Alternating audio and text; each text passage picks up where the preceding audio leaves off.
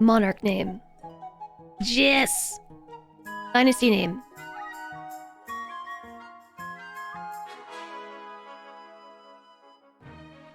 All hail. Duh. Floofs. My monarch uses she, her.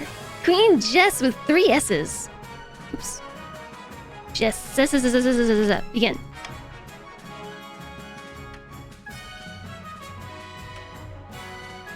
Select game mode, party game. Your friends can join the game via an internet browser. All they need to do is go there and input the code. A limit of 24 players apply. Stream on Twitch and your viewers can join the game by simply typing into chat. Players who have bought the game will appear in the story more often.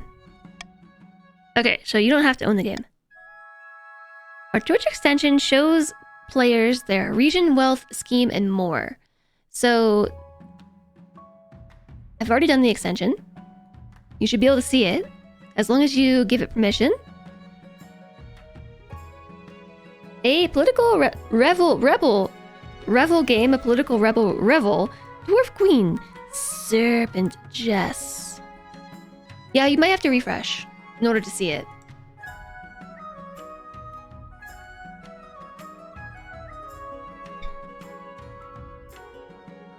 Choose 3 regions. So we have the Barons of the March. The Barons are brash rural lords famous for their belligerence and fondness for hunting. Huzzah! The Chiefs of the North. The Chiefs are honorable warriors renowned for their pagan religion and prowess in combat. Primarily for their religion, secondary is combat, just so you know. Counts of the East. The Counts are ruthless aristocrats steeped in secrecy. Allegations of forbidden rituals are unproven. Then there are the Grandees of the South. The Grandees are impassioned duelists known for their strict adherence to honor, etiquette, and the Ninth God. And Patricians of the Coast. The Patricians are wealthy seafaring merchants noted for their cleverness, skill in negotiation, and ornate masks. So I don't know, chat, like which one... I think these 3 regions are like what you would be if you decided to play alongside us. Sweaty, thanks for the follow. Welcome, welcome.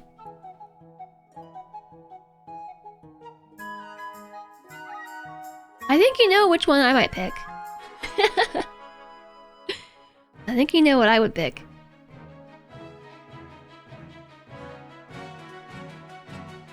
Showing as offline. It might be because I don't have a game going yet. It actually is probably because the game isn't going yet. A ruthless aristocrat.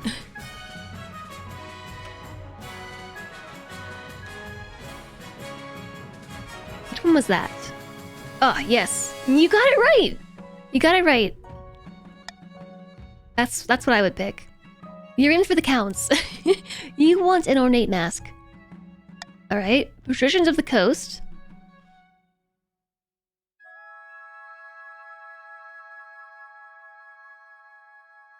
Forbidden rituals, ornate masks, and belligerence. I think that's chat. Alright. Barons of the March, Counts of the East, and Patricians of the Coast. Where is the option to bring in the guillotines? Good question. Your nobles may now join via Twitch chat with !join, followed by the pronoun of your choice. Players can join mid-game and their wealth and region are saved in continue games. Hey there, Uber Josh. Yeah. Oh, let me turn off the bots join command real quick.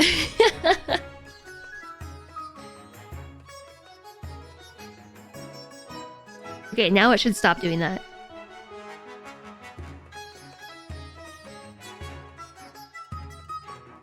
It supports they, them as well if anyone was curious.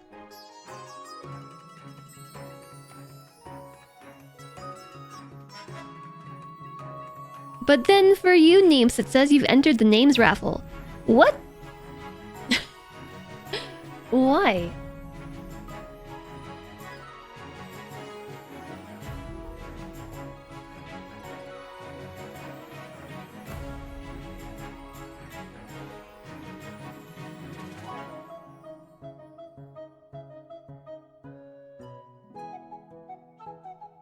It might just say that you've entered the name raffle. I don't...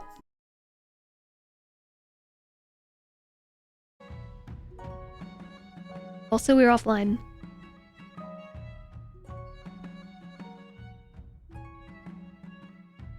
That was weird. I just, for 1 second there, the stream just disconnected and came back. Whoa, no, no, no, no, no, no, no, no, no, no, no, no, no, no, yeah. I hit 0 frames and then like we went right back up to my normal bitrate. Dwarf Fortress has corrupted the stream.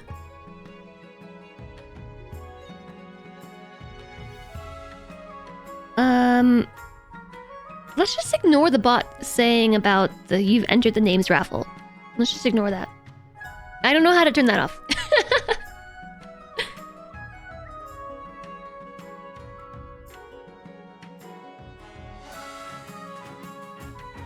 Refresh if your view is weird, Twitch is twitching. Hi, Damalies. Okay, yes, so we're playing a new game called King of the Castle. This is a political party game, and we can play with everyone in Twitch chat if you'd like to join. There's a little extension that should be on the video player somewhere that tells you some instructions and also like what faction you're a part of and how much wealth you have and everything. So you just need to enter with your name and your pronouns of choice. It supports he, him, she, her, or they, them.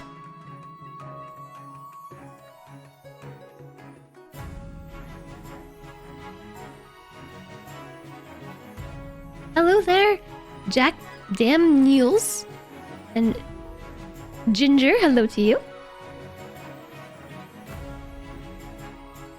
All hail the Floofs dynasty.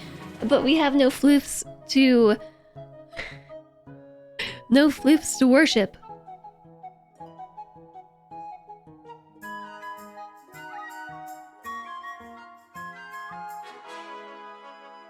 How many pounds of cheese can you purchase with your wealth? I'm not sure.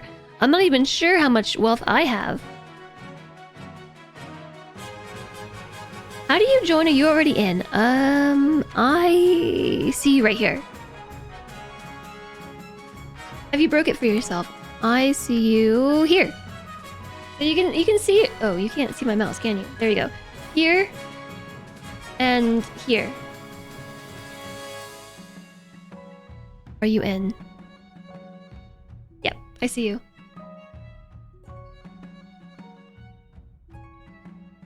So all your names are back here.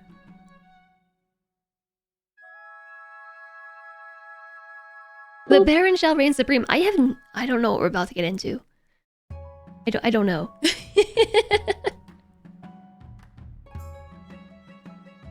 It could be something completely ridiculous.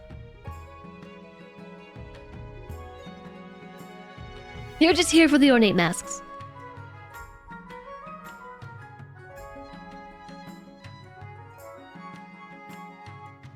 You didn't even realize it released today. It was kind of on the DL.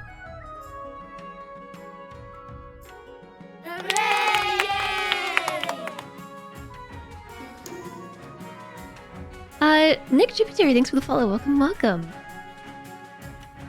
All right, so I'm gonna give you all a couple more minutes to join.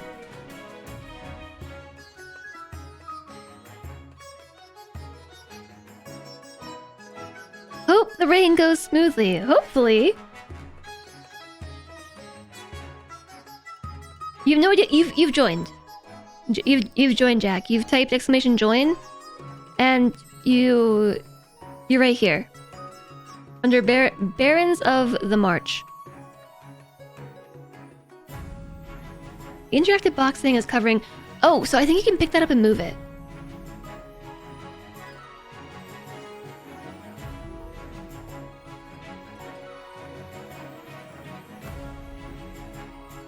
The whole point of this game is for the humble monarch to balance the three factions and not make anyone too mad. Alright, Uber Josh, I think we can do that. But first... I really have to pee. Oh, it's not movable, but it's collapsible. The box is gone. Okay, so if you want to check if you've joined, make sure that you minimize the extension box, because everyone is listed here who's joined. You can type !join to enter, and I think if you only type !join, you enter with the pronouns they, them. If you have pronouns you want to specifically use, just toss it after, like he, she, they, after the !join. I kinda like being a patrician, you feel fancy. Well, I'm a queen, does that make me fancy? So, I do have a cat. His nose is really stuffy, the poor guy. Baron's rule. Okay, so I assume everyone who's in is in. Okay? If you want to play, it's your last chance. You have a confession. You fell asleep to my stream yesterday. Oh, nope. No floof. You fell asleep to my stream yesterday, but you didn't want to think it was boring. Well, you know what? I take it as a compliment. It just means that it's chill enough here to sleep to. People can also join mid-game. This is not necessarily the last chance. Okay, well, we're gonna go for it. He ran away. He just came over here instead. Okay, here is our primer. So for me to win, we have to acquire an heir and then complete... I have to acquire... I almost said hire. I have to hire an heir and then complete my ambition. The first reign will likely end in disaster. Heavy is the head that wears the crown. Okay, so we have schemes from our different regions. Keep an eye on the region's schemes. If they pass all their stages, they'll win the game. Be careful of the region's defiance stat. If it gets too high, the regions may rebel against you. Okay, well there you go. You can indeed rebel. Yes, die! Acquire. Maybe we could hire one or kidnap. Hi, Antique Raven. Maybe we can hire, acquire, or kidnap. Alright. For the nobles to win, you need to pass all 3 stages of your scheme, chat.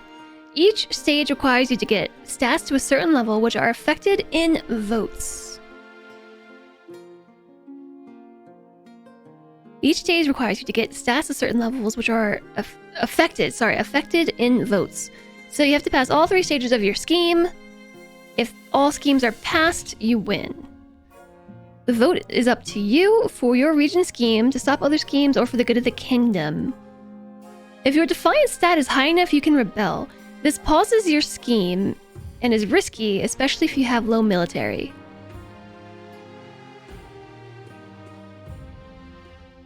Okay, did you catch all that? Let me just make sure I have an internal TLDR. I need an heir to win.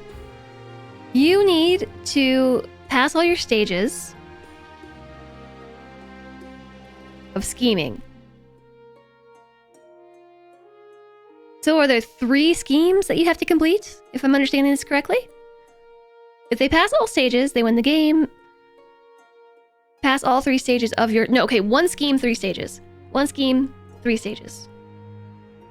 And you can vote freely. There's a military stat. If your defiance stat is high enough, you can rebel, but this is risky because it depends on your military strength. We need to check our staging. Good, I'm glad you grabbed a screenshot. Each season, you'll get 3 events to play. Click 1 to get started.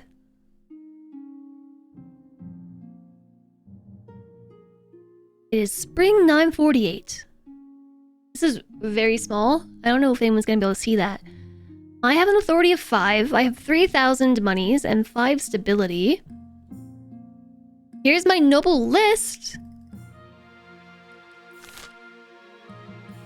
Can I increase the UI size?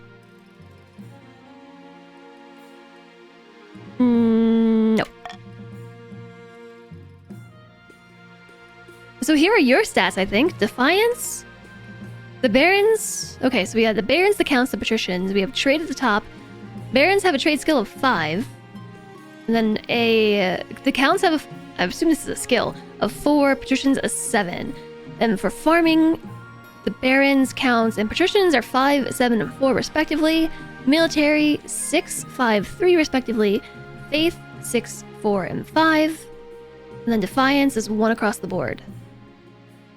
So you have a total of 22 points.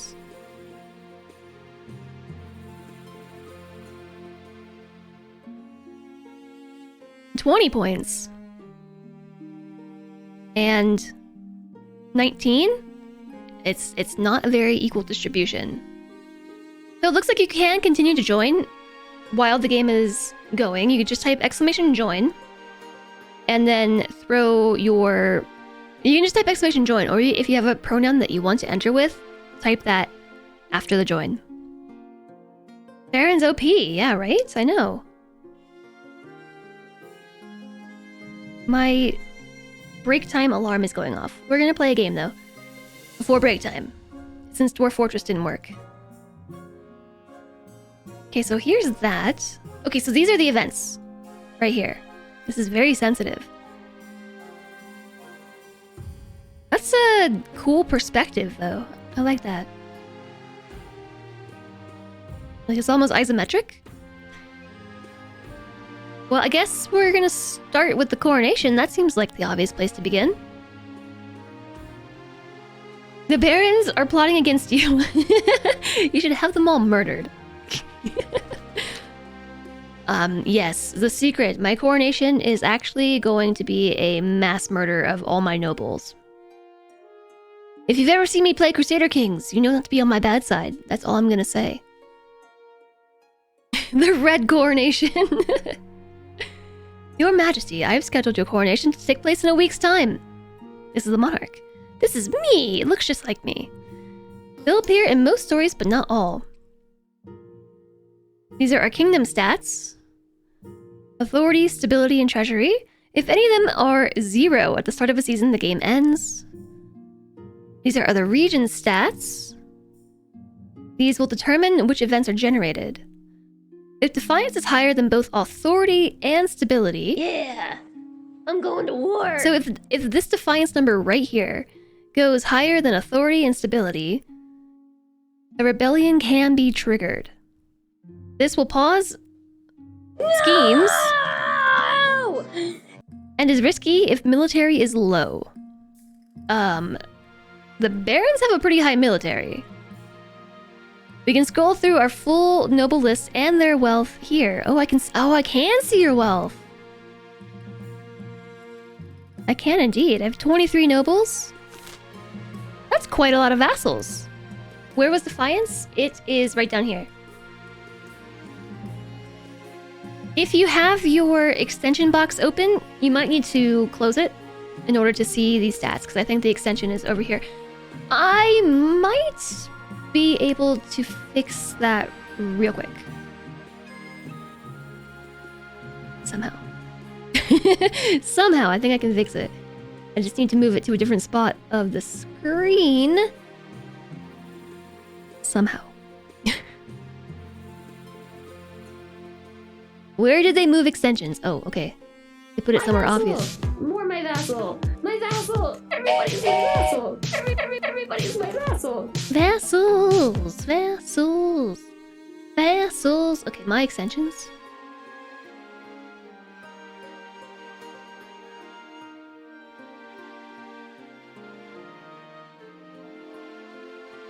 Oh, okay. Overlay 1. No configure. I can only put it in overlay 1. What if I wanted to do overlay 2, Twitch? Okay, I guess I can't fix it. Or if I do, it's more involved than that. Lex! Oh my goodness, Lex, thank you for the 10 gift subs. Tatate, Ginger, Kapulikepi. Lex hacks. What are you hacking this time, Lex? Elohim, Neon Guy, Des. Probably something vital to the infrastructure. Groundbuster and Snowman and I Prefer Pie. Thank you very much, Lex. The bot went kind of crazy there. I really appreciate that, Lex. Thanks for... Oh yeah, and Binary Collie. Thank you for spreading the love, Lex. It's very, very generous of you. Lex is breaking things. Twitch is dying on other streamers right now. Okay. Hi, Jordy. Nobody touch anything. And hopefully this works out, okay? Twitch is breaking, so the extensions are going to work. This stream is cursed, I tell you. Cursed! All my subs belong to you. No, I need them. I need them so I can feed the pets. Your Majesty, I have scheduled your coronation to take place in 1 week's time. Shouldn't I be giving the orders now? Lucky for you, Twitch died already before. You know, why the hurry? To delay any longer would make nobles restless. I know, we gotta keep chat subdued. We can't delay any longer. When they get restless, they take their daggers and look for the nearest back. Chat, do I have to have a word with you? They wouldn't dare. You should pay more attention to your history books, Your Majesty. The nobles are always plotting something. As a tradition, the council will decide what happens at your coronation. You are already restless. I'm sorry. I know we tried to play, like, I talked forever this morning, and then Dwarf Fortress didn't work. And now we're doing this, and Twitch is dying, so... What's a streamer to do? What? But it's my coronation! I'm just in favor of get this over with. I personally don't really want to take part in this coronation. Shall we call the nobles in? Oh, you wouldn't, would you? No. You're almost 4 hours into the stream without any gameplay yet. Shush! Don't mention that to the nobles. They're already restless. Choices and stats. Certain choices will change stats. Some choices that do so will indicate this change here. Where? Certain choices will... so I guess just here. Like, as in we'll have little uppy and downy arrows. Okay, gotcha. Not all choices that change stats have these indicators, as they do not show the region affected.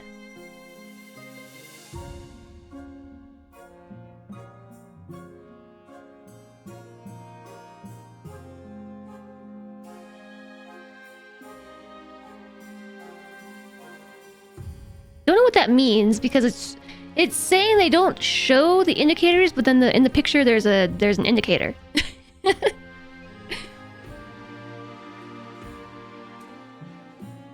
Voting. These are upcoming choices your nobles will vote on. Each of these may change stats in some way. The sun! That was me hissing because I'm a vampire. And also a bot. I'm a vampiric bot.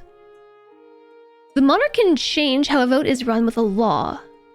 Monarch's choice. You may use 1 law per vote. Try using your veto on one option you dislike. You can change how a vote is run with a law. 1 law per vote. We can use veto.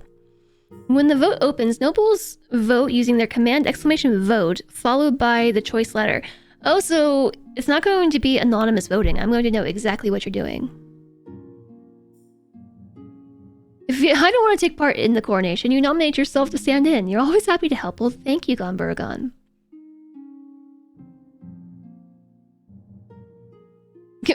We must throw our new monarch into the river. She will not die, she will simply get wet. Are you trying to see if I'm a witch as well? I already said I'm a vampire bot. Like, can I be a witchy vampire bot? A vampiric witchy bot. Okay, next. The timer. The monarch may close the timer at any time after all nobles have voted or if the timer hits 0. Alright, set the laws for voting. It got really crazy bright in here. Like, I don't know who turned the sun on just now, but like, what the heck? Thank you all for the follows, by the way. Welcome, welcome. Alright, what kind of coronation should be held for the queen? A. Hold a lavish parade with jugglers and fountains of wine. Wait. This produces my treasury?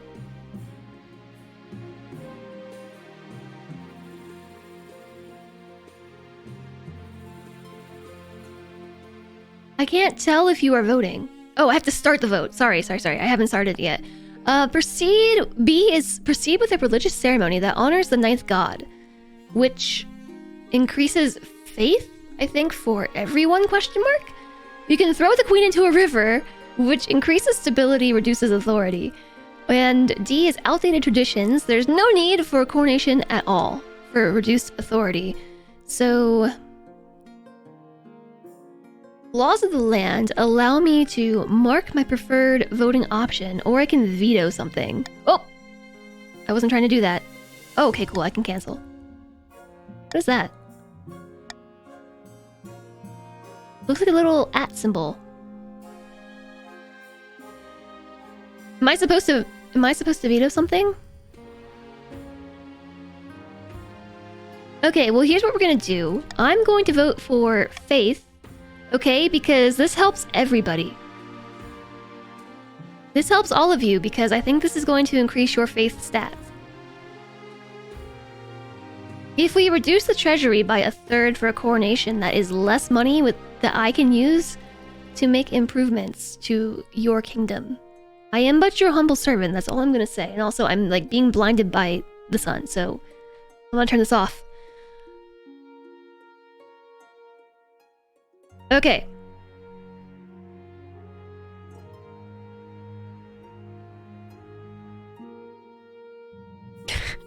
What about the part where you throw me into a river? Okay, I'm gonna start the vote. 30 seconds remaining. That's a short vote time.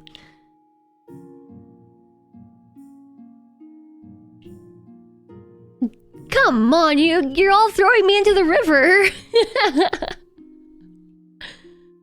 Wow.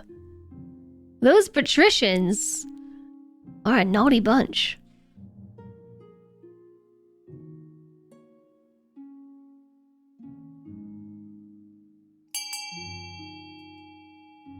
Zero seconds remaining. You're gonna throw me into the river?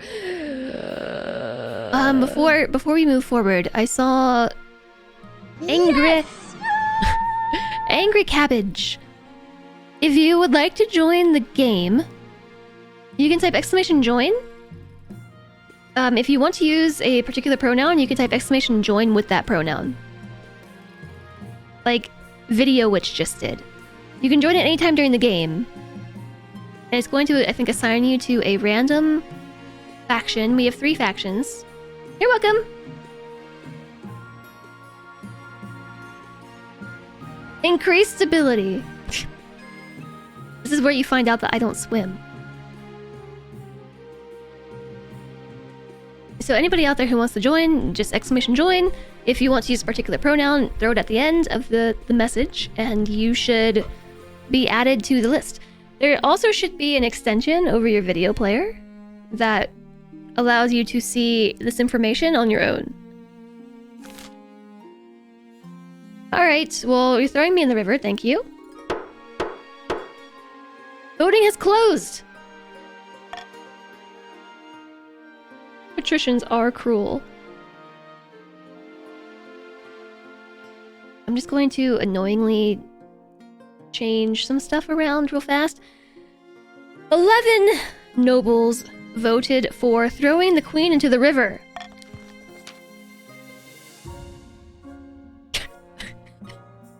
Stat changes. This shows how much the stat has been changed and by how much. What shows that? Oh, here? Down here? Okay. The queen shall be thrown into the river. This stability is now civil at a level of 6, but the authority is now dubious with a level of 4. What kind of coronation is that? Or let me get changed out of my nice robes. Yes, let's put on our swimming robes. Nobles pick you up and carry you out to the Treadwater River hurling you into the shallow water with a cheer. Yay! Splash! When you climb back up the bank, soaking wet, the Chancellor steps forward and places the crown upon your head. Hooray! Is it your imagination or some of the nobles' stifling giggles?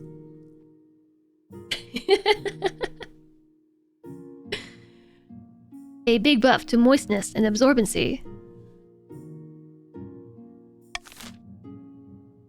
Okay, that was a fun first event, thanks. We shall make this a yearly tradition. Council introduction sounds like a good next step. Now that you are the queen, your first duty is to meet with the Council of Nobles. Your nobles hail from all across the kingdom, desolate east, the wealthy coast, and of course the bleak march.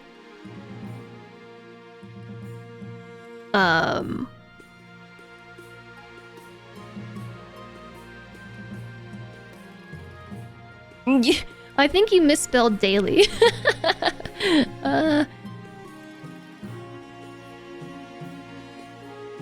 Well, the only thing that I can see here is how much currency you have, and you all have full currency, so I don't know if that means you've done anything bad yet. So, yeah, I'm thinking about the barons, like they have the most points.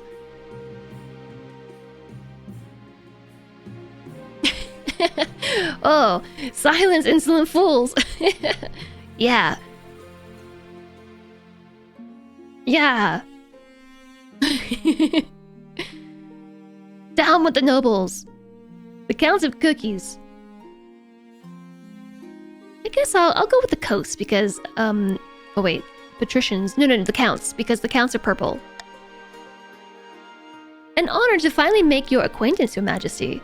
May you escape the doom that befell your predecessor. Why, thank you, Count Matty. We shall now introduce ourselves to the patricians, because you're next. This is Noble Patrician Progenitor. A pleasure, Your August Majesty. I hope to see our kingdom prosper and grow wealthy under your reign.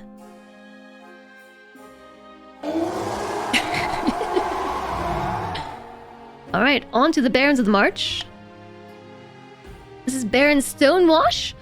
Hail and well met, Your Highness. Under your leadership, we'll whip this kingdom into shape. It's considered rude to not compliment the mask.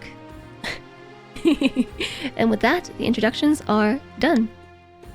The council hall immediately fills with raised voices as the nobles argue with one another and demand your favor. You sigh and sit back.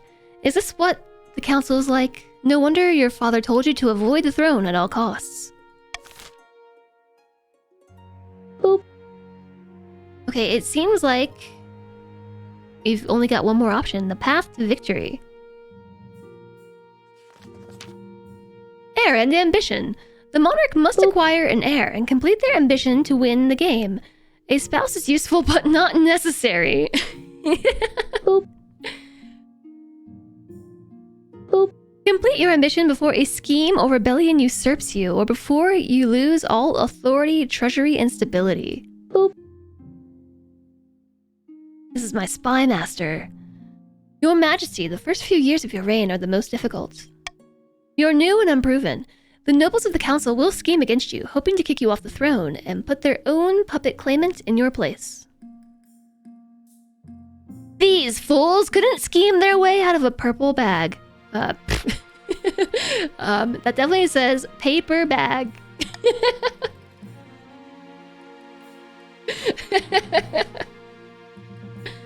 Oh gosh. Better queens than you have been toppled by their treacherous nobles, Your Majesty.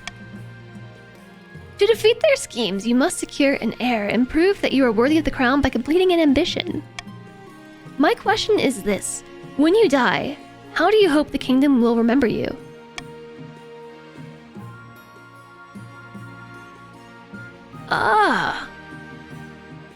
Here are potential goals. We could have a goal of military, a goal of authority, a goal of trade,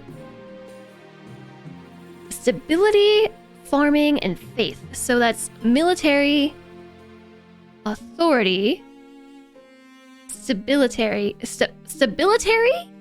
I was looking at military and trying to say stability, okay? But stability, farming, trade, and faith. So it's these 4 plus these 2.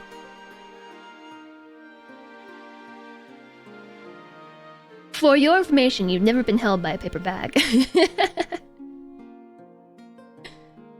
I'm the mother of this stream. Well, you know what? If I actually was a queen...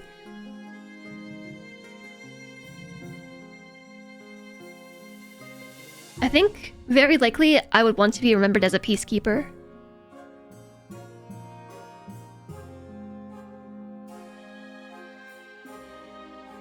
The Barons stand behind you as you conquer the world. Well, thank you, Stonewash. An admiral aim. Stability, an admiral aim.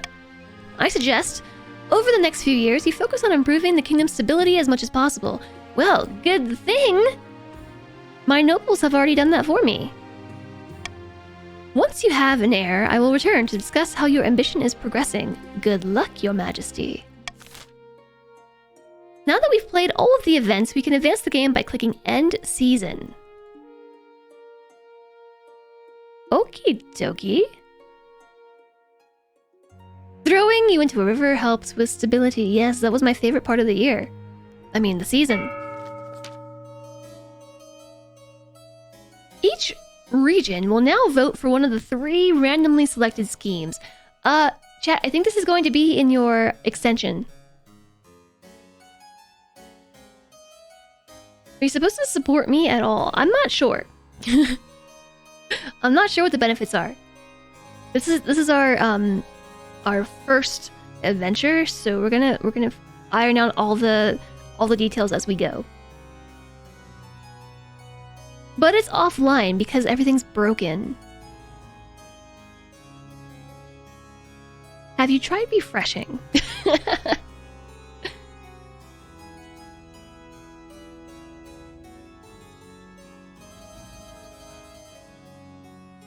It's not in the extension, but only the nobles of the region can vote.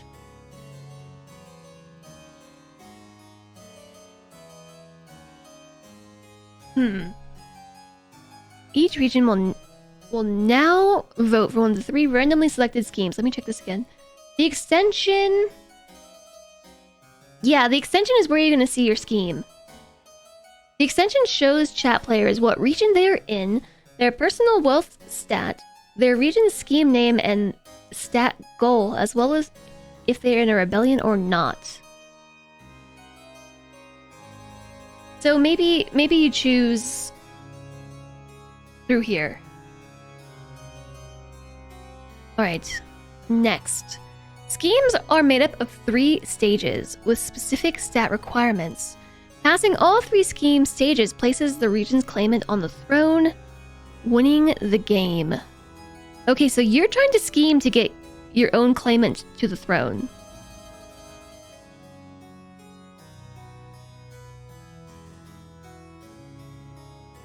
So, the Counts of the East. I'm being approached by Veronica. So is that...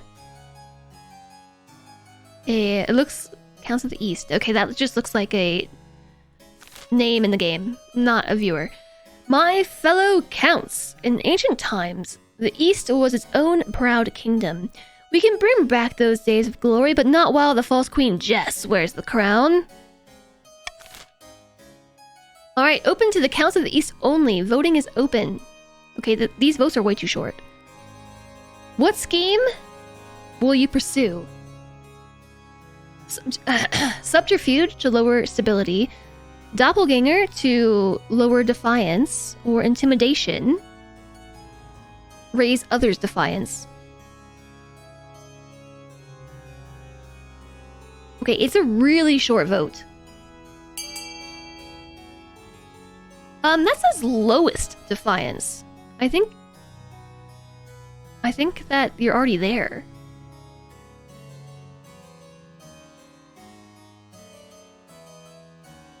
Okay, so B wins. How could a doppelganger ever be wrong, right? I know. Voting has closed. 5 nobles have voted for doppelganger, or the lowest defiance. And I can see what you're doing. What scheme should the counts pursue to overthrow the new king and place their preferred claimant, Veronica, on the throne? Okay, so... doppelganger.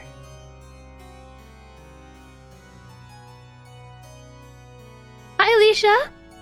Nice to see you. You have a question for me. Well, what is your question? Fire away. Hi, Pelanova. You missed the vote. Yeah, I didn't realize that we were voting. If I had known, I would have told you all to tab back in.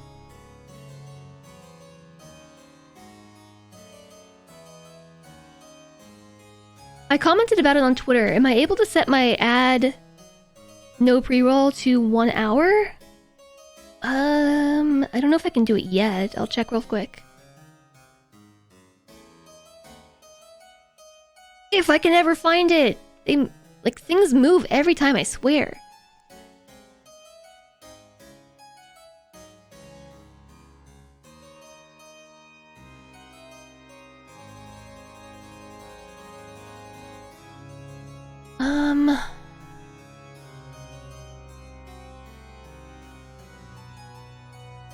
Yeah, I can.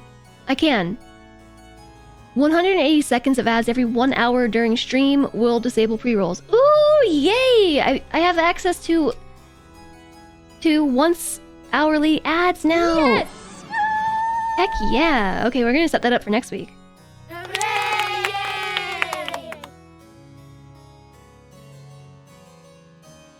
So now we can all just take a big ad break every hour with that, and like I can actually remember to go to the bathroom and stuff.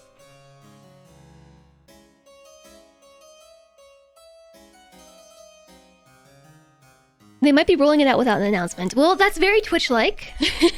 That's very like Twitch to do, and yes, I did not see an announcement for it. Though I do have some notifications.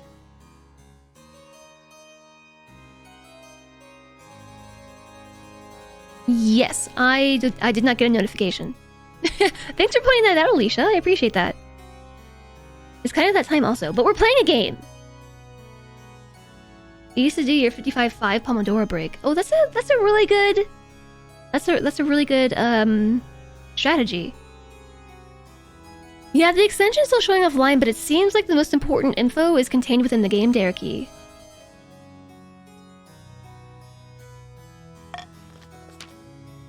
Alright, the Count's plan to swap the real queen for a perfect doppelganger. First, they must gain the trust of the Spy Master. You're gonna try to replace me with a doppelganger. There is nobody else like me out there. Twitch has been... Okay, Twitch has been really wonky all week. Like, raids have been broken. Some people are having issues where, like, raids won't go through, or they're only raiding with, like, a fraction of the viewers, which has happened to me all week. I know a bunch of you keep getting left behind on raids. And now we have issues where, like, the extensions aren't working. This plan cannot fail. Hi, Neon Guy.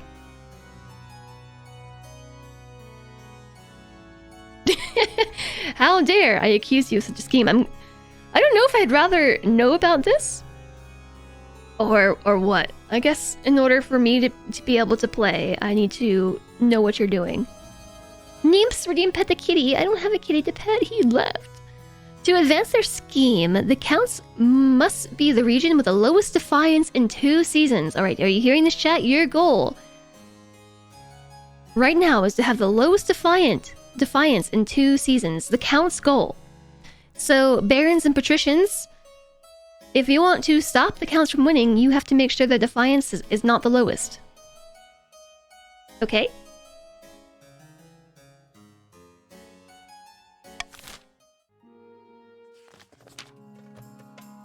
You do have the game? So, this is actually a review key that I got. So, I probably should put that in my title. I've had this one wishlisted because like I said before we started playing, like I'm not sure what you do. I just really like social deduction games. I think they're fun. So when I see like political party game, my mind goes political party game. Social deduction. So I was interested in it for that reason. And plus it had Twitch integration, and a lot of you have been requesting, like either publicly or behind the scenes, to have more Twitch integrated gameplay, so you know, win-win. Look at that mask. Yeah, everyone sees things. There is a way to make voting anonymous, really. How do you do that? Hello, patricians of the coast. Calling all green mask wearers. My claim to the throne is far more legitimate than that of Queen Jess. Something must be done. Oh, okay, vote time! Patricians, sorry, tab in. Come back. Option A, monopoly. Raise your own trade. Option 2, conspiracy. Lower the treasury. Option C, corruption. Lower authority.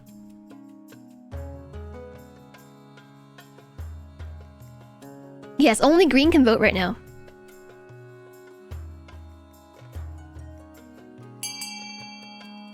Okay, so immediately, if I could make one change to this game, it would be for me to start the vote. Because by the time I'm even done reading through the options, like we're halfway done with the vote. So it would be super great if I could read the options and then hit start. So you gotta be on your toes, chat. The window is 30 seconds, and we see the options and have the window close at the same time. Okay, so trade. Voting has closed. The vote doesn't end until you hit continue.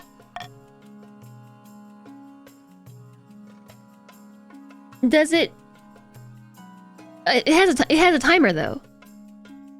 What's the point of the timer if it doesn't end until I hit continue? What scheme should the patricians pursue to overthrow the new queen and place their preferred claimant, Tobias, on the throne? 4 nobles voted for monopoly, a goal of raising their own trade. Okay, so no, it's not just a 30-second vote. Thank you.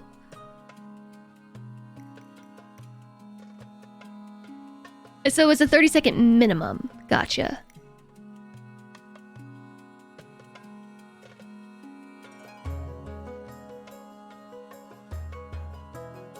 Yeah, okay, I see what you're saying. It's agreed with Alistair, not very intuitively indicated.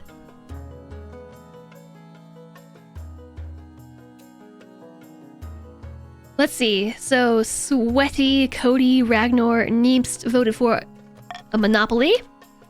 The patricians plan to privatize this entire kingdom. First, they must build up their industry. To advance their scheme, the patricians must raise their trade to 5 or more in 4 seasons. Alright, patricians are aiming to raise their trade level to 5 or more in 4 seasons. They're already there. Patricians already have a monopoly. So, barons and counts, your goal, I think, is to reduce that. Yeah, they already started at 7. That's... That's weird. Alright, so barons, you're up next. This is Kim.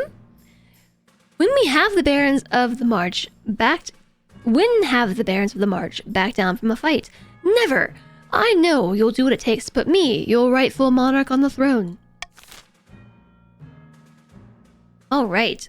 What scheme should the barons pursue to overthrow the new queen and place their preferred claimant, Kim, on the throne? Option A, modernization, with a goal of lowering others' military. B, propaganda, with the goal of lowering stability. Or C, gunpowder, lowering authority. Is the color of your chat name the color you are? The color that you are is indicated by the extension that you should be able to enable Pelanova, but apparently like some people are having issues with it. So if you need a reminder of who you are, this is really, really tiny. but just, I don't know, glue your eyeballs to the screen for a second. Here's our list of barons, our counts, and patricians.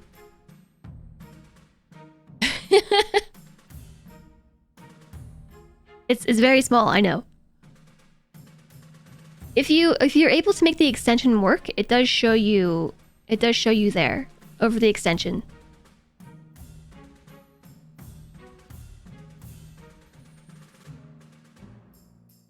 You change your chat name to match the faction?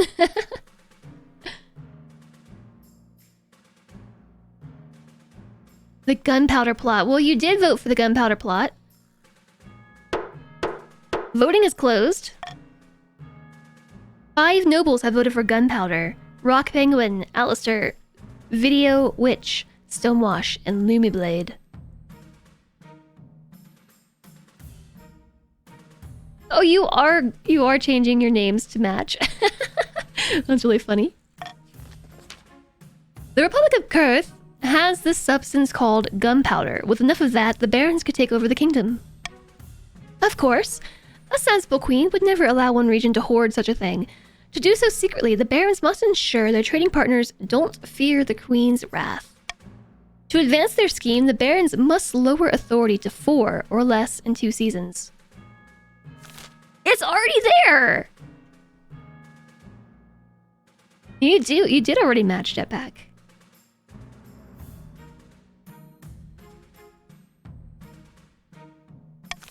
Wow. Purple and red have already satisfied their schemes. Here, you can review the region's schemes and their claimants. When you have an heir, they will appear on the right of this page. If your reign ends abruptly, the nobles will vote for the next monarch. The vote is between the two regions with the highest combined stats and your heir if you have one. But some of... How come they haven't started with the same stats then? Like, the barons started with 3 points more than the patricians. Your Majesty, these upstarts are saying they have a right to your throne. No doubt, the nobles are already scheming to crown their region's preferred claimant.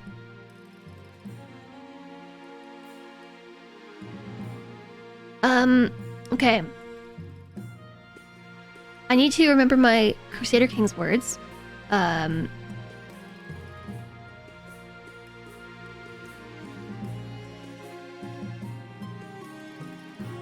Yeah! I'm going to war! Unpressed claims, there we go. Looks like, so, I believe they're trying to press their claims. Unpressed claims are now pressed claims. Kim is a long-lost nibbling. Veronica is a treacherous half-sister. And Tobias is a long-lost nephew. Where do you see your color again? With the Twitch extension.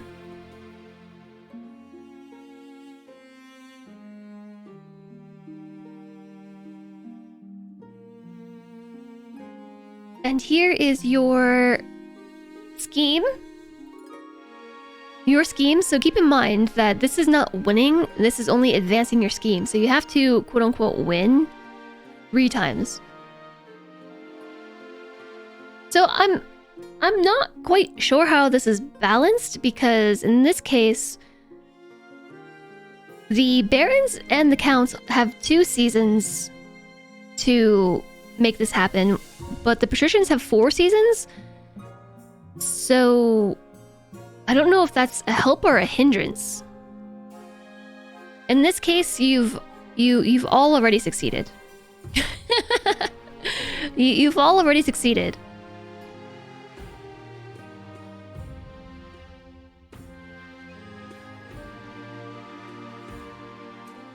So everyone's got step 1 of their scheme completed.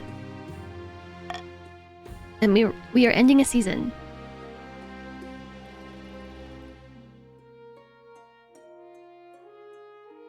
How are you supposed to pass Veronica off as the queen's doppelganger? Well, she's a long-lost sister, so I guess they look similar. I'll need to raise the authority above 5 to prevent red from winning. Yeah, well, I want to win too. So here's the noble list. So it looks like we have 3 events. These events, one of them is mine, and like in my region. One is in the patricians region, and the other is in the counts region.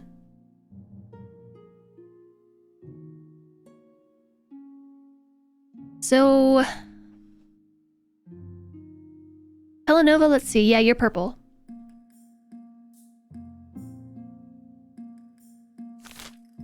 There is your... I'm gonna go with the honor guard because I want a chance to fight back. And this is an event happening in the capital. Now that you are queen, you need personal protection. Why? I could plunge my sword into your heart right now, could I not? This is my marshal. Ha! I'd like to see you try. Is it your imagination, or does the marshal stifle a wry chuckle? In any case, she quickly hides it. You need an honor guard to keep you safe from such dangers, Your Majesty. Unfortunately, this is a political decision. Well, what's that? Ever since King Aerald the Great, royalty have enjoyed the protection of an elite honor guard, selected from one of the regions of the kingdom. They will accompany you at all times, test your food for poison, sleep outside your bedroom. Make sure you like their faces, Your Majesty, because you'll be seeing them a lot. What about the Palace Watch? Hoorah! Don't make me laugh, Your Majesty. These 10 soldiers can keep out the riffraff, but do you expect them to stand up to a warlock? Or a child of the Viper, or me for that matter? No. What are my options? Each region offers a selection of elite guards, the counts with Knights of the Order of the Drowned Rose, the patricians with the champion gladiators from the arena, and the barons offer a squad of battle-hardened veteran soldiers. Think carefully, Your Majesty. These guards' loyalties would be divided between you and their region. Of course, you could just hire foreign mercenaries. They'd be loyal to coin above all.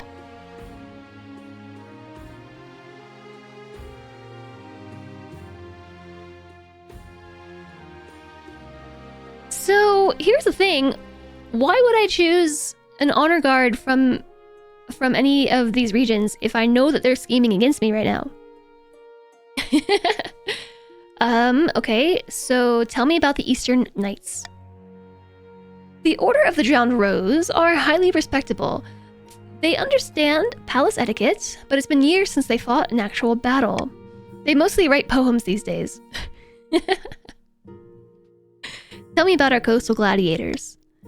A gang of low-born crooks who've turned themselves into celebrities through all their skill at chopping other people to bits. They're vain and selfish. Their skill in battle is undeniable, but can you trust them? Tell me about the veterans of the march. These soldiers have fought more battles than they've had hot dinners. They'll be uncouth, no doubt, and won't adapt well to life in the palace, but they're loyal and tough as nails. The barons are loyal? Okay. What foreign mercenaries do you suggest? A band of fearsome fighters from the Tatterlands called Battle-Bitten Brethren. They specialize in bodyguard work, but they're costly, and hiring foreigners will be considered an insult to all the regions.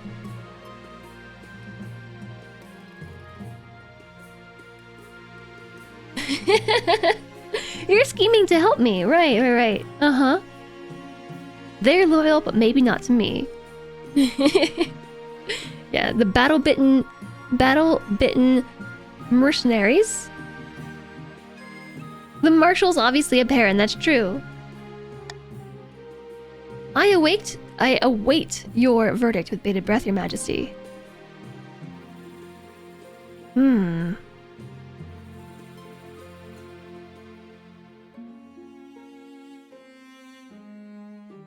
So it looks like if I choose either of these 3, Defiance goes up very likely in the region that I don't choose, while Defiance goes down in the region that I do choose.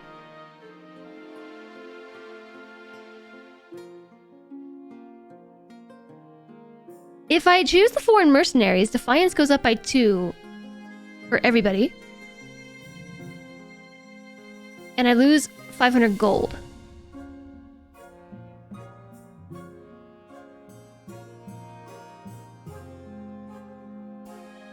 Veterans of the March are the only clear choice. So I do know that the Counts want Defiance to be as low as possible. So if I chose the Counts, which, oh gosh.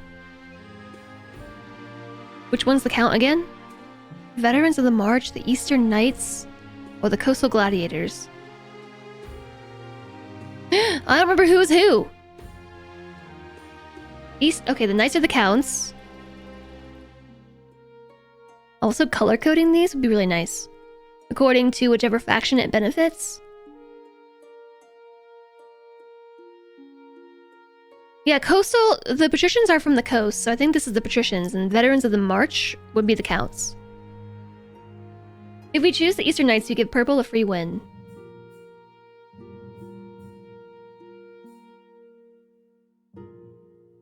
The March is the barons? Is it? Oh, Knights are the Counts. This is the barons, okay.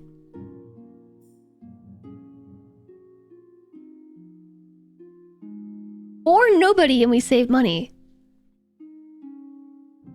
I'm surprised that this doesn't raise authority. Well, I guess it wouldn't raise authority, it just raises my protection.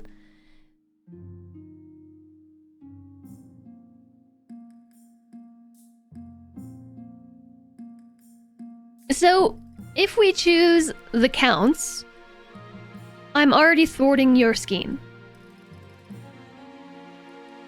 I think. We could test it, because in that last scene it showed that all 3 regions were one step of the way through their scheming. So if I were to change that now, would that make you fall backwards in your scheme? Or do you keep the first step? I guess it changes because it has to be at the end of 2 seasons. So if I undo your win condition or your stage win condition before the end of 2 seasons, then you don't advance your scheme. So this is a way that I can very automatically at least stop one of you from winning. They would no longer have a check on the chart. Okay, cool. If we don't pick the Counts, their defiance goes up. Yeah, so exactly. If we don't pick the Counts, I believe the defiance will go up.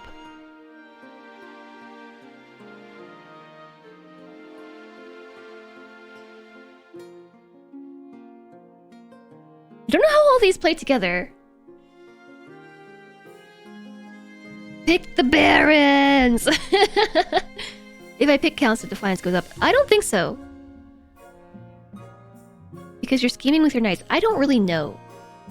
Google's how to import a guillotine.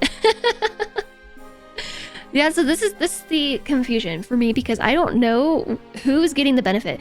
So what I would do, in case there's any developers listening at any point in time, what I would do here is color code these options by the faction they represent, and then I would break this down by the benefit everybody receives. So not just defiance up or down. I would say like Baron defiance up, and then like Counts defiance down, and then Patricians up or something. That way it's very clear to everybody what's happening. I know that it is supposed to be a bit of a scheming kind of thing, but in this case where we're like trying to relay this information to all of Twitch chat, making it as clear as possible is probably the best thing to do. It's supposed to be ambiguous, but it makes it very difficult for everyone to be on the same page. Because, first off, we have a lot of language barriers. In some cases, like the number one thing I'm considering is language barriers. Of course, then that raises the, like, color blindness concerns, but it's just much easier to see how someone's affected if, like, it's color-coded, so we could see, like, if you're on Team Red, like, you know what the benefit to you is, and vice versa.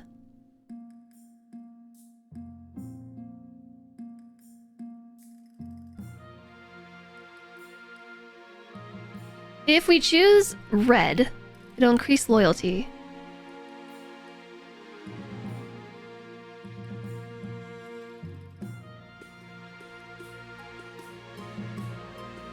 Okay, so here's what we're gonna do. I'm gonna choose the Veterans in the March because I like their description the best because they're loyal, supposedly, and I'm thinking it's going to raise the defiance of doppelgangers of the counts and the patricians. I don't know by how much. Maybe just 1.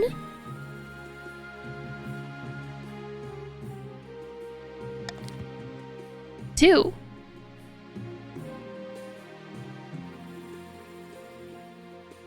Why did this? Yes.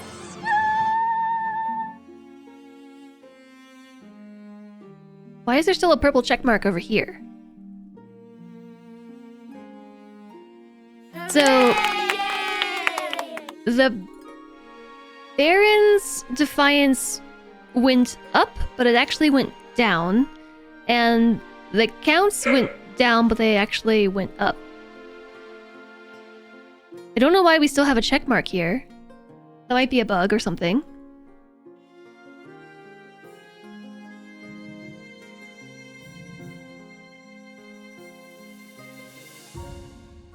It's good for the patricians, but the patricians want to have the lowest defiance.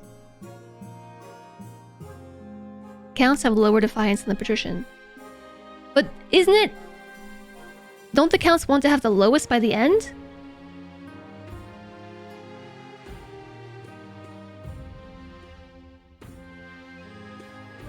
The counts want to... Oh. No, because it's purple. The counts want the lowest authority. Can I see your goal? Also, okay, it would be really nice if you hovered over these, like gunpowder, doppelganger, monopoly thingies, and it would show you what the terms of the condition are. Because I don't remember what they are. This game is very confusing. I think it's just that the information isn't presented in a way that is easy for us to translate.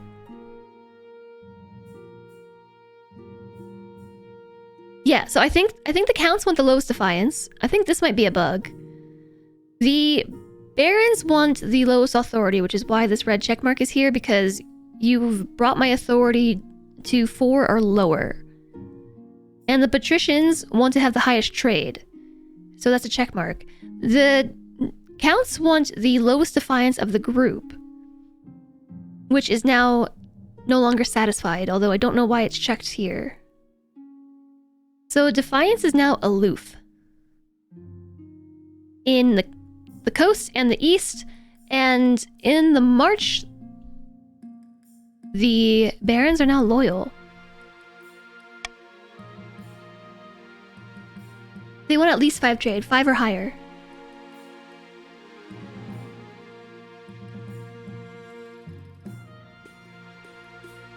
Yeah, the patricians want their trade to be 5 or higher within a certain number of seasons. I can't remember. The barons want authority to be 4 or lower, so that's satisfied. The counts want the lowest defiance. So, for instance, if you want to stop the patricians from winning this round, you need to lower their trade under 5, I think. If you want the barons to not win, you need to raise authority to 5 or higher. And I've already chose to put a wrench in the count's plan, because I had control over that. So we shall see. The veterans arrive a few weeks later. They march into the throne room in perfect formation before lining up behind the throne, hands on their sword hilts. Each soldier sports a bigger scar than the last. Okay, so how do I have a capital? I don't even know what I'm reading today. How do I get an heir? I haven't seen an opportunity for that yet. Okay, so I have something happening in green and in purple, so let's check out a petitioner from afar.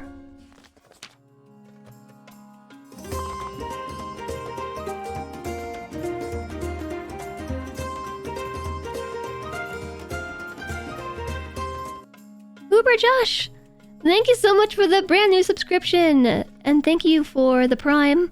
Welcome! Thank you very, very, very much. I appreciate the support. I hope you enjoy the emotes. We also have sound effects for subscribers, and you also have ad-free viewing.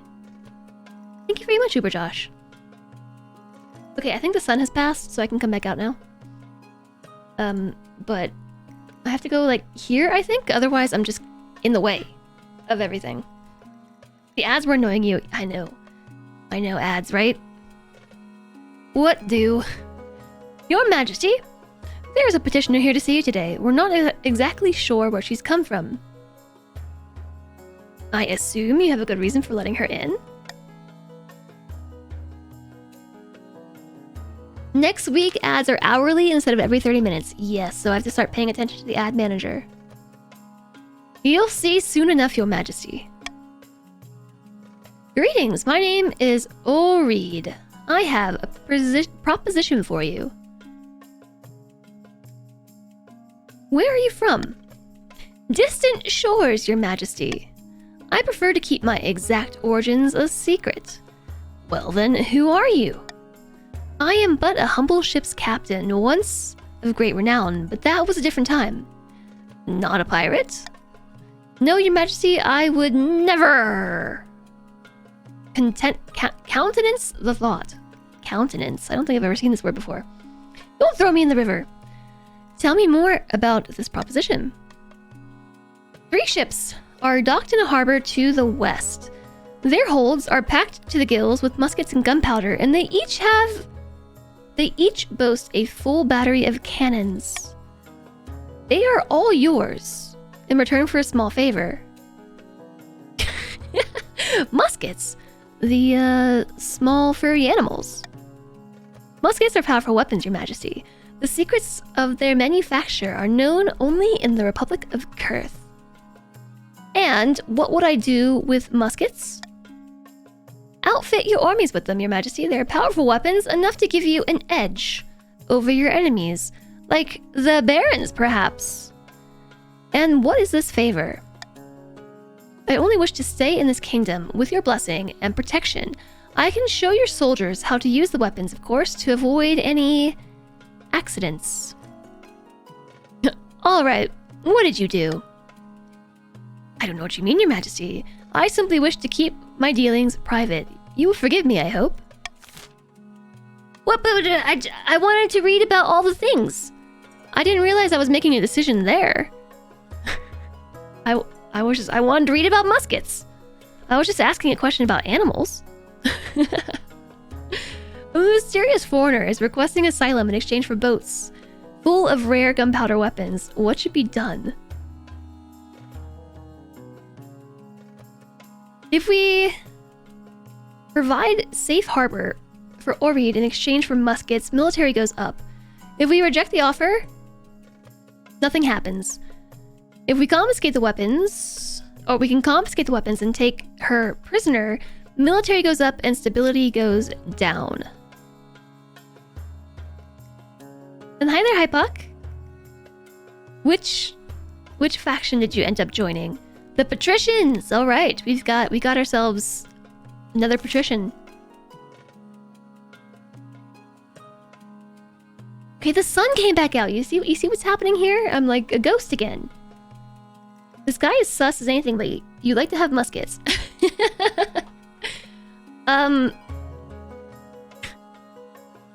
So, okay. Here's the thing. I wanted to read about the cannons and stuff. I didn't realize that I was locked in from... Because in the other prompt, I was able to ask all the questions. Like when the... who was it? The marshal was discussing who to choose with me. I was able to go through and read about every single faction and every single group and my choices. But in this case, when I tried to do that, it got locked.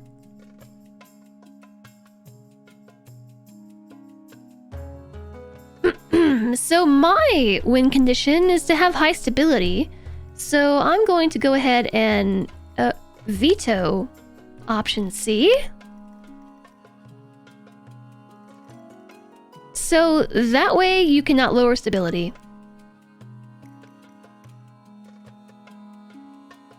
What now? Your move, chat. Here we go. This is not democracy.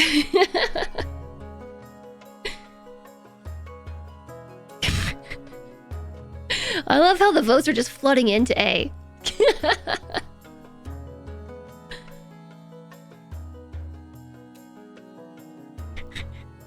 Yeah, I'm going to war. Warmongers, I know. I know.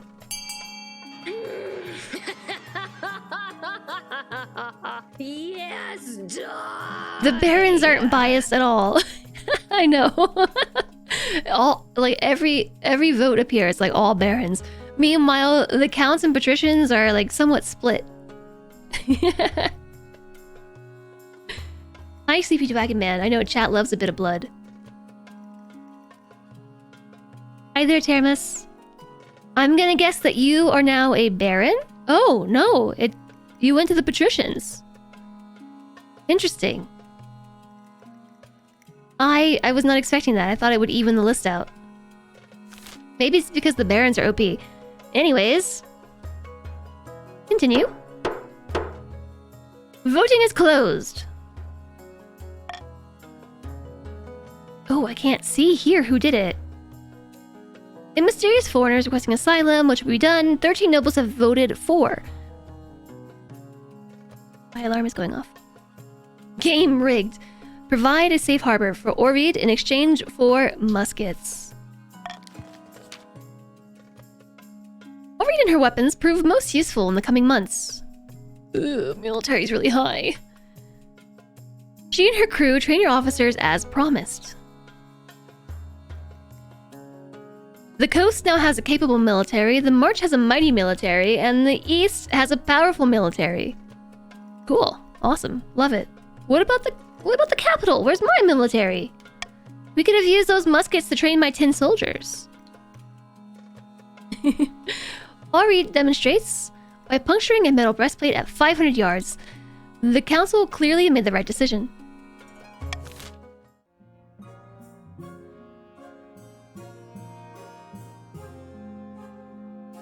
My military, as the kingdom, combines all the regions. So maybe I should leverage that military to raise my authority. An invitation. Without a word, Count Pelanova hands you a red envelope. A blood red envelope. It is sealed with white wax in the shape of a skull. Inside is a beautifully written invitation to an event called the Crimson Vigil, due to take place on an autumn night later in the year. What's this all about? I can say no more. You must choose whether to accept your invitation or decline it. If I decline, I'm going to raise the Count's defiance even more, but I have to be careful because if I... Wait, defiance up? Is having a low defiance good? Or is having a high defiance good? Because this is saying like with double up arrows, but the double up arrow is lower defiance here. And the down arrows raised it. It will be good for the counts.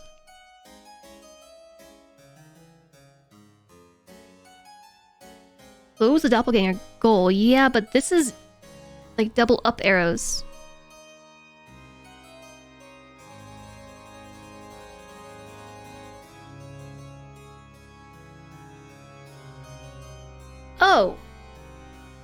Oh, I think I understand.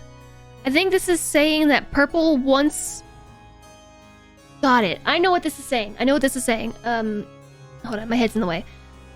This is saying purple wants the Baron's Defiance to go up. That's the goal here. Purple wants the barons to raise their defiance. The doppelgangers want their defiance to go down. And as far as... I don't really know where this comes from. It's just saying that the patricians match the win condition somehow. They want to have the lowest defiance, so maybe because they're equal to the patricians, that it's okay? Yeah, okay, that's really confusing. So already I think this could just use some interface tweaks, just to be a bit more clear about some of this.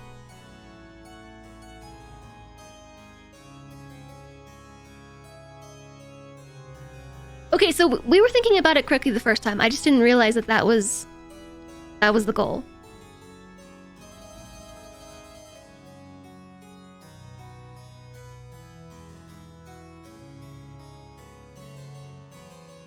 It's saying purple's fine with green's defiance. Yes, because they want to be the lowest? And I guess because the patricians are equal to the count's defiance stat, like that it's okay.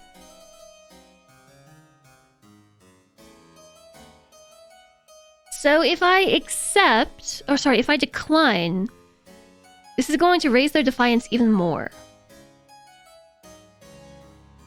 But also, if I attend the event, maybe something interesting will happen. Utopian, have a good one. Thank you for joining us today. Yeah, they'll be able to rebel, and they also have a strong military, so I'm gonna attend. I will see you at the next vigil, Your Majesty. Helenova's up to something. Attend our cool party. They're vampires. Yes, I think they might be vampires. You would never rebel. Is there another event?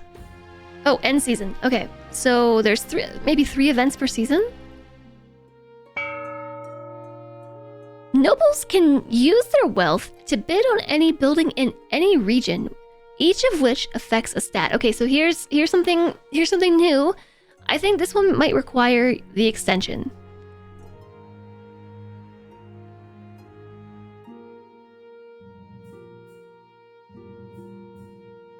Okay, so you can use their wealth on any building in any region. This is done through an auction where only the two most funded buildings are chosen. When the auction is open... Okay, no, you do this in chat. Okay, when the auction's open, nobles can fund with the following command: fund AX, where X is personal wealth. So I guess like if you wanted to put 200 of your personal wealth towards something, you would say fund A200, which is... Oh, no. So this is the vote choice right here. So like if you want to vote on building A, you would say fund A, the amount. And then if you wanted to vote B, you would say fund B amount.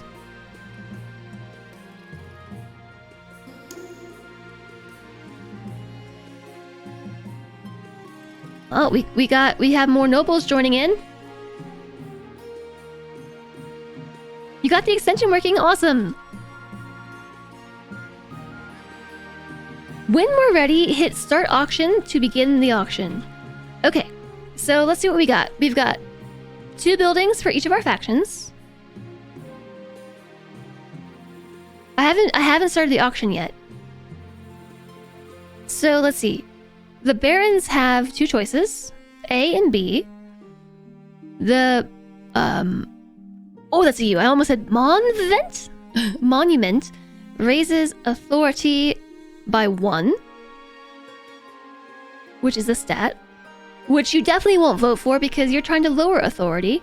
The theater lowers authority, so I see the barons are probably going to go for B because that's their win condition. They want to lower my authority. Let's see. Counts have 2 choices. Option C, to lower farming by 1. And a Thieves Guild to lower trade by 1.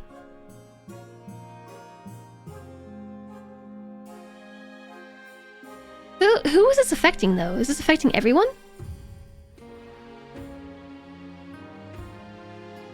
Or just their choice? Okay, I don't know. Patricians have a Grand Bazaar that will raise trade by 1, and an Observatory that will lower faith by 1. Your buildings do nothing? Who are you again? Account? I don't know if that's true, because the patricians have a win condition of having, I think, trade of 5 or higher. So if you, for instance, voted for the Thieves Guild, I believe it would reduce the patricians' trade by 1.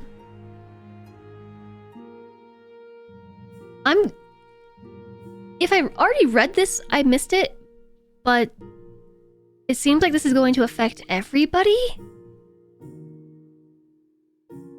Wouldn't it lower your trade? Maybe?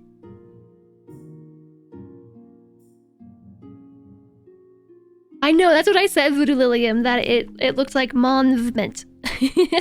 Authority is my stat. Yes, so A increases authority. B reduces authority. So I can tell you right now, Barons are going to go for B because they have a win condition of reducing my authority to 4 or lower. Counts can reduce farming, which, with the way this game is going, farming has no effect. Or they can reduce trade, and I bet you that a lot of you are going to auction for D to reduce the patricians' trade, because that's their win condition, which both the barons and the patricians currently are satisfied. Their win conditions are satisfied. Patricians can raise trade, which is what they're going to go for. Patricians are going to go for E, barons are going to go for B, and counts are going to go for D. Or vice versa, because you also need to stop the other factions from winning the auctions. So this is pretty much just going to be like chat goes wild. It's going to get kind of wild in here. You can spend your money on any building, and you can spend as much money as you want up to this point here. Everybody has 1,000 gold right now. All of you start with 1,000 gold. So the way that you are going to vote is type !fund space your choice space how much money that you want to spend. So if you want to put down 1,000 gold on the Thieves Guild, you would type !fund D1000.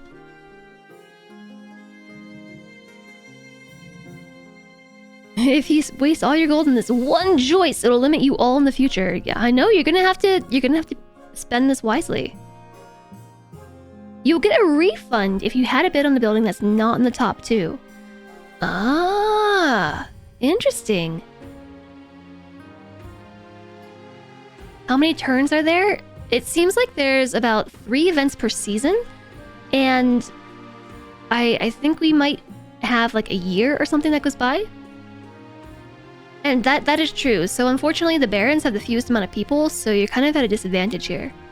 I'm not sure why it didn't populate your list, rather than throwing other people here.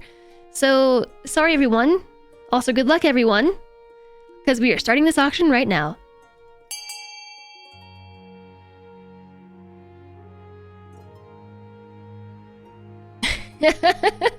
Chat's gone wild.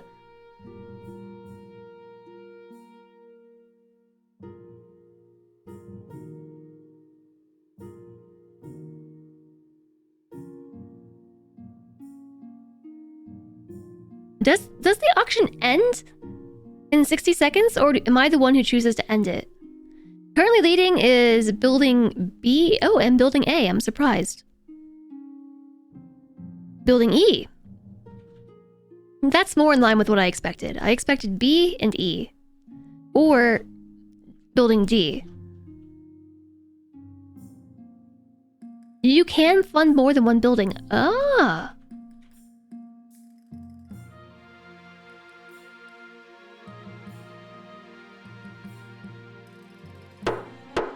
Time's up.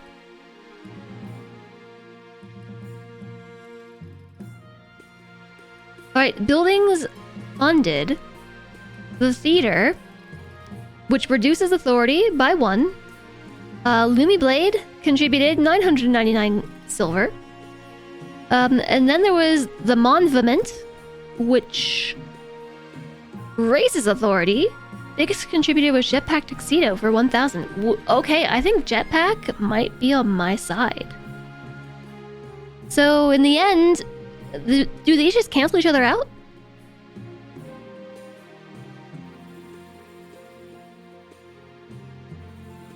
Cool. Wow, Jetpack's on my side. So you get your money back if the building you chose to fund was not funded.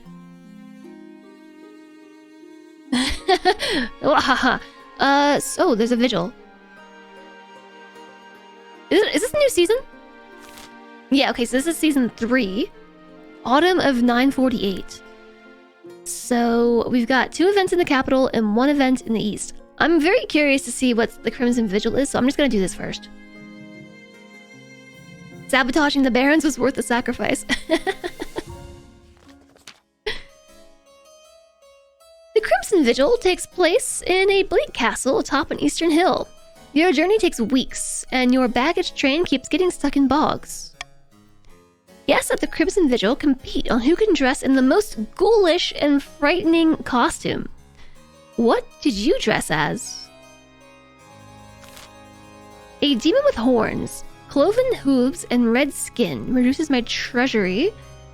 A ghost in tattered clothing draped with clanking chains. A dragon with gem-studded wings and a golden tail.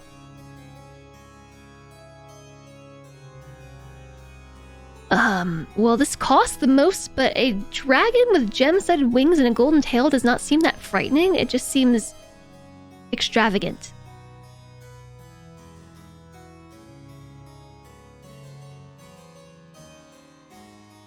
So I'm gonna do a test and choose this one because this actually seems like the scariest one.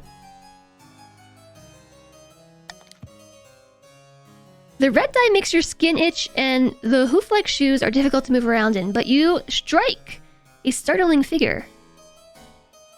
The treasury drops to 2750. As you're assessing your appearance, Count Pelanova sweeps in, dressed as a living corpse. Welcome, welcome. I see you are dressed as one of the servants of the seventh god. How delightfully blasphemous. You think it was a good choice? I think it might be too. Please, remember to stay in the upper levels. The dungeons are out of bounds. Hi, Pucknuck. Yeah, tattered clothes and chains never go out of fashion. In the ballroom, you find the counts gathered, all dressed as frightful monsters. Wolfmen, pumpkinheads, witches. A waiter glides past, holding a tray of sandwiches. A pianist plays a mournful tune. The Crimson Vigil begins at midnight. What role will you take? A mourner? Or are you willing to portray a hound of the betrayer? Can you tell me more about these 2 roles? Surely, you are familiar with our costumes, Your Majesty. If you are unsure, you should stick to being a mourner. Oh? This is very vague.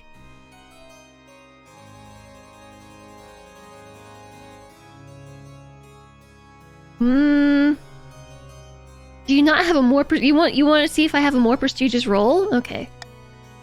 The most prestigious role the most prestigious role is the Queen in Exile, but that is usually reserved only for counts who have been attending the vigils for many years. The Queen in Exile.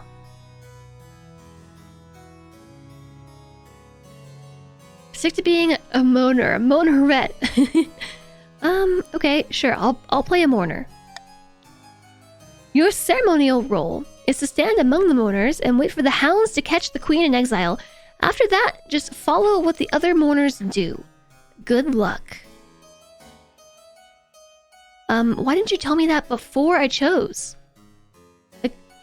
I asked what these roles were and... Okay, whatever. It's fine. The counts gather. After Count Pelanova delivers a short speech about remembering the old ways, a flaming crown is placed upon his head. What? Wasn't this a her before? I will be playing the Queen in Exile this evening. The hounds of the betrayer will try to catch me, but fear not, I am swift as a falling star and old as the hills. Vampire? Vampire? Vampire. Stand among the mourners, alright? Pelanova runs down the corridor, flames licking behind him, pursued by a dozen counts in monstrous costumes. It's a bizarre sight.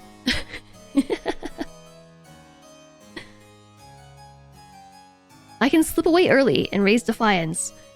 I'm gonna wait though, because I'm super curious. Oh yeah, we could have gone to the dungeons, right? Half an hour later, Pelanova is dragged back, his crown still smoldering. One by one, the other mourners drop to their knees in a posture of worship. I can't lower my authority any lower.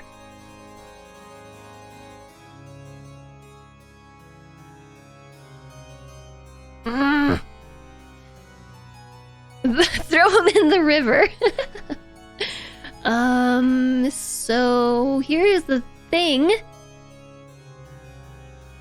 That's good for me. No, it's gonna lower my authority.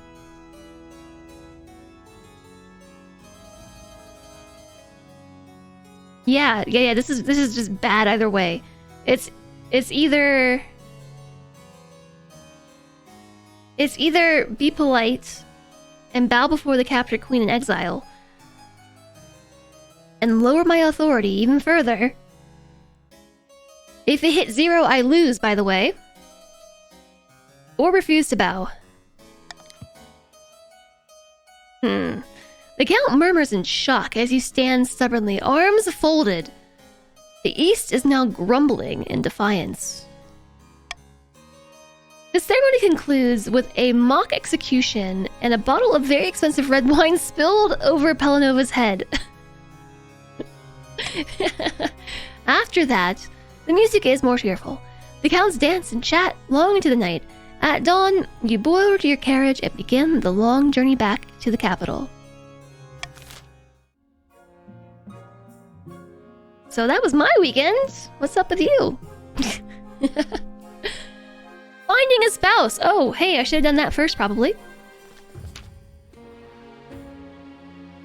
In the twisty passages of your castle, you can avoid your advisors, the nobles, even the spy master, but there's one person you can't avoid.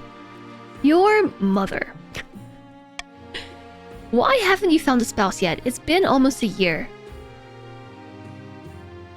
Okay. I've been busy. I've been busy, of course. You'd better find time. Don't worry, I will take the liberty of finding eligible candidates. What is your preference? Men, women, or do you not mind?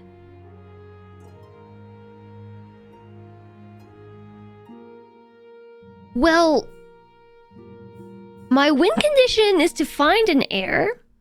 It doesn't say have an heir. It says find an heir. So I assume this does not have to be like a biological match to make a kid happen. But the other thing is, I don't know what the other options are to find an heir. The cheapest way would be to birth one. Yeah, so that's what I'm kind of thinking.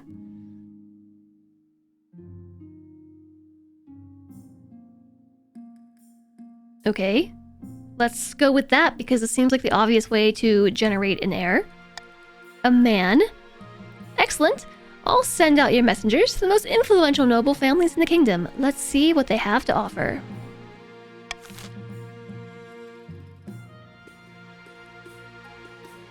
We come back to that later? Okay. If you don't have store-bought airs, homemade is fine too.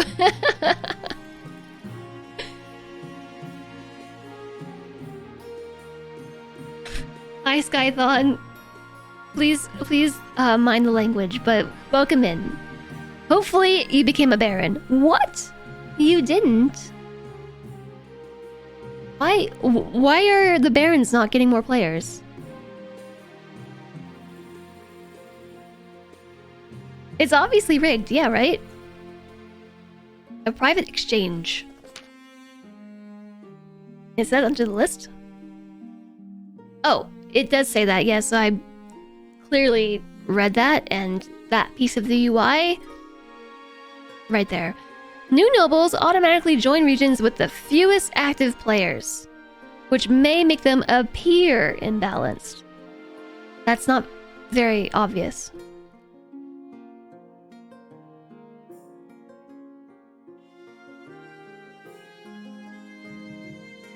No, so it's not based on that. It's based on, like, I'm guessing because there's a lot of people with 1,000 monies still around, so I'm assuming that a bunch of these people are lurking.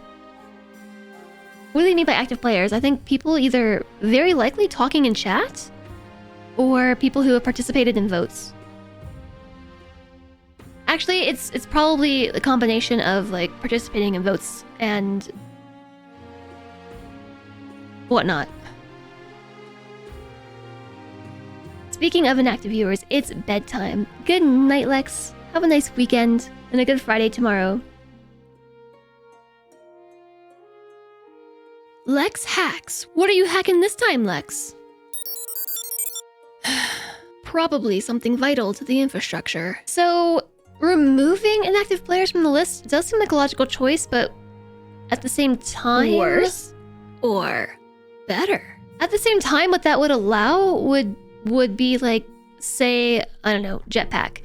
Jetpack Tuxedo has 0 points. If Jetpack were to go idle, leave, and come back, would they have 1,000 monies again? Boop. I suppose maybe it's complicated to track these stats after somebody leaves. I'm not a programmer though, so I don't know. So, a private exchange. My chancellor.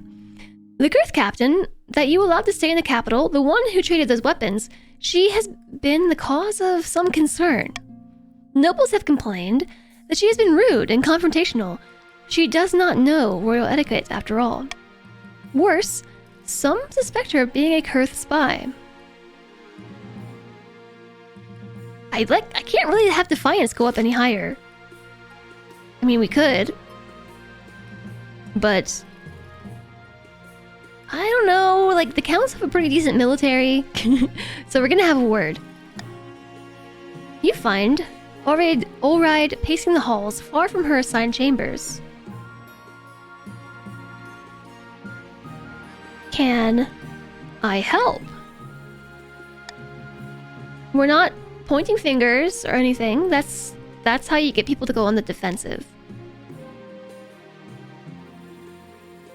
Oh yeah, because you could leave and be put back on another team. Yeah. And yes, Jordy, I think it is tracked for the session, so like if we started a new game, everyone would have to rejoin. Girth bounty hunters landed in the coast not long ago. I do see where you're going with this. So, she's nervous about the bounty hunters coming for her. Exactly. They're looking for me. I did not expect them to come here. Clearly, I was wrong. Tell me what you did, and I might help. My crime was a crime of thought. I dared to disagree with the other senators on a matter of great import. Oh, a senator? You're a senator? I was once, now I am nothing.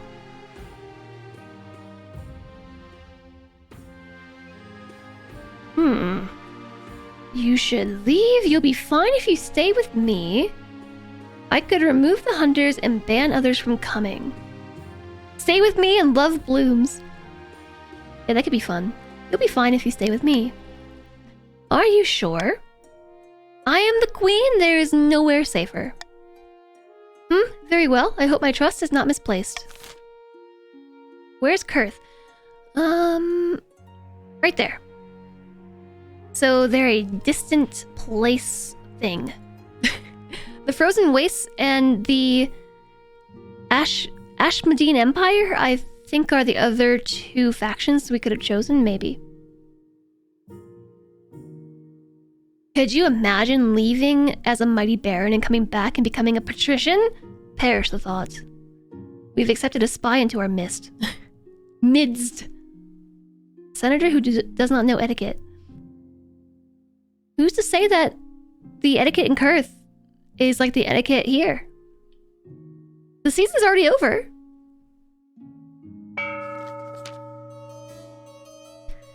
Seeking a simulacrum. Oh, I got the doggos. I don't know where to put this Emmy, but there's an Emmy right there. Far in the east, Is this supposed to say Count? Conte Gonbergon is hosting a dinner party in their castle with a few distinguished guests. What an utter disaster of a year. Not only are we clashing with the queen on a daily basis, our relationship is the worst in the entire kingdom.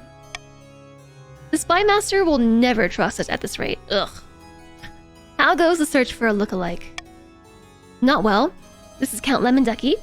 Not well. The best I've found is a peasant with the wrong-shaped nose, the wrong-colored eyes, and a wooden leg. I thought they had a long-lost sister that they were considering. Wasn't there a long-lost sister? That was their choice? Simulacrum.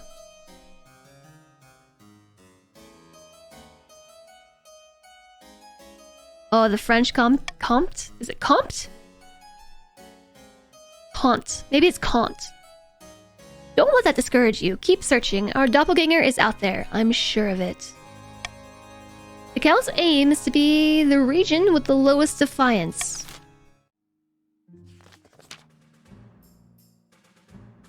It's Old French for Comte, which is French for Count, or so Wiktionary tells you. In a distant fortress in the March, amidst dark and foreboding forests, a small, squat castle stands watch over the Marcher border. There, at the end of the kingdom, a plot is hatching. Here's Baron Rock Penguin. Look here, our first shipment from Kurth. And Baron Alistair. Pfft, incredible. May I see inside? Careful with that torch, you fool. You'll blow us to smithereens. And here is Kim, the one they want to elevate to the throne. So, this is the fabled black powder. Incredibly powerful, but we'll need much, much more to put you on the throne. For the next stage of the Baron's scheme, they must raise their trade to 5 or more in 4 seasons. Oh. Well, you're already there.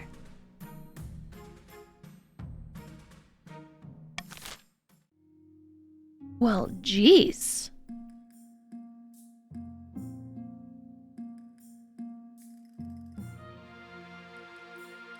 There's a reason you teach bio and not chem.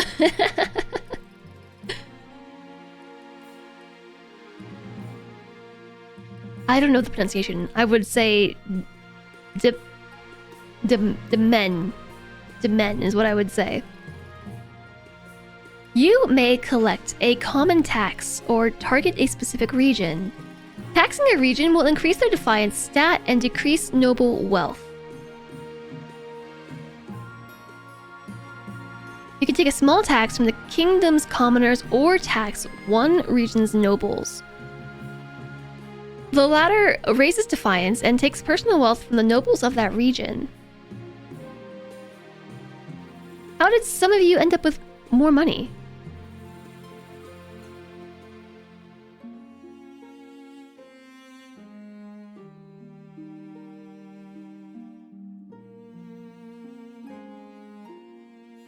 The patricians are rich, yeah.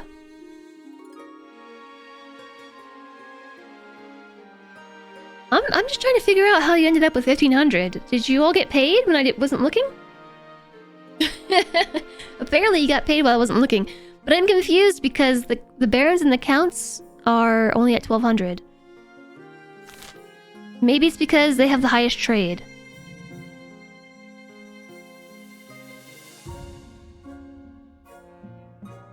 Oh, it says right here.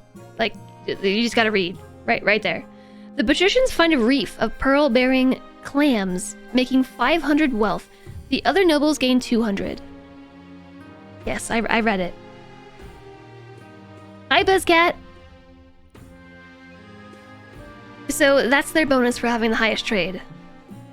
So I could tax the barons, the counts, or the patricians, or I could tax the kingdom.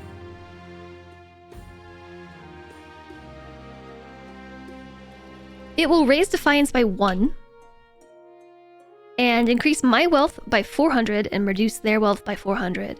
Whoever I choose. Or I could just choose to tax the kingdom for a plus 200.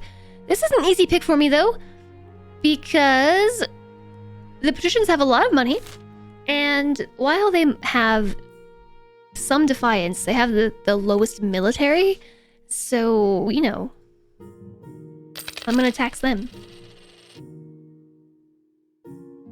Hi, no one would watch this crap. Hello.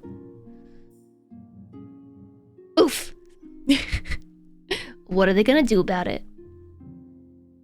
I know the patricians are and the counts, like, I need to stop the barons, but unfortunately, like, I haven't really been put in a position to stop the barons yet.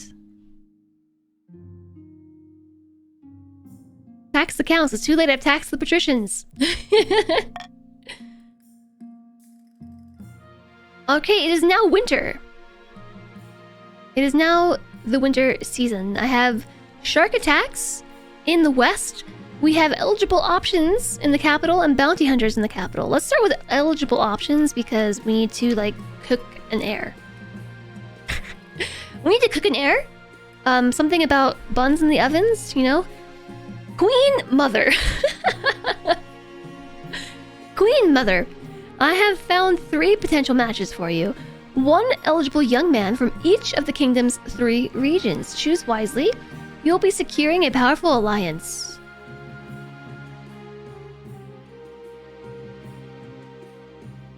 What if I don't want to marry any of them?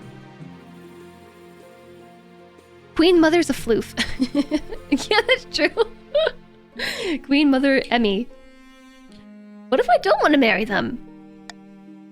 That's a decision that can wait until after you've seen them, isn't it? Your mother leads you to a great hall, where she's arranged 3 portraits on easels. For now, each is covered by a cloth. Yeah, I don't even get to meet them? Hi, Happy Hondo? Hello. There's no time for sentiment. You just need a match that befits your station and suits your political needs. She whisks away the cloth from the first portrait. This is Ilarion, the eldest son of the Eastern Jetpack Tuxedo dynasty, so a count. I'm not sure why they made the artist made him look severe. I'm not sure why the artist made him look so severe. Just a trick of the light, perhaps. Spends most of his time with the fencing master, mastering the blade. I heard some rumor that he's training himself for some epic confrontation with an old rival. I don't know. I don't know the answer here. Intriguing! From the coast, we have Julian, the wealthy heir to Lord Patrician Sweaty Bee's estate. I met him once. He couldn't resist bringing up how wealthy he is. He loves to lose his fortune betting at the arena. He always thinks his big win is just around the corner. Yeah, no, I don't know, Sweaty Bee. Yeah, could be worse. Could be worse, but he could be better. And finally, we have the Marches offering Lorenz, scion of the prestigious Video Witch bloodline. A typical baron, really, loud and brash and self-absorbed, but mostly well-meaning. Like most of the barons, his great passion is hunting. No beast is safe from his crossbow. He's also said to be obsessed with carving a place for himself in history. Is that all? Meh. What do you think, of course? What do you think, of course? Picking candidate... Oh my gosh, like if I could read today, that'd be great. Let's start over. What do you think? Of course, by picking a candidate, you'll anger the other reasons, but you'll gain a lifelong alliance.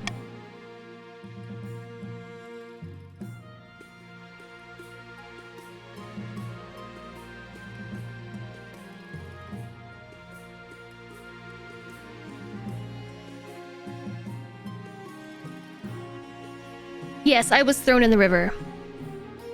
Clearly, Lorenz is a superior choice. I don't remember...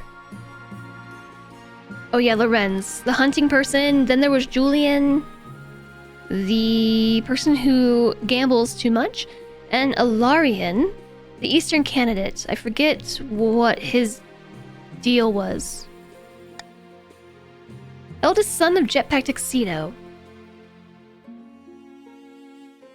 He looks severe. Oh, right. He's mastering the blade. Heard a rumor he's training himself for an epic confrontation with an old rival. I think the Eastern candidate will help you the longest. Jetpack Tuxedo spent all the money to help my authority. I don't know if that has any effect. I don't actually know if the fact it... Hold on.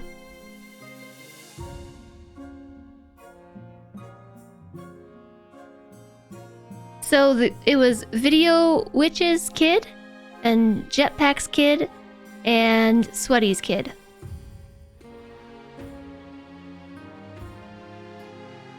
Do not forget about the March's military. I trust me, I'm thinking about that.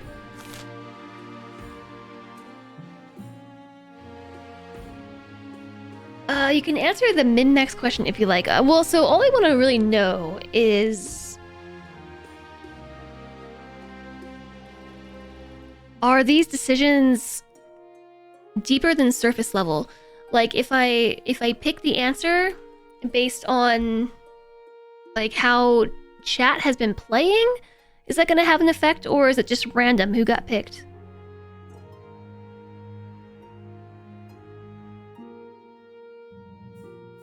You're guessing it will affect the air. Jetpack did help with authority, but here's the thing.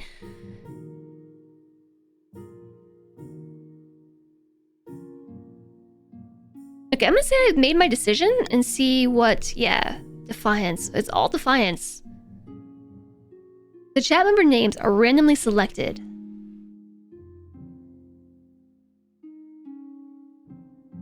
Yeah, so that's what it seems like. It just affects... Okay, I'm blocking everything. Rah! It affects Defiance. So if I...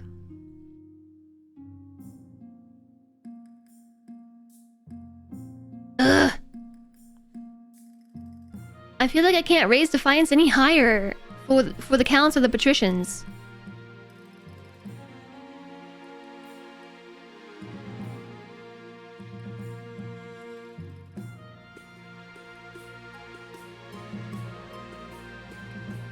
I think the obvious answer, just considering Defiance. Okay, like here's my thoughts.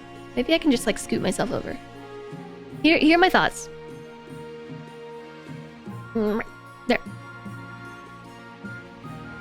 The counts want to have the least amount of Defiance by the end of whatever.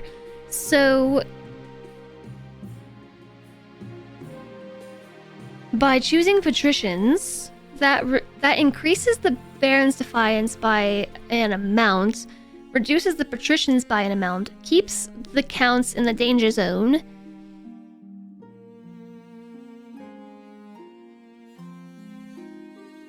and all that really does is put the counts in a bad position. As far as the barons and patricians are concerned, if I were to choose barons, I think Doppelganger and the... Doppelganger. Counts and the patricians might go too high, like into the danger zone, to the point where they might be able to rebel. I don't remember what stage it was when they can start rebelling. End of this season.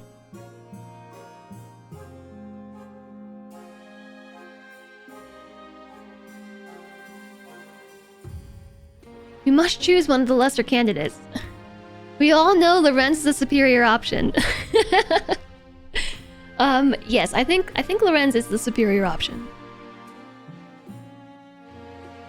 But if I choose Lorenz, defiance is too high among the counts and patricians. So unfortunately, I think that rules Lorenz out.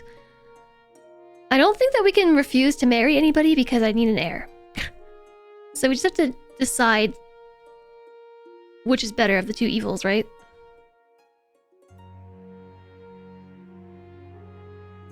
Have we seen any teen romance movie ever? We'll get warnings before rebellion starts. Mail order groom. You also don't want to marry a compulsive gambler.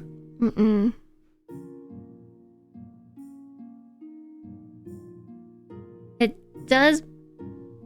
I don't know what to do. This is tough. Can we just get a mercenary groom? I'm curious to know what happens if I refuse to marry any of them.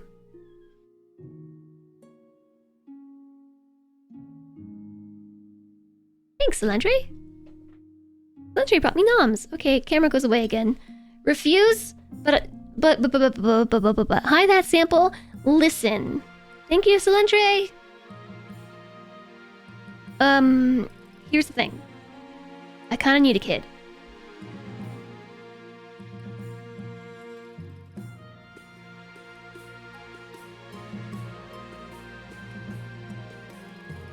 Hi, Portuguese.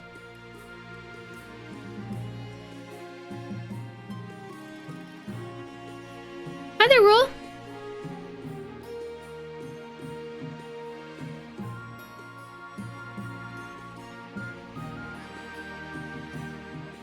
Yeah, I'm on team refuse to marry any of them. Because no matter what I do, I think it's a bad choice for me. It's bad, so I'm gonna refuse to marry anyone.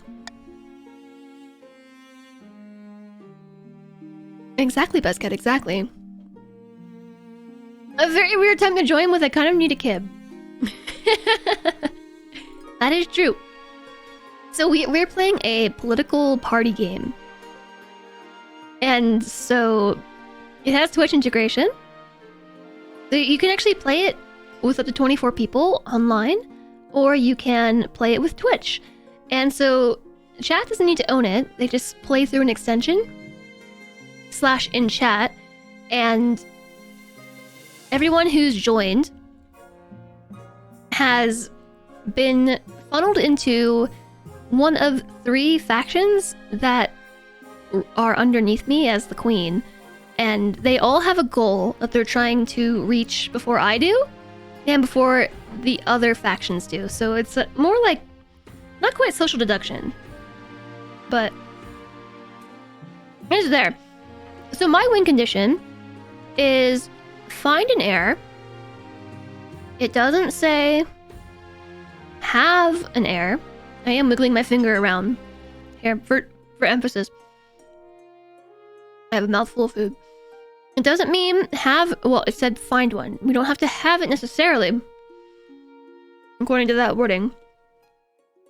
But, you know.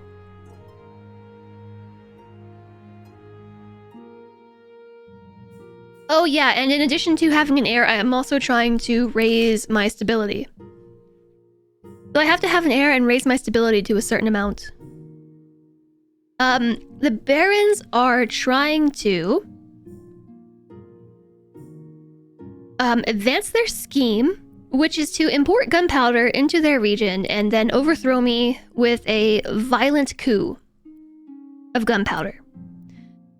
The counts are trying to have the lowest amount of defiance by the end of the game so they can trick, I think, my spy master into accepting a doppelganger pass off a doppelganger as me. So they're trying to find a doppelganger to replace me as the queen so that they can have a puppet. A political puppet. I've already managed to thwart them a little bit. They have very high defiance. And the patricians want a monopoly, and right now their goal is to have the highest trade, or like 5 or higher trade. Hi, Vaderos. Hello, hello.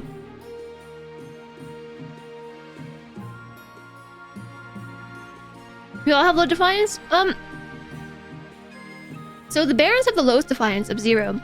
And the counts and the patricians are tied. So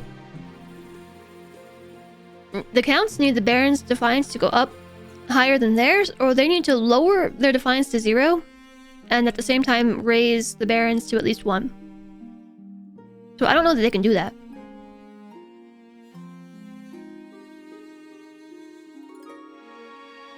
Hi, Vadoris. Where did you end up?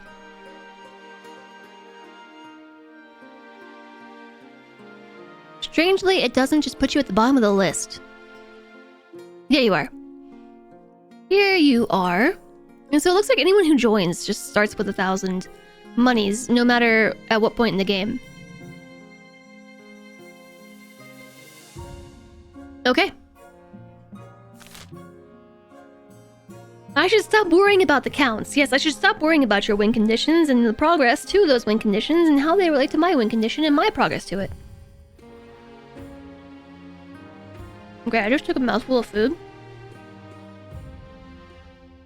This is a terrible time to do that.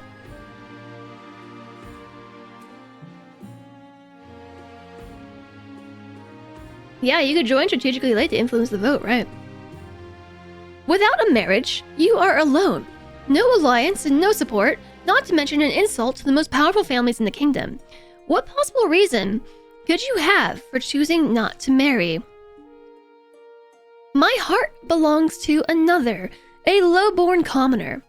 Okay, that's just bad news. Raising defiance even more? Like, if defiance gets too high, the factions gain the ability to rebel. I don't know at what level that is, but the counts have a very strong military. And I'll leave it at that. Also, my win condition is stability, so lowering stability is like directly counterintuitive. All 3 of these lower stability. Marriage would weigh me down. I want a party. I want to live a life of chastity. Chastity. Chastity. In honor of the 9th god. That increases faith. Cool. Fine. I guess I should get married.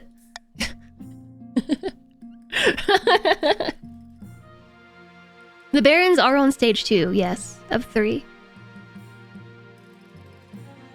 All choices raise defiance, apparently.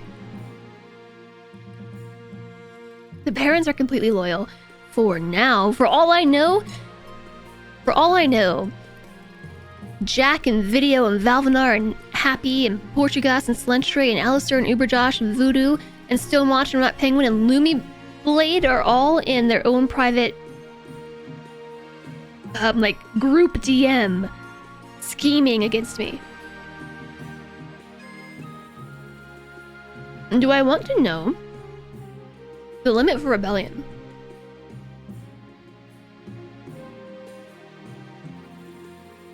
Sure.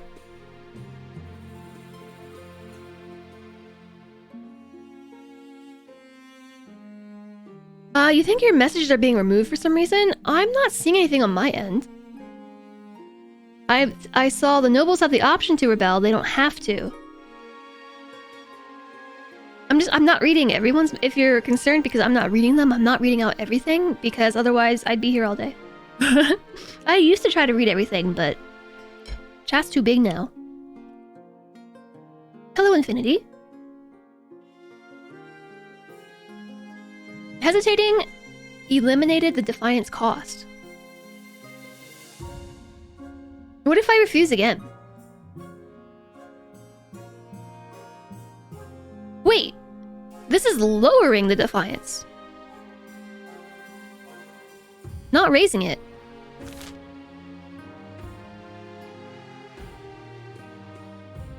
Defiance needs to be above the highest authority or stability to rebel. So,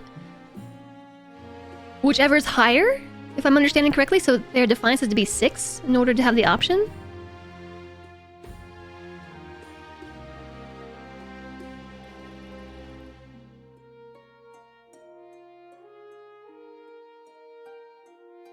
Before it raised it, and now it lowers it. I refuse to get married. Okay. Oh, nope, it didn't change anything, did it? No, okay, I should get married.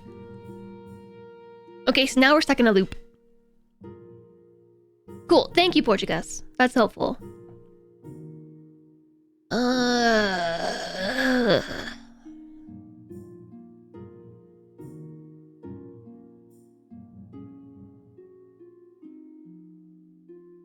This only helps you.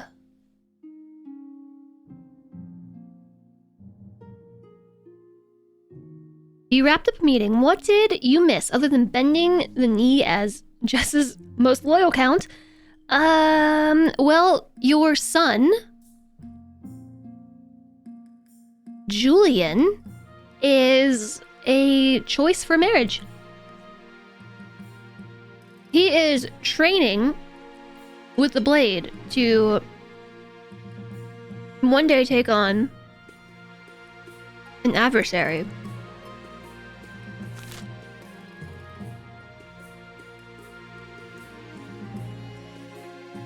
That's Ilarion? Oh, you're right, you're right. I thought this said of the counts. Julian of the Coast. Don't remember whose kid that is. Ilarion of the East is your son, and he is a compulsive gambler. Did I decide to play this because of my vassal, more my vassal, everyone's my vassal sound clip? Hi, Mike. I did not. No, so this is something that I've been looking at for a while. It's a game with Twitch integration, and chat's been asking me to play more Twitch integration stuff. Publicly and also like in surveys and stuff. I got a number of survey responses when I did that survey a few months ago, asking for more content or more games to be played with Twitch chat. So this seems perfect. Hi there, Alex.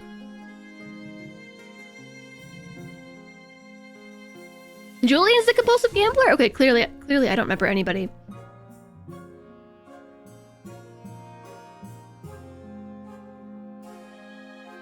Julian's the gambler, Lorenz is the hunter, and Ilarion is the one training with the blade to take on an adversary. So this is saying it's gonna lower defiance. I think it means that it might lower defiance of the group I choose?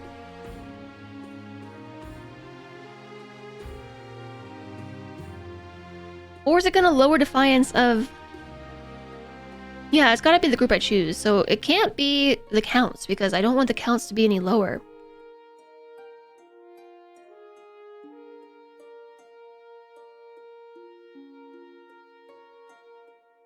Oh my gosh, I have to go with the compulsive gambler because strategically it's the only option.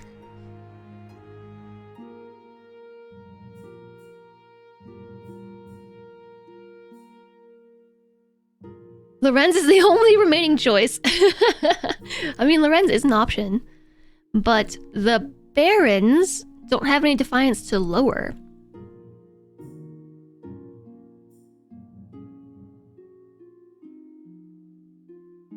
Who's on what team? Okay, Dereky, we're gonna risk you.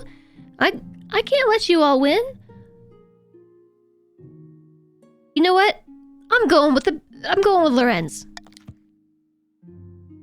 Defiance can't go any lower. Boom.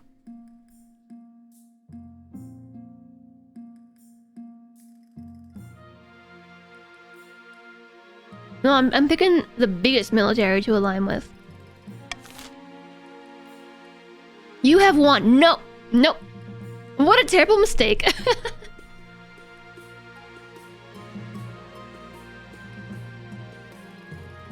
Maybe it's a mistake. We'll see. Wise choice.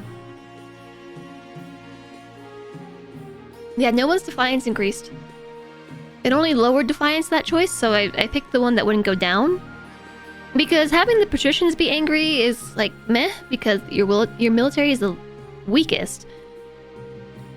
The counts, I can't lower their defiance because that's their win condition. So I could either have chosen to ally with the weakest military or ally with the strongest military. I don't know if that helps me, but whatever. So there's bounty hunters coming for Oreed. Your Majesty, these good folk are bounty hunters representing the Republic of Kirith, they say. Queen Jess, we greet you humbly. We're just gonna go right into it. Tell me more about Kirith. It is lovely this time of year. You should visit. Lots of rain, but we make do. As for more important matters, we are searching for someone. A fugitive, you might say. Last we heard, she went by the name Oreed. Hi, Hippo. Nice to see you. How's it going?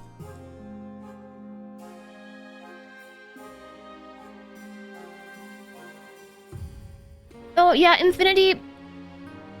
You're probably in here now that you entered. Yeah, there you are.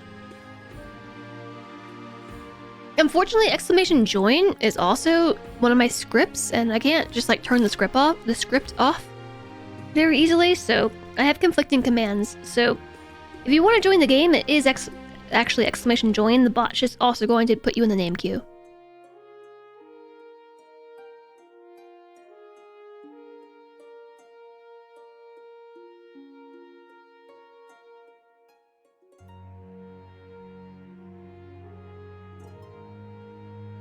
Rock Penguin, I'm glad you enjoyed the stream, and yes, please rest up for school tomorrow. Have a good Friday. I hope it goes nice and easily for you, and thank you for joining us today.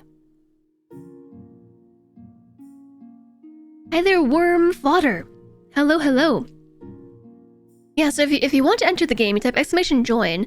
If you type exclamation join, you'll confuse the bot, but also be assigned the pronoun they, them, I believe. If you want to be identified as either he or she, you would type like join he or join she. Hi, Sabrina the cat. Hello, hello. So right now, since we've had a bunch of new people join, the patricians and the counts. To summarize what's happening, the patricians have a win condition of monopoly. They want the highest trade, and that condition is currently satisfied. Oh, Rock Penguin! Thank you very much for the 500 bits! That's so kind of you, thank you. That's kind of you, very generous. I appreciate that. Please sleep well. And thank you for the support. Okay, I'm still eating food. This is why it's taking me so long.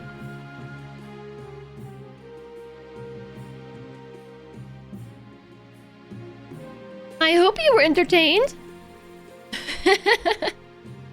Good night, and thank you. So, yes, our patricians want the highest trade to have a monopoly, and currently they are satisfying that condition. The doppelganger... I do this every time. The counts want the lowest defiance so that they can trick our spy master into accepting a doppelganger as the queen, and I suppose I would be, you know, disposed of in secret ways.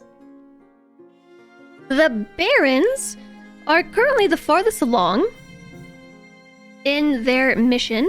They want to import gunpowder into their region so that they can start a bloody coup and overthrow the queen, which is me. So they've already satisfied the condition of lowering authority to 4 or lower, So now they're on stage 2 of raising their trade to a higher level. So the barons currently sit at 2 of 3 win conditions completed. The patricians are at 1 of 3 and counts are at 0 of 3. My win condition is to have a kid and raise stability. Apparently you own this game, but you don't remember buying it. Yeah, you know, that happened to me with Kerbal Space Program. I was very surprised to find it in my library. Did you miss any votes? I don't know. I'm not moving very quickly. You get a very long holiday. You've earned it. Okay. As for more important matters, we are searching for someone. A fugitive, you might say. Last we heard, she went by the name O'Reed. It might be O'Ride. What kind of fugitive is she?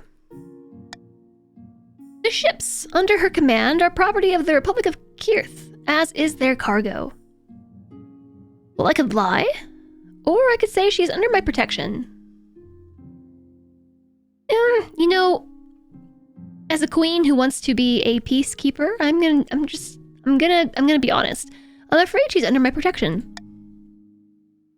As we feared. Still, perhaps we can work out a deal. The Grand Pensionary of Kirth is offering a large bounty for the return of this woman, and we are sure that an esteemed queen such as yourself would not risk drawing Kirth's ire. As proof of our goodwill, we will even allow you to keep the firearms that were stolen. Okay, so here's a vote. Here's a vote for my nobles. Should the kingdom accept the bounty hunter's offer to purchase O'Reed? That is very akin to slavery? Holy moly. If we hand her over, the treasury goes up by 2,000. We can refuse, or we can discreetly pay the hunters to take someone else. Yikes. The plotline's more interesting if you go for B, that's true. Yeah, we should have lied, apparently. I will not veto anything, because I think this is interesting. I will refuse, I will put my choice as refuse the offer. So, the choices are A, B, and C. Hand her over for plus 2,000 gold to my treasury. We can refuse the bounty hunter's offer for nothing right now, but I'm sure there's going to be a consequence. Or we can discreetly pay the hunters to take someone else. It would be 1,000 gold from my treasury, but everyone's military would go up. Alright, let's go. Why would we refuse to raise everyone's military? I know, I should have just vetoed it. I should have vetoed it.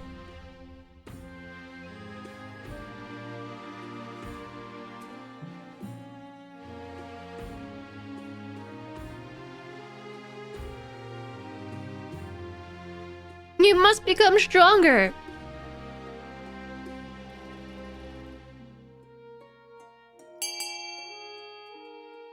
Okay, so apparently you can still keep voting. That was just the minimum required time to vote. I'm gonna use this moment to finish my food.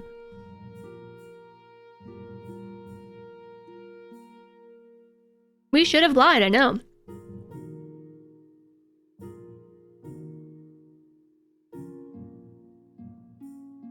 No one is ever rewarded for being honest, you know what I'm saying?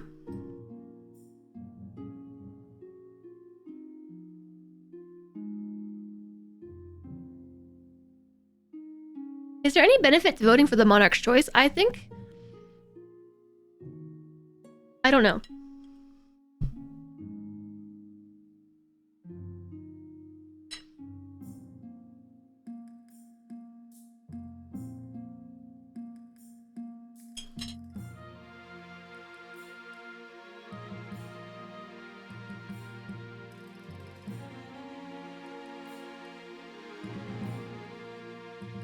Yeah, but see, I didn't want to veto everything.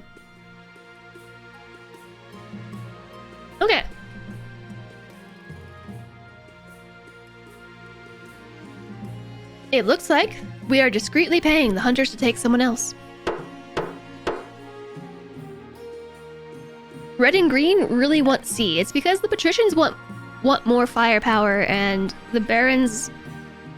It's like... it's just not bad for the barons to have more military, but the patricians are the weakest of the three. Okay, you voted C. Wait. Yes. The bounty hunters do not take long to consider your offer. They return to Kirth with the head of a nameless prisoner. You hope officials back in the Republic will be none the wiser. My treasury is dropped to 2150.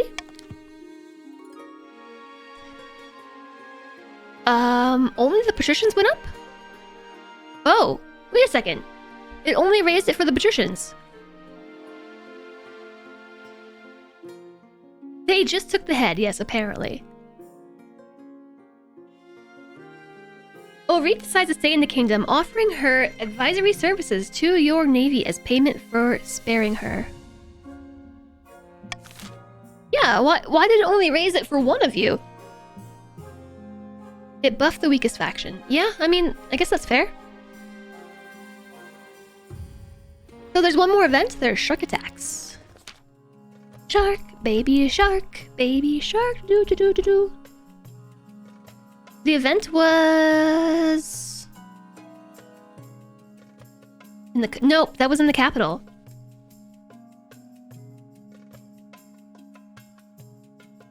No, Jess, no. I didn't sing the tune, I made it my own tune, I just used the words. Upsetting news from the coast, Your Majesty. Several peasants have been killed by a shark. I already sent your condolences. You can't close my beach, says Lord Patrician Termus. No one mentioned closing the beach is vital for coastal tourism. You can't close it just because a few people got on the wrong end of a fish. Do you expect the tax to continue? No, it was just a series of freak accidents. Ignore anyone talking about a man-eater that's sinking boats and going after the children first. It's all exaggerated. Oh no, my stability went down. Man, this game is... Being the monarch is just the worst. Over the next 7 days, so many tourists are eaten that the common folk start referring to it as Shark Week. Finally, the council is forced to intervene. I didn't choose. Okay, so that's probably the thing that's bugging me the most, is that wasn't a choice, that was me asking a question.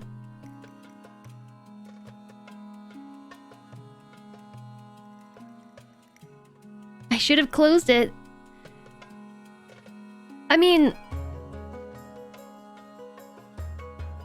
my choice was bifurcation. That's the second time this word has come up. Yeah, I don't know. Like, if something's a decision, like, maybe mark it as such, because that's like 2 times now that I've chosen something that I didn't necessarily want to choose, and this time it actually really hurt me. You like that about it? But have you played from the monarch side? And then we do a vote! Gosh. I can only veto. So let's see. Choice A, keep the beach open, everything drops. Defiance drops. Farming drops. What's this? Oh, that's trade. Trade drops, farming drops, and stability drops. If we shut down the beach, defiance goes up, I lose money, stability goes up, and trade goes down. If we turn the shark itself into a tourist attraction, defiance goes down, trade goes up, and wealth goes up.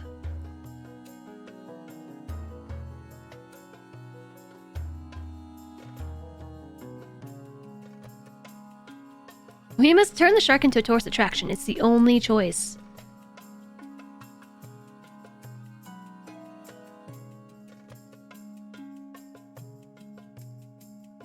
This is a tough one for me.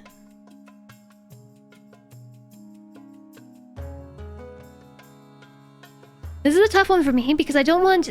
I do not want the patrician's trade to go up, correct? I also don't want defiance to go down. More wealth is cool, but keeping the beach open is helpful in the sense that it will drop trade, but it also lowers stability.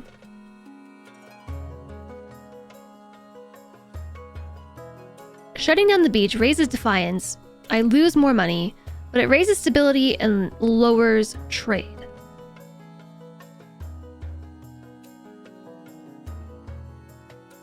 So the question is, which option do I veto?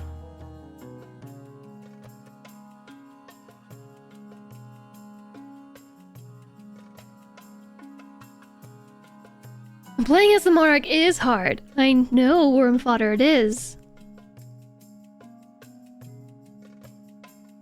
I obviously veto B. Yes, the clear answer is to veto B. I think yes, this is an everyone vote.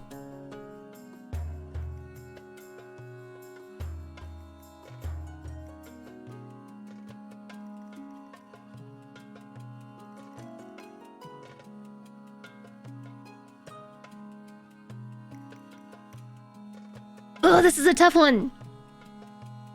Lowering defiance is arguably good, but we can't lower it too much because the doppelgangers... Why do I keep saying doppelgangers? You are apparently just doppelgangers now, not counts. The counts... We don't want their defiance to be low. We also don't want the patrician's trade to go up any higher.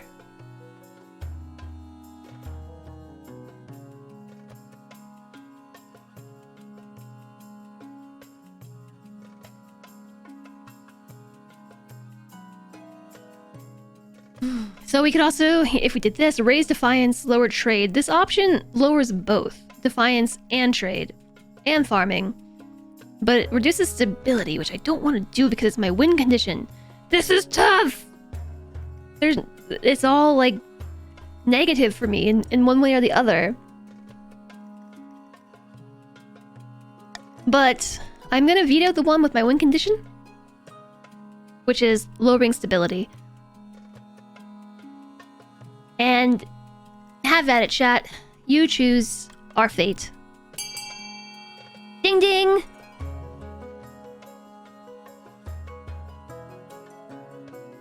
Hi, Fiend Fellow. Hello, hello.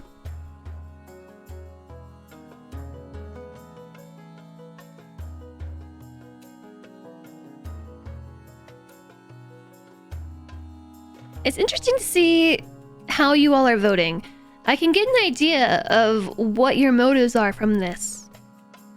Because purple, you can continue voting, by the way. Just because it says 0 seconds remaining, that's just the minimum timer.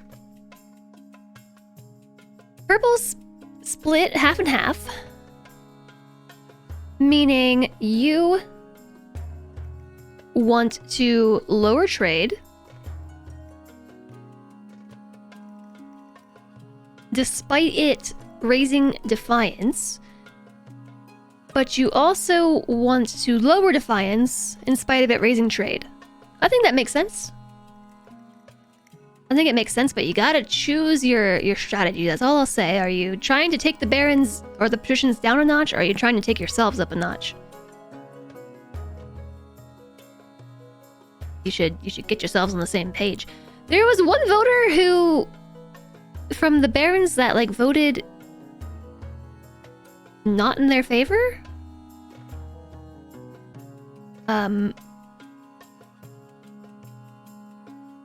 So trade is going up, defiance is going down. That was the result of this vote.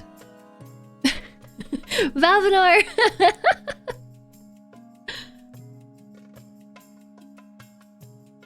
You don't think you can cancel? Oh, was it Alistair? Oh.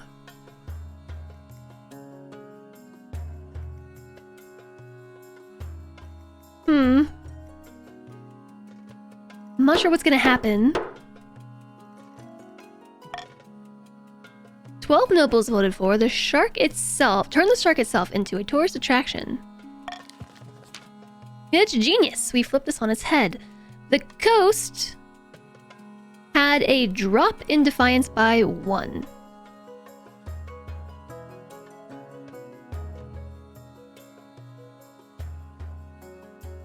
You know, in this case, this was a coastal event. So it only is affecting the coast. So when we make those decisions, is it only affecting the coast?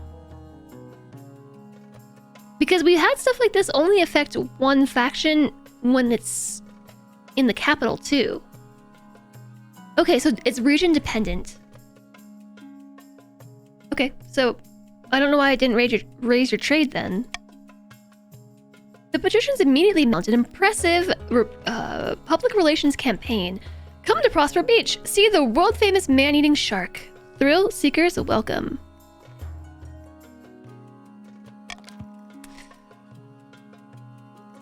Ooh, it went up to 9. More people are dying than ever, but at least they've all signed waivers. Everyone's happy, especially the shark, which grows very fat indeed. Some patricians have had their wealth increased. Yeah, they have. Wonder how it chooses. Was it all patricians?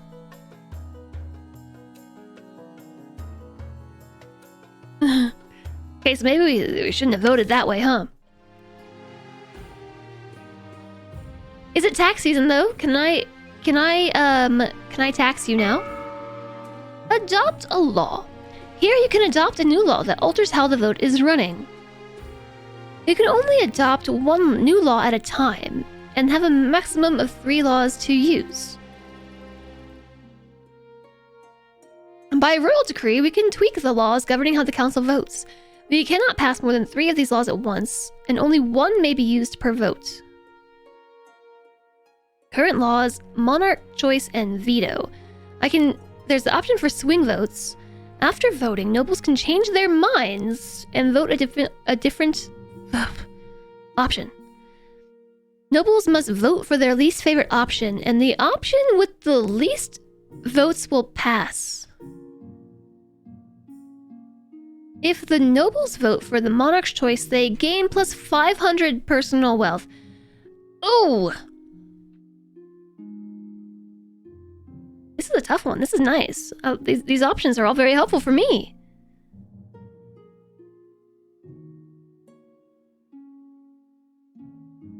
So nobles voting for their least favorite option. The one with the least amount of votes passes. Oh, I can only do 1. Oh, because there are 3 laws.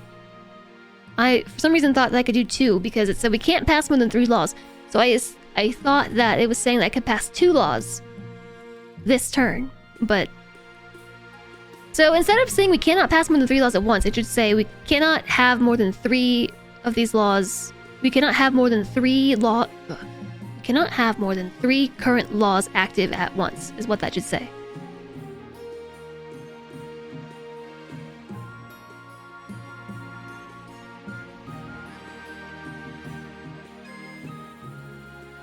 Yeah. They should have hired me for UX testing.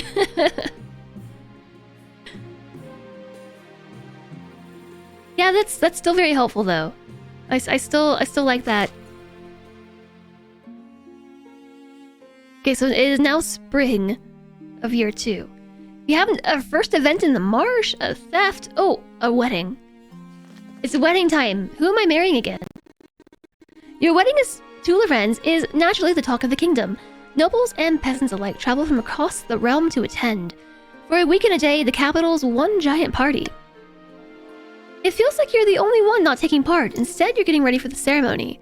Soon enough, you're standing in St. Bertrand's Cathedral with Lorenz at your side. Do you take this man as your lawfully wedded husband? Stability and authority go up? Yippee! I do! Then I pronounce you queen and husband. Aha! Defiance went down too, but you know, it was fine. After the wedding, of course, there's a feast. And after the feast, a dance.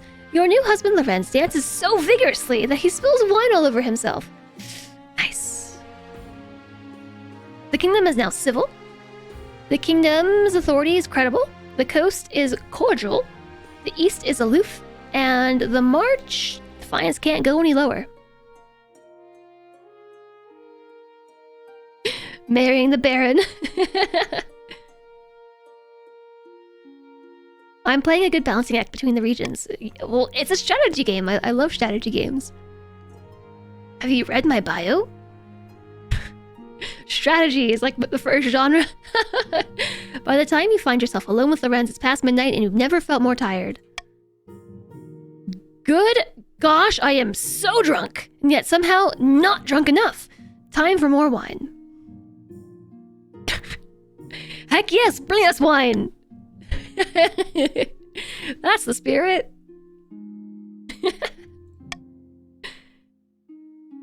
Was Lorenz an alcoholic? No, he was a hunter. I think. I don't remember anything about alcoholism, just that he was like an esteemed hunter. And that was like the one and only thing that he did with his time, was just hunt. No quarry was safe from his crossbow. Defiance is the most variable stat, that is true.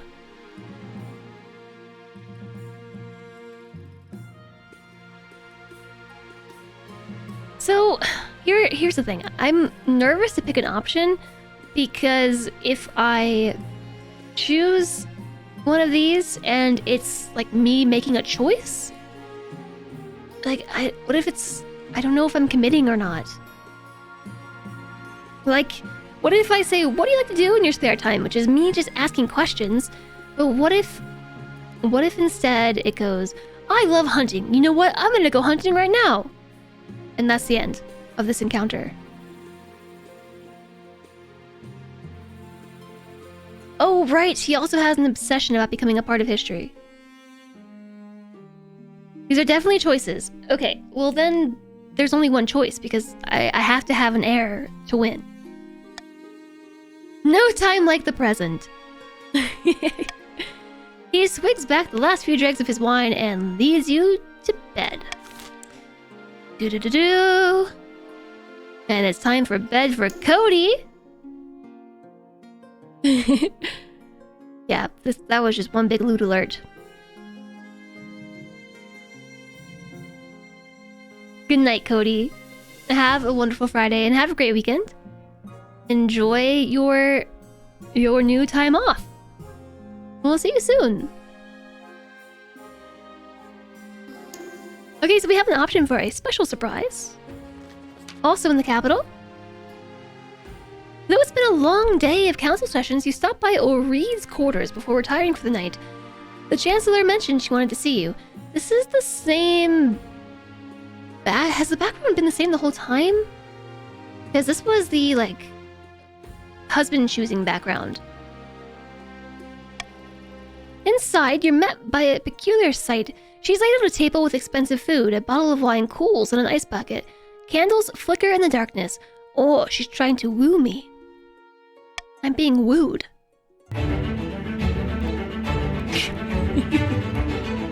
Obviously by a raid. I'm being wooed by Warwick Zero. Hello there. Good night, Valvenar. I'm glad that you've had fun. Have a great weekend. Thank you for being here. And hello, Warwick Zero. Thanks very much for the raid. Hello, the Harmpo. Amy says bye. Psycho Mom. Randy was a cyborg. Wide ride. Odd. Audrey. Lee. Really? Zamboni Bob. Warwick Zero. Old Grumpy German. Midoriel. And Cryurix. Hello. I had waffles yesterday. I love waffles. It was perfect timing. Did you come in here that someone like they're attempting to woo me or something? That was just probably the most awkward line that anyone's ever rated to. So you take the medal for that one. Hello, Fanged Viper. Hello, Agent Lady Hawkeye. Roberto Face, hello there. Kim the I don't know. M's, hello to you. Hi, C. Martin. Welcome in, welcome in.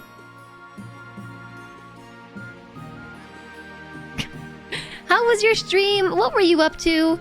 Oh, you were also playing King of the Castle. So, and if that's the case, then you all should be quite familiar with how you can join our story, right?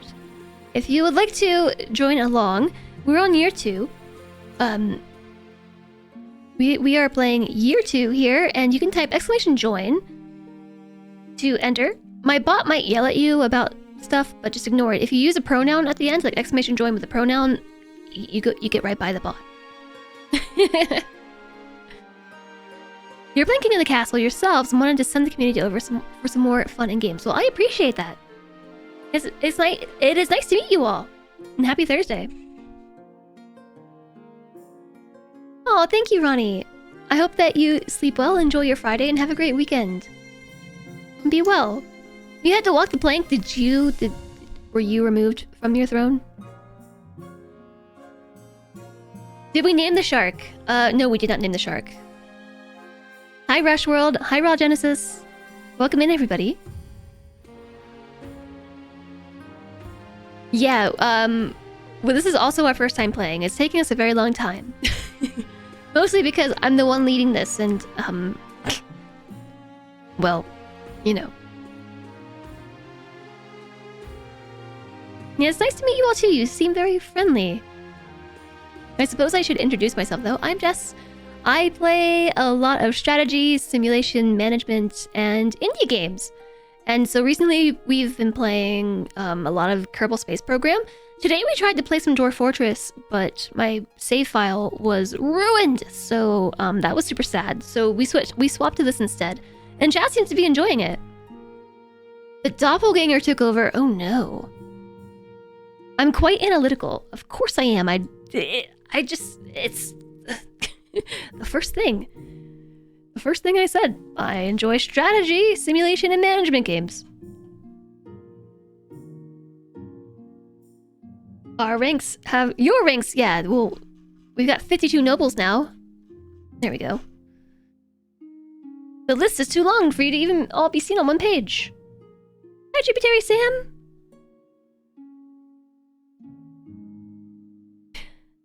Of course, yeah, we're having a lot of fun with this game. We're having a bunch of fun. Although at the same time, we actually have come up with a number of suggestions to provide, actually. We've come up with a number of suggestions as we've gone through this.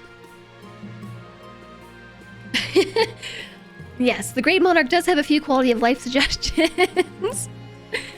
Let me tell you what's going on in this game, though, since we now have a bunch of new nobles who have joined the ranks. Our 3 factions are the Barons, the Counts, and the Patricians. The Barons want to essentially collect gunpowder through trade and start a bloody coup and put their choice of monarch onto the throne. The Barons are on stage 2 of 3 because their first scheme goal was to lower authority, and it was like it happened right off the bat. Like my authority dropped, and so they just got it. Let's see. So they're on trade now. They want to have a trade of 5 or higher, I believe. The Counts want to have the lowest defiance, and I've managed to defy them by raising their defiance, so they're still on stage 1. The Patricians want to have the most... the most trade, or a trade of 5 or higher? Can't remember, but so they're still on stage 1. My win condition is have an heir and have high stability. So we've already managed to find a husband, and we already did the whole, you know, putting things in the oven, hopefully, stage. And now I think something might be happening here. I'm pretty sure this is the romance backdrop. Ray Newton, thank you. Thank you. I'm having a lot of fun with it. It's really fun to be able to have this kind of dynamic with chat. This is kind of something that I've been wanting to do for a long time, but there just hasn't been like a Twitch integrated game like this.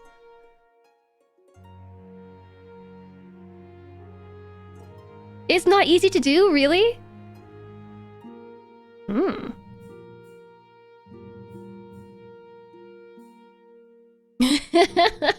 Apparently I did get the romance, yeah. I could tell you for Discord, although I didn't write these down, so they've already begun slipping my mind. A lot of the issues that we've encountered, like nothing serious. It's just been some issues with keeping track of what's happening. Like, first off, let's see. It's a little bit difficult to remember what the win conditions for each group are, so I feel like maybe just hovering over these, like over Gunpowder, Doppelganger, Monopoly, and just having a little pop-up that says something like, just a breakdown of the goal. Like, patricians want this. That way, like, we can just remember really quickly, or just put it below, so that way chat can read it anytime they want. Increasing the font size is helpful, would be helpful, because like this is probably really tiny on stream. We were fairly confused about these symbols for a while until we figured it out, but they're just kind of vague, and it took us a minute to figure out what some of these symbols here in this category were alluding to. Like the check marks and everything makes sense, but it was like understanding that this was the patricians wanting this to go down and it to go up for these two groups. It took us, I think, longer than we care to admit to realize what that meant. And then it's also very hard to tell when I'm making a choice or not. I've 2 times made a choice accidentally because I thought I was just exploring dialogue options. So, like the shark thing, I lowered my stability by accident because I thought I was just asking a question, but I was making a decision.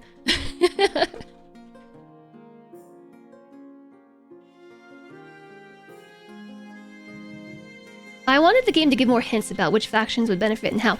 Oh yeah, that too. So when we have like a breakdown of choices, especially like when, for instance, choosing an heir or choosing something to happen between factions, color coding would be helpful. Like remembering which option belonged to which faction is like super hard for me. So like color coding the options. So like this is the Baron's option, this is the Count's option, this is the Patrician's option, and then those indicators that show you what the repercussions are going to be show which factions that will affect and how. It might be on purpose that it's supposed to be vague, but for at least this game mode, like playing with Twitch chat, I kind of feel like that's also limiting because we have like a lot of different people who speak different languages as primary languages, and then people who are popping in mid-game and maybe don't know what the whole story is supposed to be. And so just basically things that help make this information more transparent to Twitch chat. But besides that, we've been having a great time. Hi there, Violet Storm! Hello!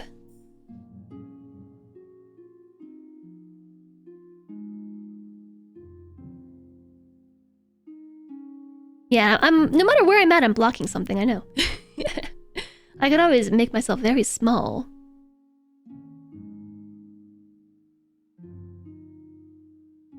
And, Moss? Piritus, hello, welcome in. And thank you everyone so much for the follows. Welcome, welcome. I hope you're having a fantastic day.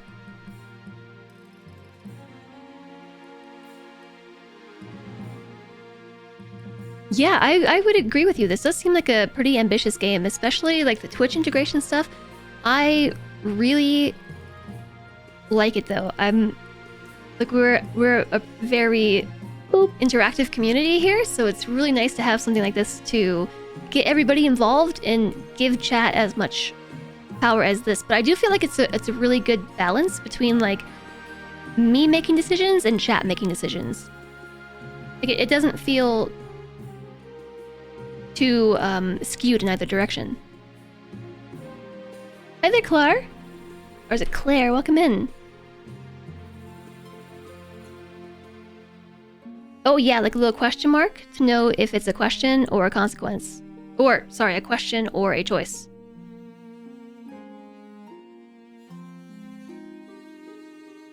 Oh, down here is meant for the cam. I usually put my cam, like, over here. Over here. Oh, I clicked something.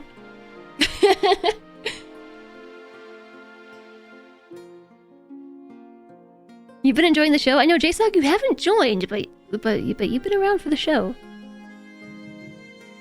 It sucks when decisions are always on chat because people get fatigued and stop voting after a while.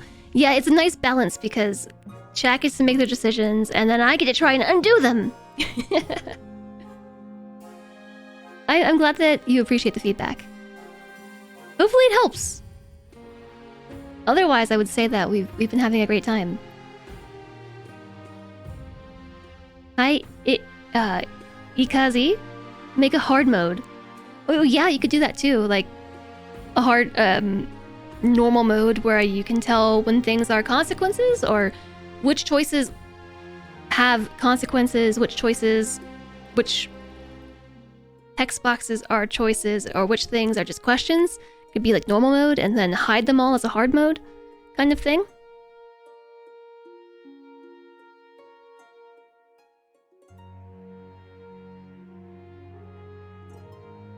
Yeah, I agree. This has been really fun.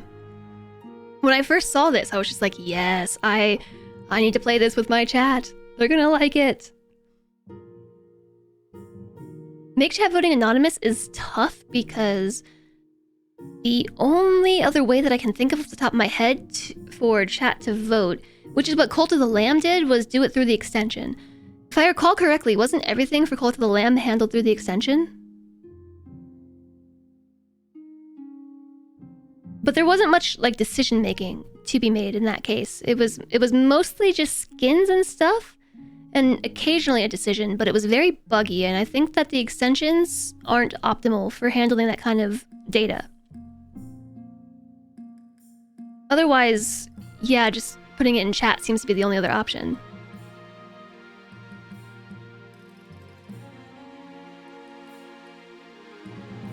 Okay, I'm gonna finish what's happening here.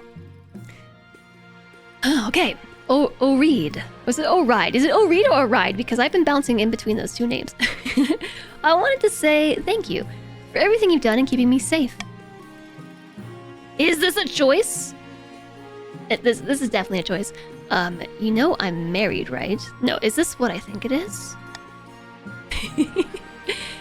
It's merely a token of my gratitude, my queen. The least I could do. Are you imagining it, or do you hear a tinge of affection in the way she says my queen? She's never called you that before.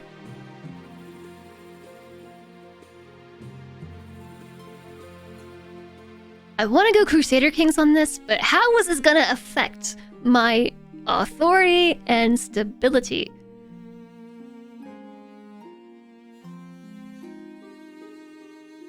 Like, you know that I want to pick join her and be married. And be merry, not be married. But a queen must think about the long-term implications of these decisions. Do it, Loot Alert. Okay, fine. Join her and be merry. You enjoy a night of good wine and unquestionable food. She tells you stories of faraway Miss Ladenkurth and her former life as a senator and her escapades as an outlaw. To tell you the truth, my crimes against Kurth were more than I could initially let on. If I had succeeded, you might have called it a coup. Oh my gosh, so she's like a baron.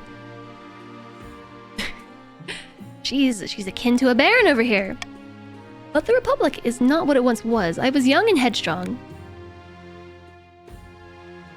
I always knew you were trouble. Hi, Bradsky. And hello, Hightower. Welcome in.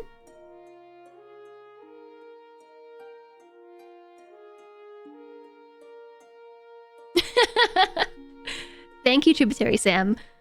I'm glad that I had the opportunity to get my feedback out of my brain before I forgot it all. Enjoy your lurk. Right off into the sunset. Well, I didn't want to marry any of my choices to begin with, so... You know.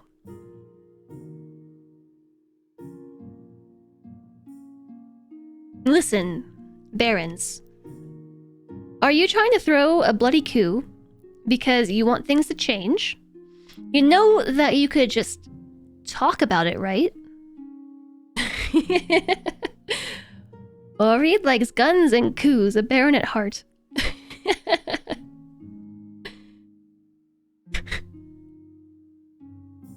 Hi, you're big Aniki. Choice 3 is fun if it's /S. No, I'm fairly certain it's serious. It's hard to tell though if it's a /S, which means sarcasm in like Reddit speak. Well, probably just internet speak at this point, but /S is sarcasm. Well, if you're going romance, I think this is the only one that might lead to it. He's a winky face. Yes, that's me in a nutshell, always aiming high. She glides closer to you, her wine-speckled lips glistening in the candlelight. A stray hand creeps behind your shoulder. So now's our chance to be like, I really should be going. Or we can just go for it. Never stop aiming high. She leans in, her eyes fluttering. Okay, we have a second chance to get awkward and leave. Or we could draw her in for a passionate kiss. A kiss of passion. We're lost in her embrace. Suddenly you forget the crown, your responsibilities, the whole kingdom. All that matters is her. I'm sorry, I shouldn't have done that. You are wed. And I... Followed by a quick dip in the river. Stop throwing me in the river! Smooch or riot.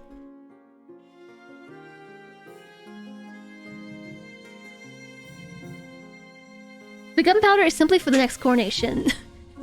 For the most glorious fireworks show. Always river.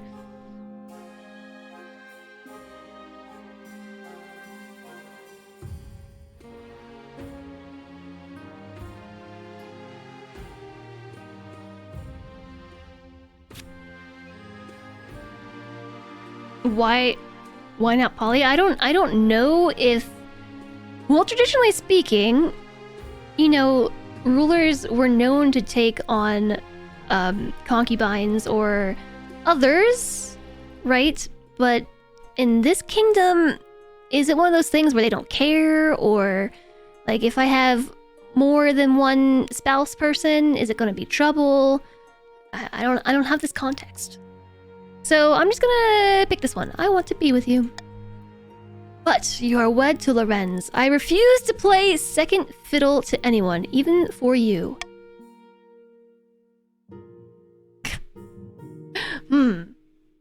Divorce Lorenz? Wait! But I still need an heir.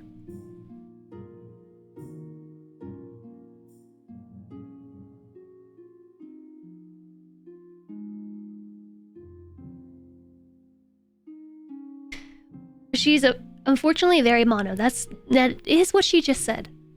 It might raise the Baron's defiance, for instance. Helping the Count's plot. I will greatly anger the Barons.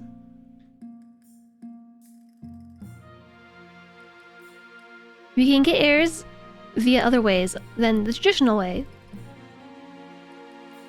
There might already be an heir. Alright, fine. I'll get a divorce. I didn't like him anyways. You will? She looks uncharacteristically timid for a moment, then embraces you. Let's spend the night together and celebrate a little longer. There will be a lot to straighten out in the coming months. You do so gladly. A wine-fueled, laughter-ridden night ensues. You wake up the next morning with a splitting headache and her strong arms wrapped around you. Lorenz's next hunt shall be Oreed. I've decided her name is Oreed.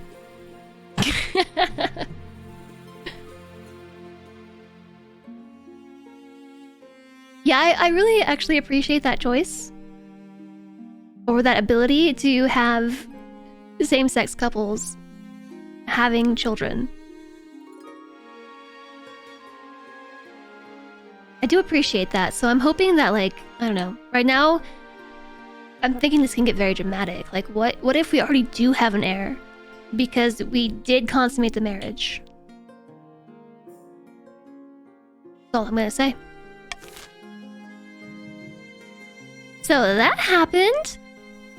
That was my Saturday night. What's going on down in the Barren Land? A theft. This is Baron, your big Aniki. Aniki. Aniki. Hi, Belanier. How's it going? Welcome in. Hunger Games style air picking contest. You're turning this into Crusader Kings. Your Highness, this is an outrage. I demand justice. Clearly, this is not about the whole Reed thing, but, you know, one cannot be sure. Last week, Lord Patrician George Mallory shook my hand as a supposed show of reconciliation and stole my family's lucky ring in the process. Wow, George. Lord Patrician George Mallory's on the scene? Depths below. Nonsense. Rummage through your drawers, and I'm sure you'll find it. My liege, a feud has stood between our families for centuries. George Mallory's ancestor left my ancestor penniless after a cutthroat dice game. Please, being a bad gambler is hardly a grievance. Enough! I know George Mallory stole my priceless ring. It brings the March great luck and bounty, and my dear nephew is to wear it when he marries. The screen's bright. How should the council handle the accusation that George Mallory stole the Marcher ring? Ooh, I've got a new law of the land, everybody. Baron, your big older brother, yes. Yeah, the character designs are really nice. I like them too. Okay, so send... Oh, alright. This is happening in the Baron's territory, so if we understand correctly, these outcomes affect the Barons, right? Just the Barons. So we can send the Chancellor to the coast to investigate, potentially raising or lowering defiance. Arrest Lord Patrician George Mallory immediately to increase authority and raise or lower defiance. Leave the squabbling nobles to deal with the whole situation themselves. Reducing stability. No, we can't do that.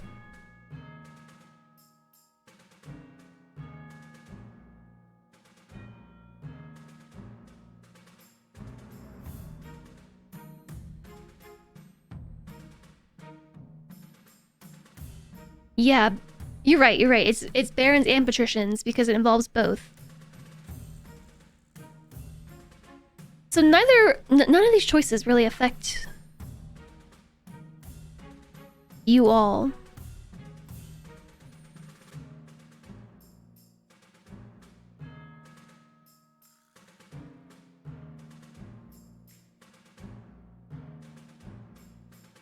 Can't choose. I can't choose if I want to do the golden choice or veto. One faction goes up and one faction goes down. Yeah, okay. Yeah, so patricians, if we arrest George, defiance goes up.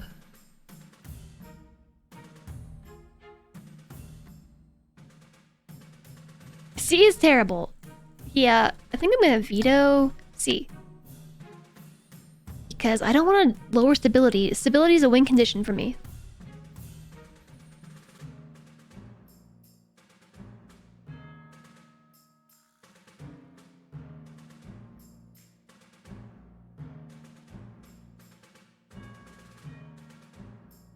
I mean, it's not...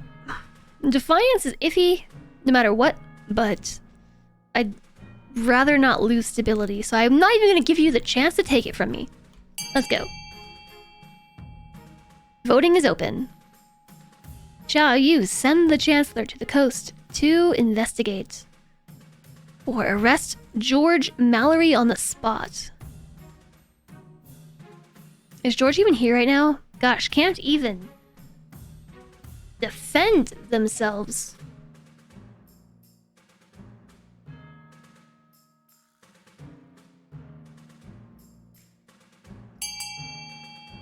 Yeah, well, I mean, everyone did go A. Alright, it's pretty strongly in favor of option A. The A vote is strong. The A is strong with this one. You don't see the stream currently. Investigation was A. Oh, you can't hear me, can you? Alright, continue.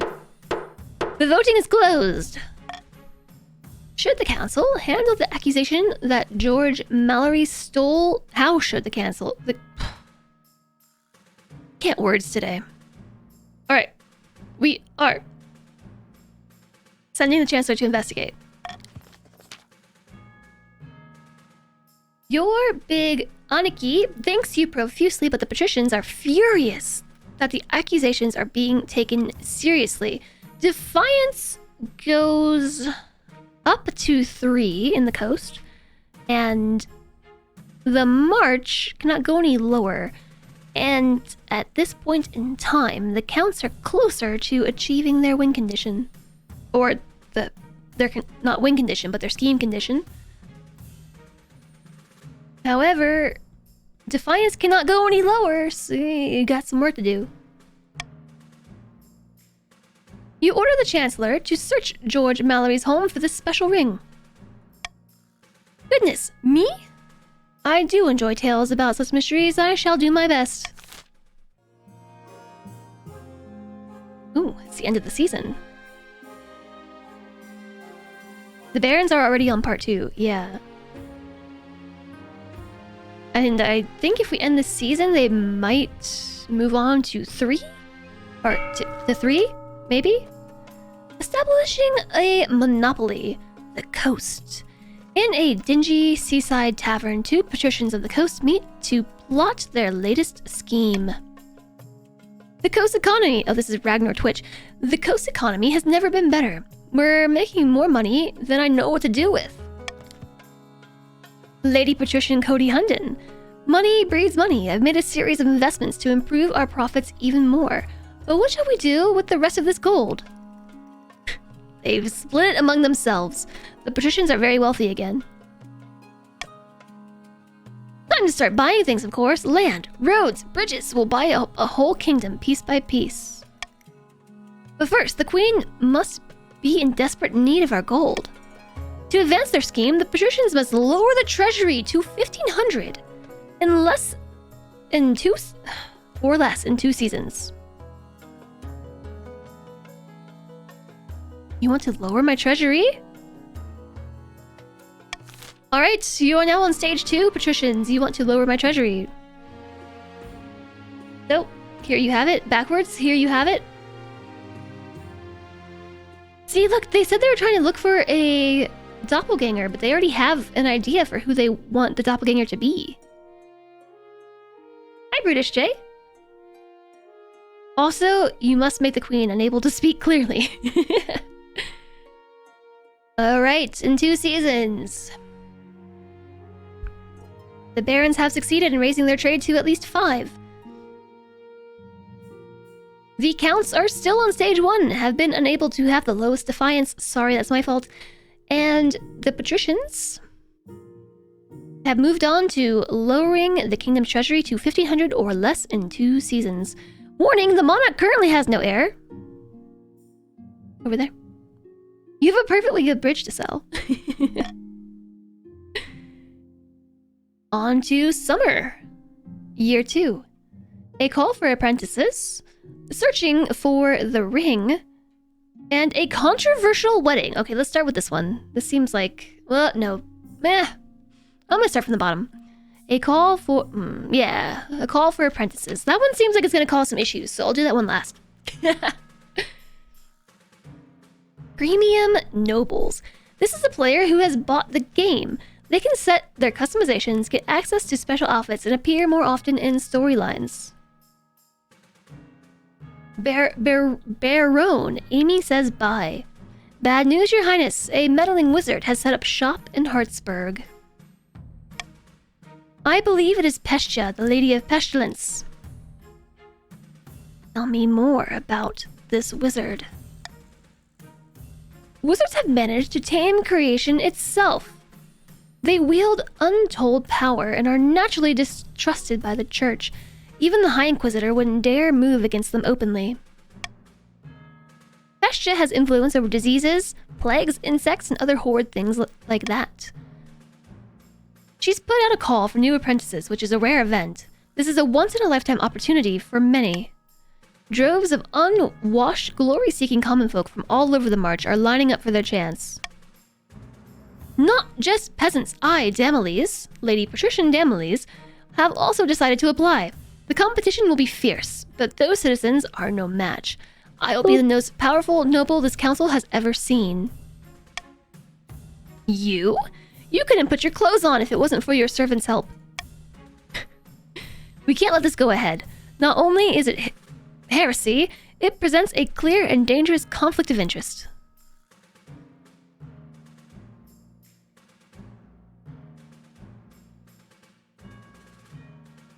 Yeah, how? Wizards only answer to themselves. Their power is unmatched, such that an entire kingdom cannot stand against them. Even an apprentice on the council would be disastrous. Lady Patrician Damalis could use magic to interfere with votes, or you for that matter. Then we shall assemble the council.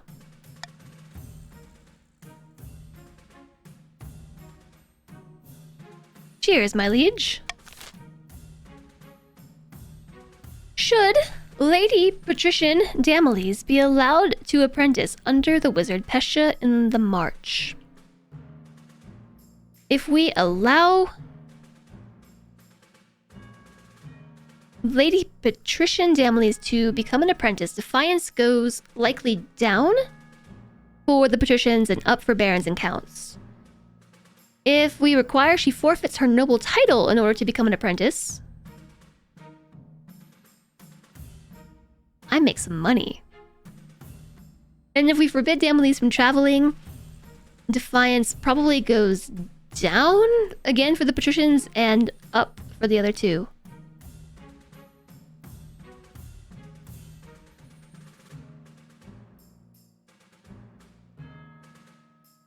March is red, yeah. Barons of the March, Counts of the East, and Patricians of the Coast. Listen up. I shall use the golden choice option this time around. If you choose my preference, you will have 500 gold added to your personal wealth. Okay? I am requiring that she forfeit her noble title in order to become an apprentice. So, Damalis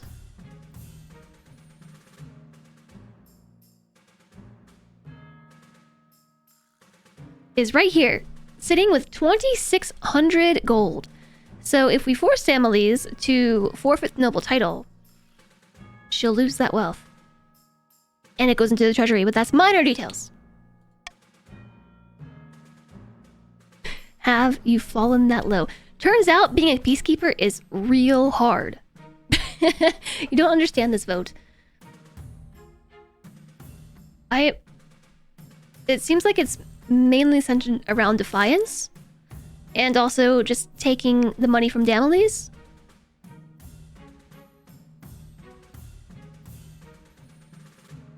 You don't need money, you need patricians to be defiant. So see, I need money though. The patricians want me to fall below 1,500 gold. So do not forget, the patricians' stage condition is to reduce my treasury to 1,500 gold or less in like 2 seasons. So if something comes up that requires me to spend money, they could get their second check. So yeah, it's vote B to avoid the patrician win condition, or C to avoid the count's win condition. So, you know, there you go. Oh, look who's back. It's Emmy, but you're in the way, Emmy. Beep, beep, beep.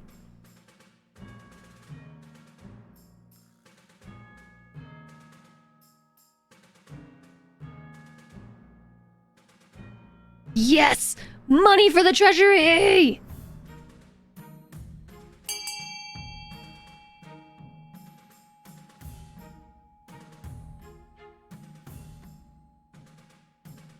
I like it. I like it a lot. The royal treasury must be padded.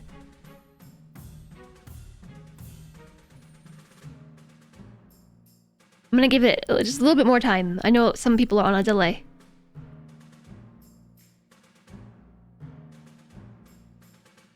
Alright. 21 votes for padding my wallet. Sorry, not sorry. 21 nobles have voted for requiring that Damley's forfeit the noble title in order to become an apprentice. I suppose that is an acceptable compromise. Damley's begins her journey to Hartsburg immediately. Lady Patrician Damley's wealth has decreased to 0, but the treasury's gone up to 4750. Woo! We're gonna have all the parties in this kingdom.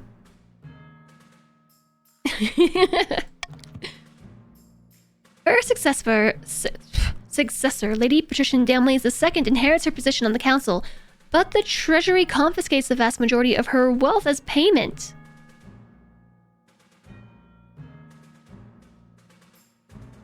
Wait. She died? That wasn't part of the vote.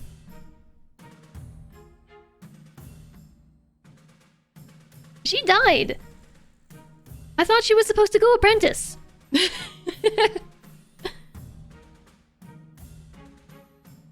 At first you were upset. I was stemming your attempts, but now you support me fully. Look, it's hard being a peacekeeper. It was a hard test, apparently. Yeah, apparently becoming an apprentice is a life or death thing. She died of stress from wealth confiscation.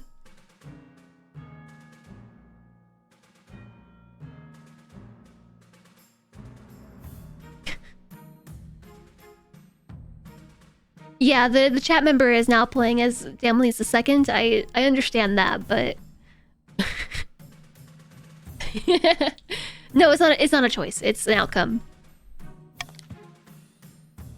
Ashta's presence in Hartburg attracts all sorts of visitors, though the power of her latent magic starts to wilt crops miles around. The March's farming has fallen from 5 to 4, and their trade is now prosperous.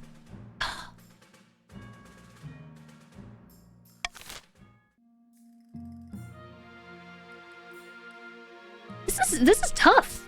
It's tough to stop you all from winning.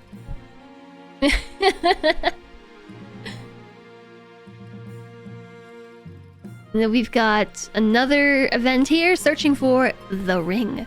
The One Ring.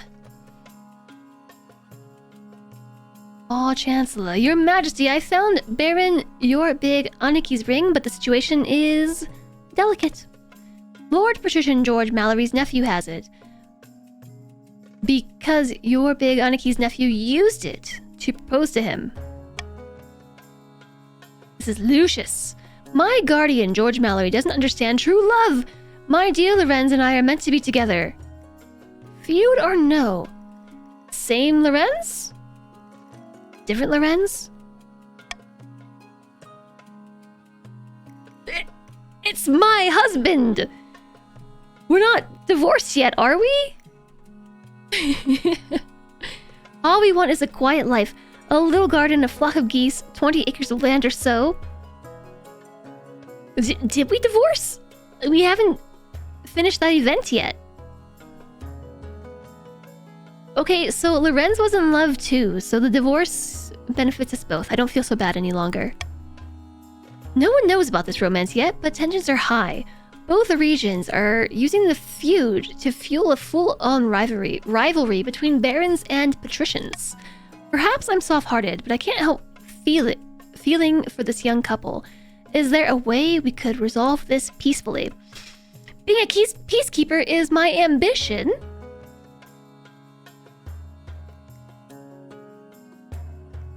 I have the option to publicly bless the union, publicly forbid the romance, provide a dowry to soothe the nobles' feelings on the matter, or quietly advise the couple to break it off. Yeah, these choices are very likely going to benefit the patricians and the barons. I'd imagine if I bless the union, I can't tell whose defiance is going to go up. Is it going to be everyone? Farming will go up, stability will go up. If we forbid it, authority goes up, stability goes down. If we provide a dowry of 1,600 monies, stability goes up and farming goes up.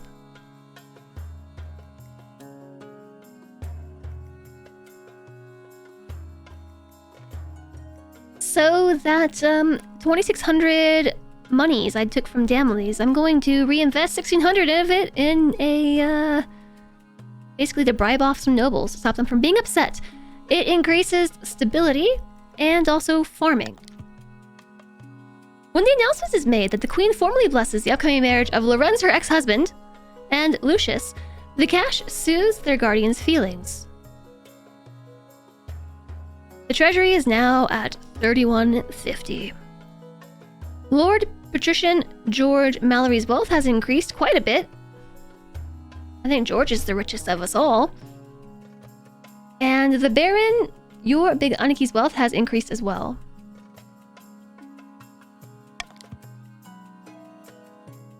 As wedding preparations begin, the story of the love-struck couple catches the imagination of the Marcher peasants who work together to make a huge cornucopia as a wedding gift.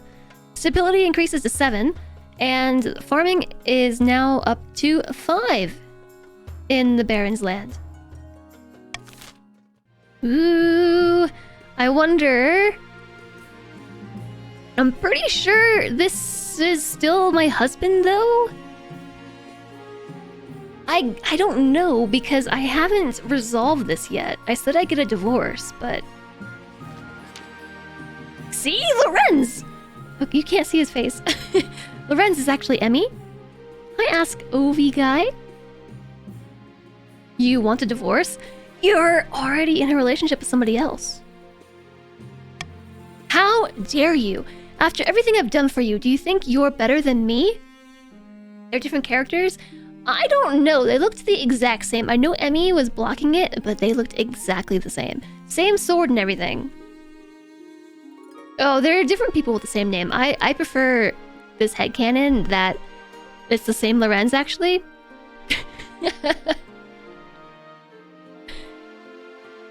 It makes me feel better having, cheated on him and then asked for a divorce.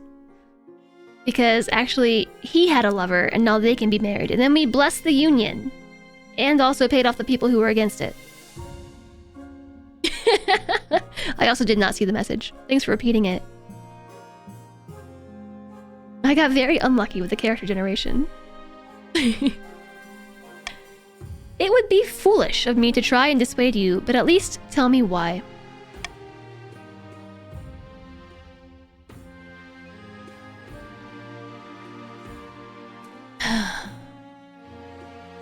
I've come too far. I can't stop being truthful.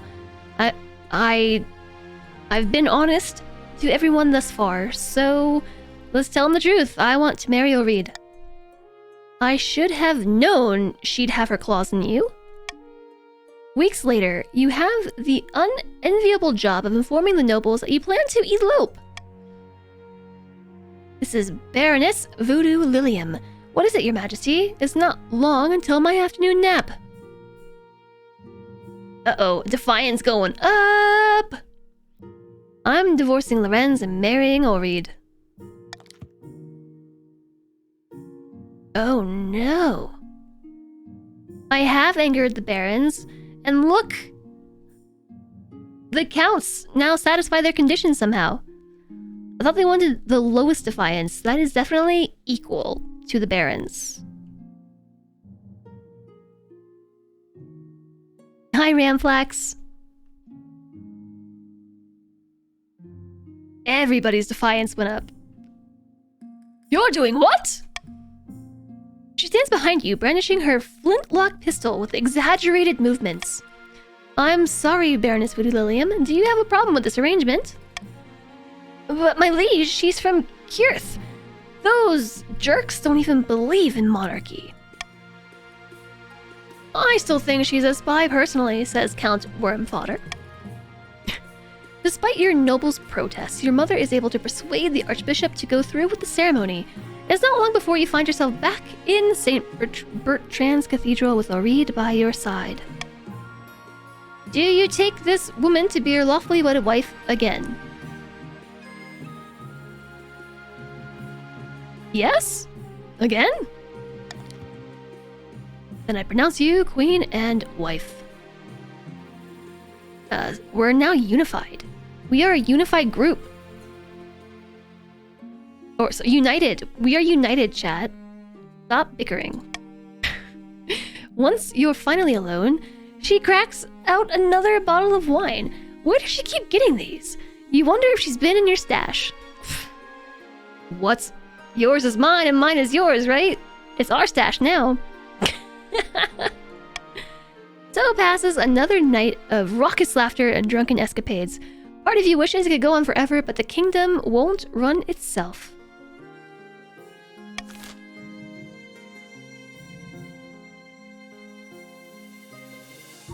Okay, things are getting interesting, that's for sure. Let's end the season. Here's Count Gonburagon once again. You said you had a surprise for me? Count Lemon Ducky! Reporting for duty, indeed. And here it is. Behold. Your Grace, what are you doing here at such an hour? I'm sorry, I hope you didn't overhear any... Ah, quit babbling, you blowhard. Is this a bad word? This isn't the queen, it's a peasant who's the queen's spitting image. Blood and stars and just in time. The spy master trusts us, and we can move to the next phase. Kidnapping the queen and putting this fool in her place. How do we manage that? We need the kingdom in utter chaos. Bad enough that the queen's abduction can slip past unnoticed. For the next stage of their scheme, the counts must lower stability to 4 or less in 4 seasons. Okay, it's just the one who talks loudly.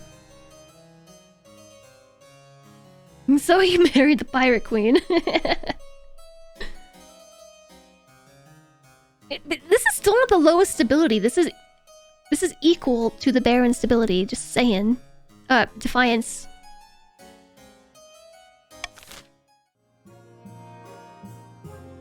Oh, it's time for an auction, everybody. So, if you weren't here for the last one, there are 6 buildings to choose from. Whoa. They all have a different effect.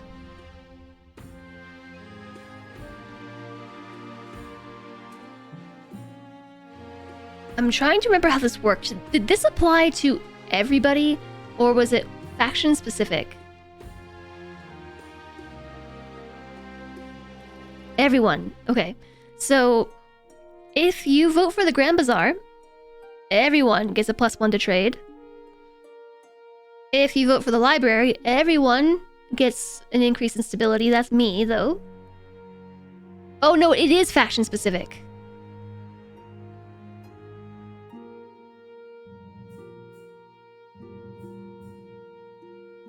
Okay, so it only applies to the faction that it's for. So, okay, never mind. I take it back. If you vote for A, the Grand Bazaar, the Baron's trade shall increase. If you vote for B, the library, stability increases by 1, which the counts want to lower stability, just saying. Option C, the counts will have an increase in faith. Option D, the counts will have a decrease in trade. How is that helpful? If you vote E for aqueducts, patricians have an increase in farming. If you vote F, the theater, patricians have a decrease in... No, the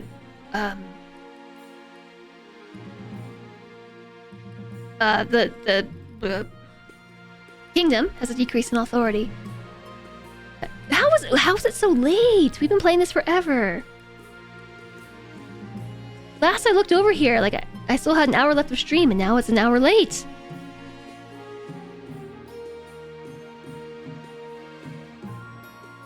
So I was about to say I'm like losing my ability to speak, but checking the time, it makes sense. You just got here. What's this about? We're playing a political party game, Anubis. Welcome in. You can join us if you'd like. You can type !join, and if you want to include your pronouns, you sure can, and then you'll be added to my list of nobles. And there's a lot happening here. So I'm the queen. I have 3 factions beneath me, and they're all trying to overthrow me and have their own goals. And stuff and things. Right now, I need to have an heir and have high stability by the end of the game. The barons want an amount of trade, I can't remember, I think it was 5 or higher. The counts want to reduce stability to something. And the patricians want my treasury to drop to 1,500. So if you want to take part in this auction, you have your list of money. So this is where you can see this in the extension. It'll show you how much money you have to spend. And what you're going to type is !fund. Then you put the letter of your choice. So like if you wanted to vote for A, you would say !fund space A space 5 to spend 5 of your gold on voting for this.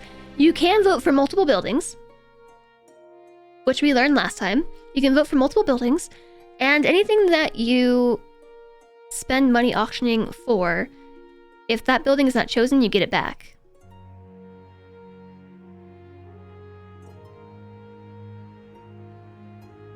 Is that everything? Did we go over the whole thing? I haven't started the auction just yet, and Buzzcat, if you want to join the auction, you have to actually be in the game? To be fair, I've not been keeping track of who's in and who's out.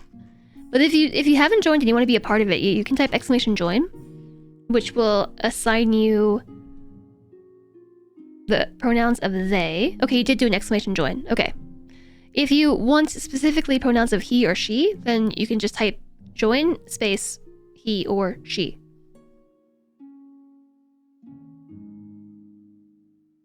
So depending on which faction you're on, either red, purple, or green, these will affect your stats, with the exception of B and D. Nope, sorry, B and F.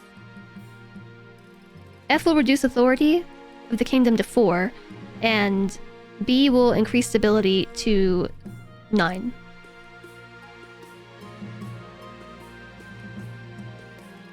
Oh yeah, that's right. Yeah, okay, Buzzcat, your count.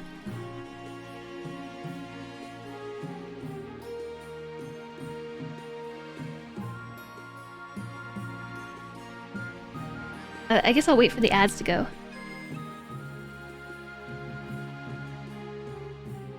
You can discuss your strategy a little longer. You have no idea what's going on. That's okay. What's confusing in particular?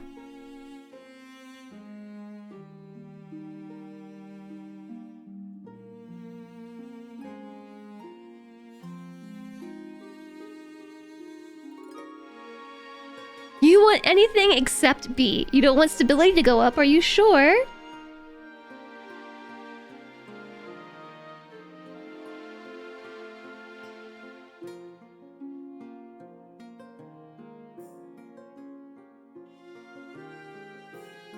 The extension only shows that you can have pronouns, not what team you're with.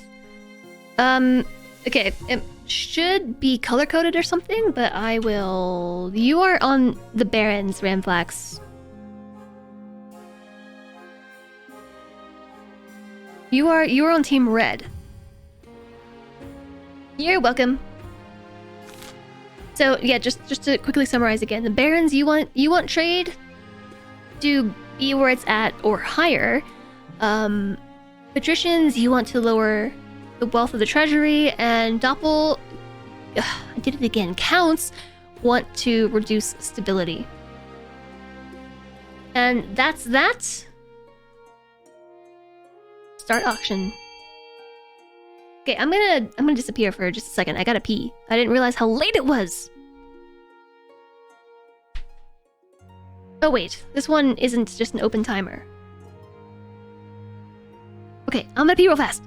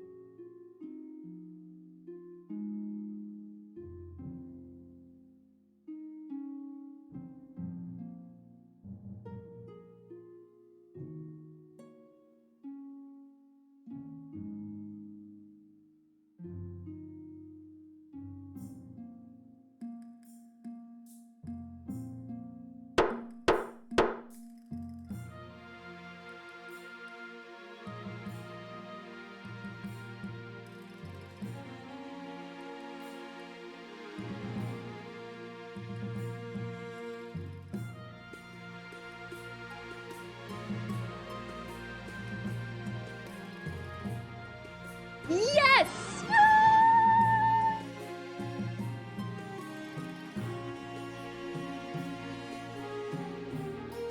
Gasp! Boop. Authority has been lowered. Oh no!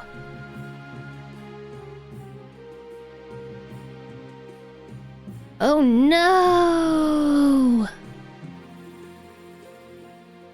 This is bad.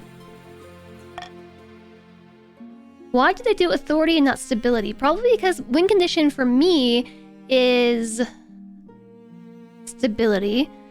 Also, didn't we discuss earlier that a defiance equal to or greater than authority means they can rebel? Maybe I shouldn't tell you that. About your heir. Your marriage to Arid has leaped from strength to strength. What does that mean? Over the past few months, truly you found your soulmate, and every day you count your blessings.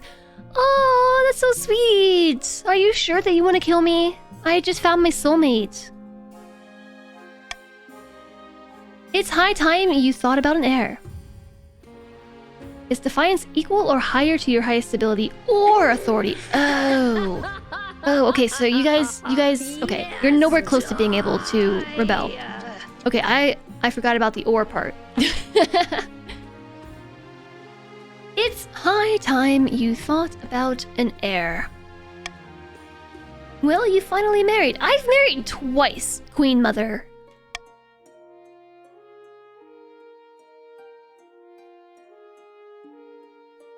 I'm very happy, thank you. I found my soulmate and everything. Like, we really like each other. Your happiness isn't as important as fulfilling the duty to the kingdom, but I'm glad you found a way to have both. Disagreed. A happy ruler is, well, okay. Somewhat disagree. Perhaps a happy ruler is maybe a better ruler of a kingdom. Your fun didn't work? Oh no. You've done well so far, but something's still missing. An heir.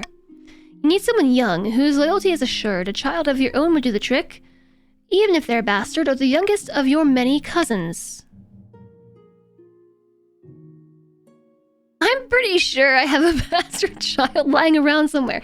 Yeah, I'm pretty sure that I remember that time I got pregnant and had a kid.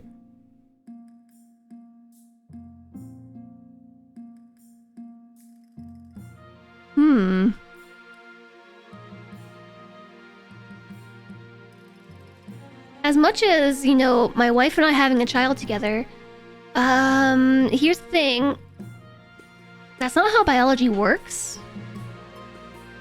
Unless we're talking adoption. Magic, maybe. And option number 2, gotta remember that time that I was pregnant, apparently.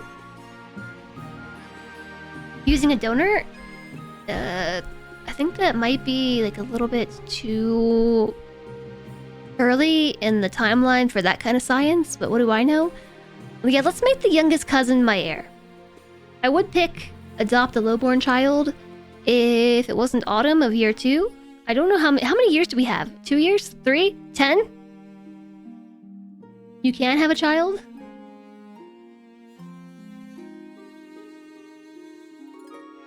I don't see how that works. I mean, magic. My wife and I will have a child together by magic. Ah, the traditional method. No one will object to that. I'll arrange for you both to take a month off from ruling so you can get down to business. The game allows bio children with same-sex couples. That's nice.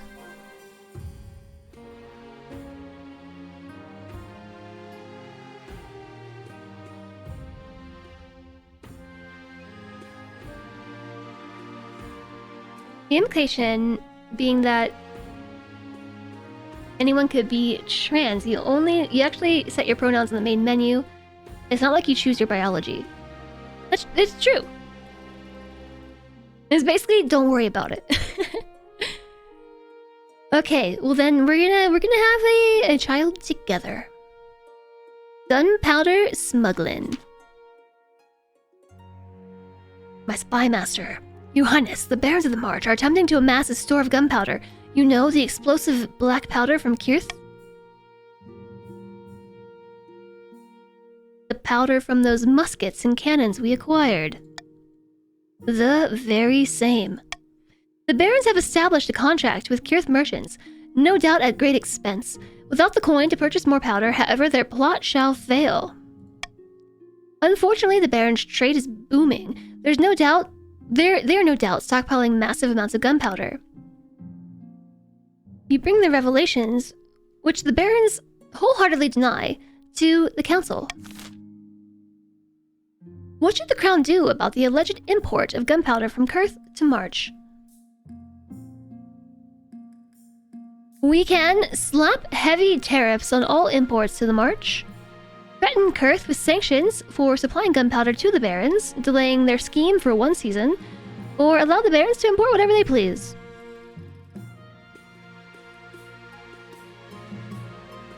Dun dun dun dun dun dun dun.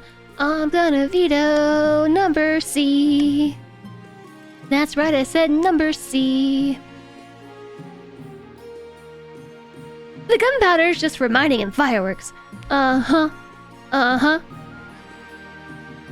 Golden choice? I don't know, you have a lot of money right now. You have a lot of money and I'm just gonna veto. You have choice A or choice B. You can delay the Baron's scheme by 1 season, or you can slap them with heavy tariffs.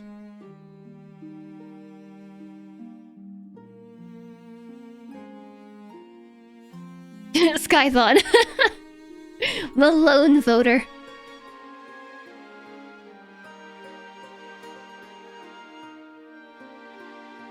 Well, okay, now you have some people voting with you.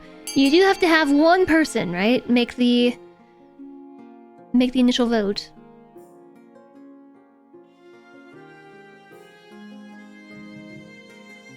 Yeah, why are the Barons voting for themselves to reduce trade? You're hoping the trade doesn't go down by much. Yeah, you only need 5. If it's only a loss of 2, then you'll be okay.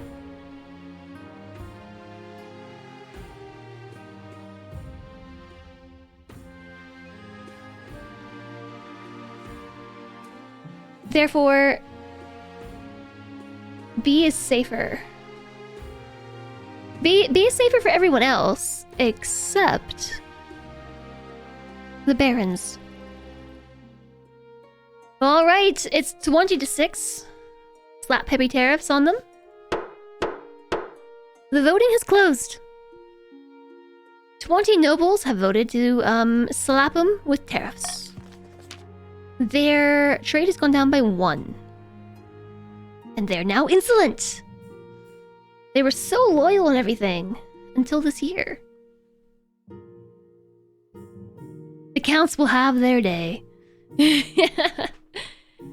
Predictably, the barons roar about unfair treatment and the prejudices of the council, but the tariffs are passed nonetheless.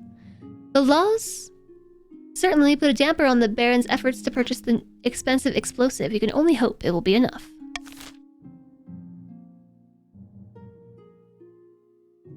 We have one more event in the march, the Happy Couple.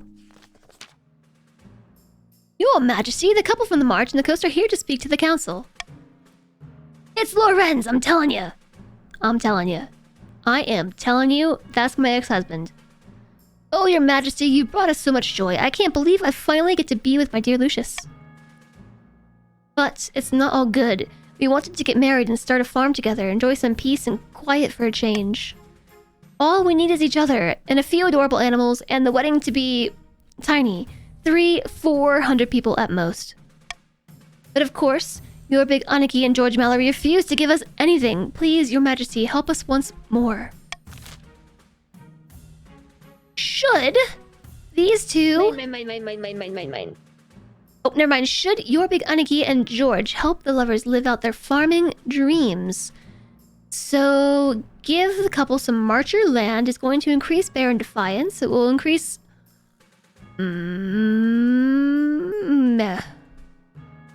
Actually, I'm not sure. Yes, okay, so I think that would be increasing Defiance for Barons, increasing trade for the Barons, and increasing farming for the Barons. George should give the couple some land from the coast. Increasing Defiance, increasing trade, increasing farming for the Patricians. The couple should forge their own path in the east. Who's the east? The east are the counts. I think that would increase Defiance, farming, and wealth? Or those two? This farm idea is silly. They're on their own.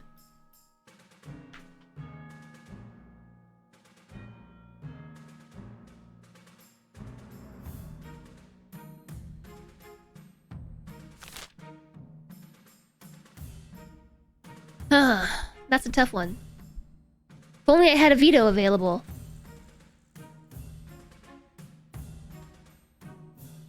Niloy Grisha. Hello there, welcome in.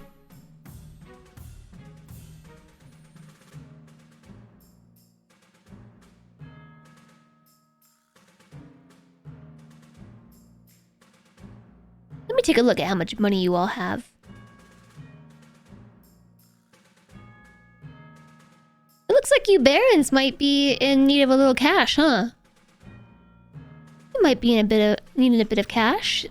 I think that by comparison, the barons are, their coffers look a little bit empty by comparison to the counts and the patricians. So, let's see.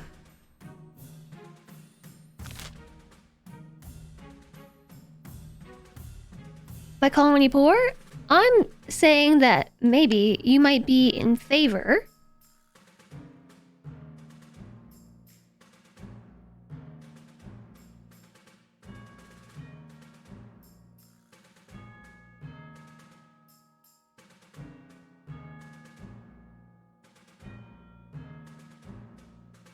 Hard to decide.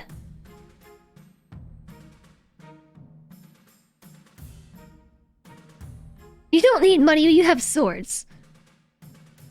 I'm having a hard time telling who this is going to affect.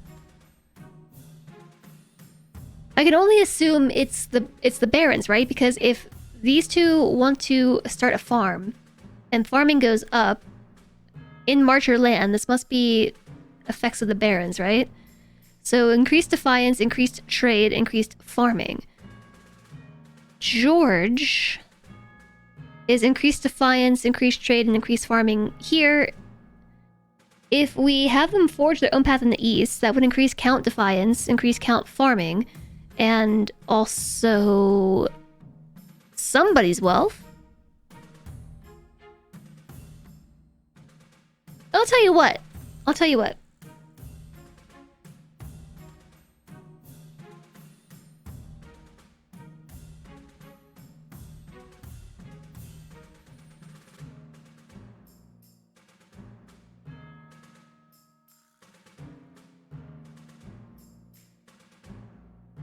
Wow, this is a really tough choice.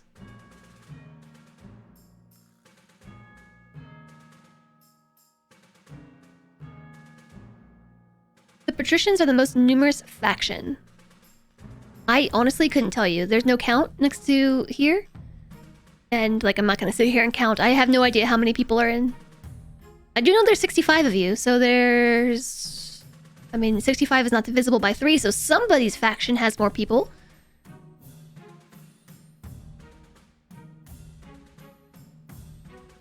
People will go B.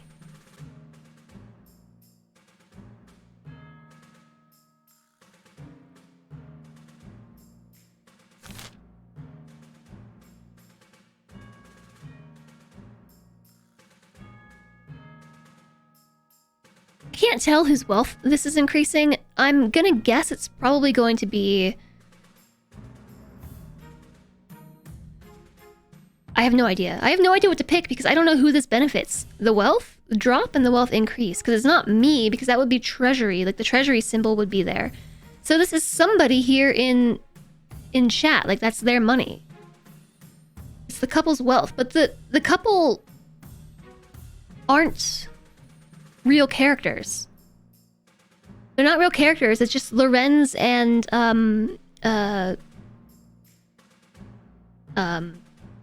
blanking on other person. Lucius, Lorenz and Lucius, who aren't player characters, so it's increasing somebody's wealth. I don't know if it's these two up here, or if it's everybody in the counts.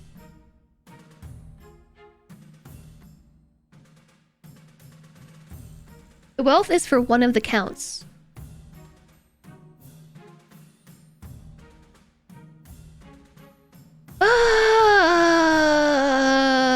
I can't pick.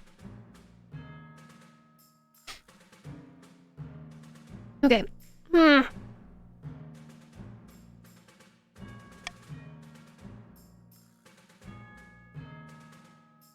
about this?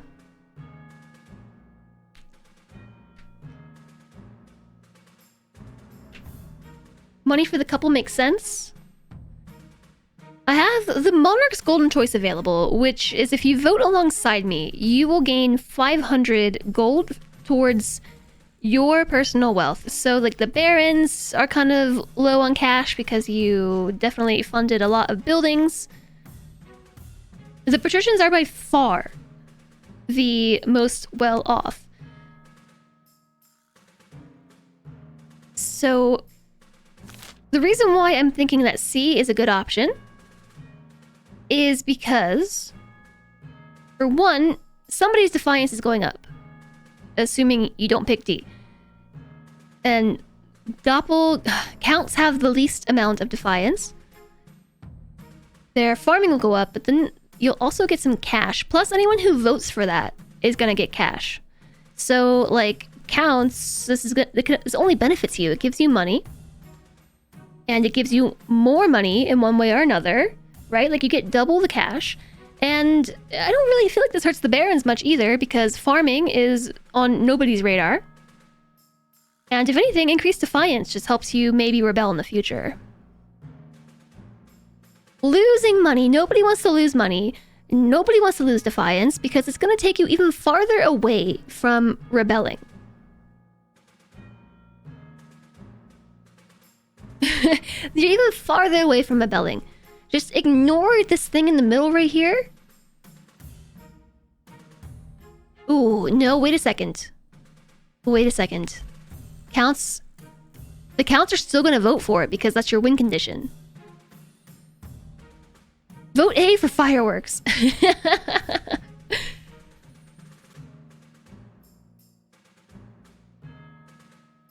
This is tough. Yeah, the cows actually want D though to decrease stability. So in that case, I'm gonna throw in with the barons because this can only help you, barons.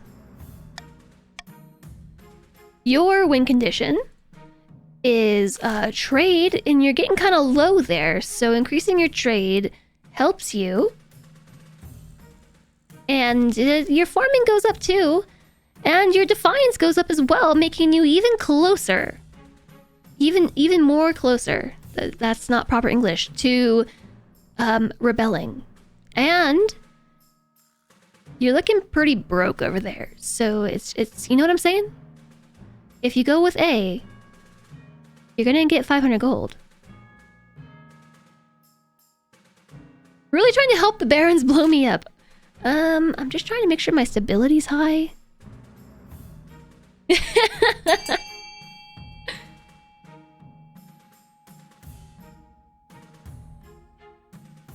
Yeah, see, I'm just trying to offset the votes for D.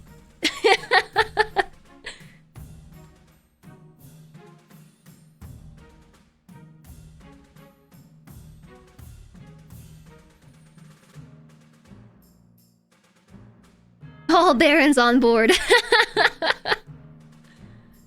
Who's the lone purple who voted for A?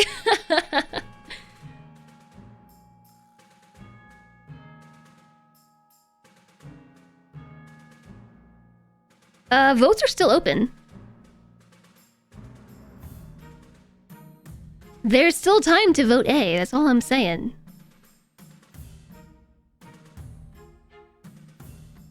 Stop the count!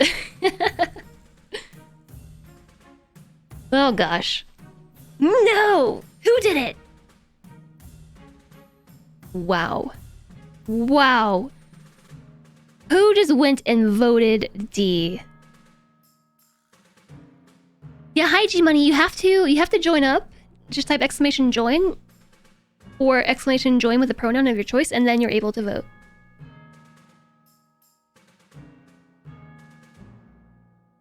Although I don't know where you ended up. You ended up as a count.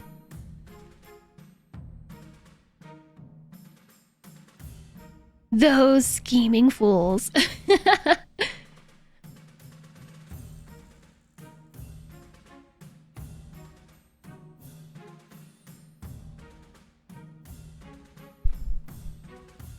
Joining forces stops your assassination. I don't know what happens if it's tied.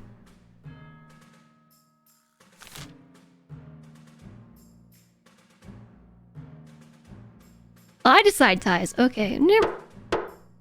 Voting tied at 15. Break the tie by selecting one of these options. Nah. Which counts were the traitors? You'll never know. They're hidden. It's anonymous. Ish. All of the mail-in votes were clearly fake. No, never. All right. The march, despite us working together to make this happen, you're still aggrieved. Defiance has gone up to 5. When your big Anarchy realizes that the council's decision is final, he grudgingly hosts the wedding in his fortress and hands over the desired 30 acres as a gift. The wedding itself is a lavish affair, mostly paid for by the queen's generous dowry, but Lorenz and Lucius don't pay much attention to the festivities. They only have eyes for each other. Aww. Bards soon seize on the story, making it more and more dramatic in every telling and praising your big Anarchy for eventually coming round. The story puts the barons at an advantage at the negotiating table. They are now wealthy once again. Defiance equals independence. Yeah. As for the couple, they live happily enough on the land, and with the help of the lucky ring, Lorenz cultivates a flock of sheep. Oh, no, with the help of the lucky ring, period. Lorenz cultivates a flock of sheep who follow him devotedly wherever he goes. Your farming is now bountiful. Look, see, as your ruler, are you not bountiful? Are you sure you still want to kill me? Are you sure? At the villa on the coast, sitting on a bench outside a sun-bleached villa, two patricians of the coast meet to plot their latest scheme. Lord Patrician Ragnar Twitch, the thrice-cursed queen, is still refusing to sell us any public land. And then Cody Hunden once again. It makes sense. The treasury's flush with coin right now. Patience, my friend. Let's bide our time until the queen's gold runs out. The patrician's aim is still to lower the treasury to 1,500 gold or less. Subway eat you hello. In a distant fortress, somewhere in a dark cellar, a nervous baron is showing his guests a stupendous cache of explosive gunpowder. This is Baron Rock Penguin. Behold! Good gosh, says Baron Alistair. By my life, black gold dust, what are those? Cannons, my good friend, cannons, and muskets too, courtesy of the Republic of Kurth. Much more than we got from Ulreed. They were very happy with our business. The March's military is now terrifying. Now to decide what to do with it all. Once we show our hand, there's no going back. Voting is open. How should the barons use the fabled black powder to take over the kingdom? I didn't know there was going to be a vote. A. Sneak the gunpowder under the palace and blow them all sky high. Goal, raise stability. Put all these cannons and muskets to good use. Goal, raise own military. Okay, so I think this is a baron vote.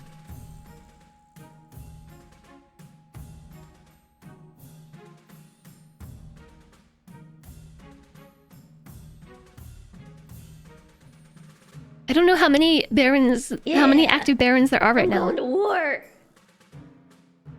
A does put barons directly opposed to counts. It also means you're going to blow me up. Or, you know, you're going to blow me up either way. Alright,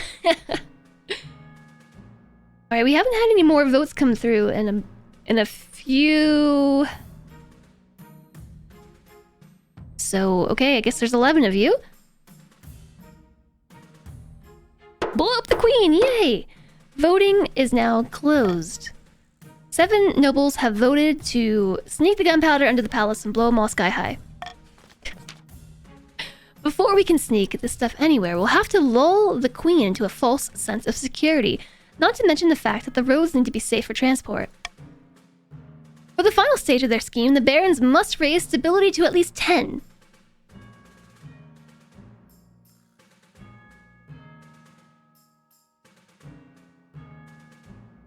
To bring peace to the realm, we must destroy the palace. This is odd, though, because... the endgame, because now we have the same goal.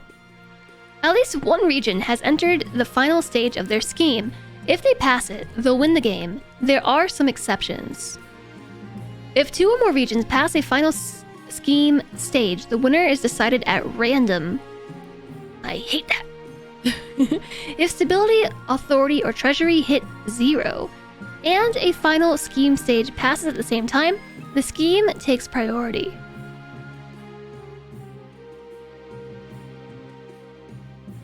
If a rebellion ends with a rebellion win and the final scheme stages passes at the same time, the scheme takes priority. The monarch can only win in ambition events, which will appear after you've acquired an heir. I still don't have an heir! You can take a small tax from the kingdom's commoners or tax one region's nobles. The latter will raise defiance and take personal wealth from the nobles of that region.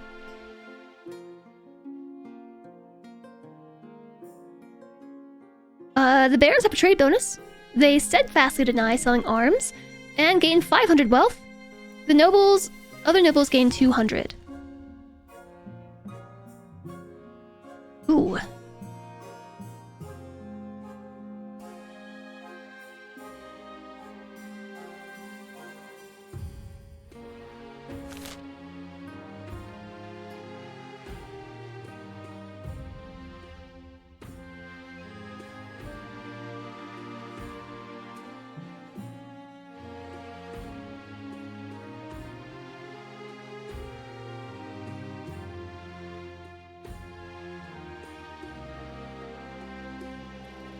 Alright, look.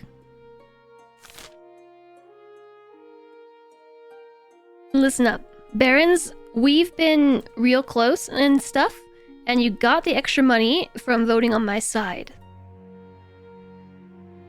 But you're really close to overthrowing me.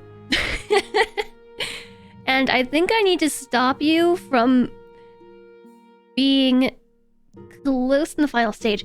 However, by taxing you, you still have a net wealth of plus 100. Okay? You might be able to rebel, but your win condition is to raise stability. So I'll raise your defiance, but you can't win if you don't raise stability. And stability is the stat that your defiance is vying against. So by rebelling against me, you're actively working against your own win.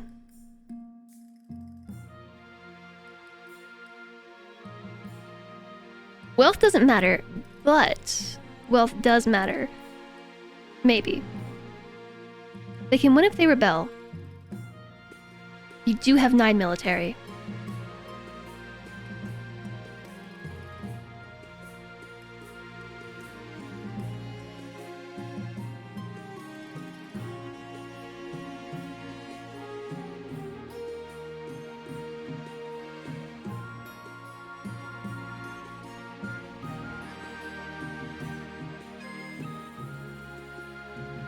So here's where I'm at right now, okay? I'll tell you what I'm thinking. So I could keep this to myself, but for the sake of transparency and being a peacekeeper and honest queen, blah, blah, blah, barons, we're on the same page with raising stability. However, I do know that you want to blow me up. So I can only be on the same page with you to a point. Like, we're allies for now. Except you still want to blow me up. Only one can win at the end. So by taking the money, you still end up with a, for those of you who voted on my side, you end up with a plus 100 surplus, so it's not the worst thing. Your defiance will go up by 1, but you still need a defiance of at least 8 to start a rebellion, I think. And to be able to even do that, you have to reduce my stability, which actively works against your win condition. When it comes to the Counts of the East, they want to reduce stability. That's like the only thing they want to do, is drop my stability. So if I were to take money from them, it's just salt in the wound and more fuel for you to try and drop stability, right? Raising defiance at this point doesn't matter. Or, well, I mean, it does matter, but as far as win conditions are concerned, it doesn't matter. But that's just like taking money from the counts. I don't know. It's like salt in the wound, and it gives them more reason to be angry and try to lower stability, which they already have that reason. Or, I mean, that might be a good enough reason to take the money so they can't use it against me.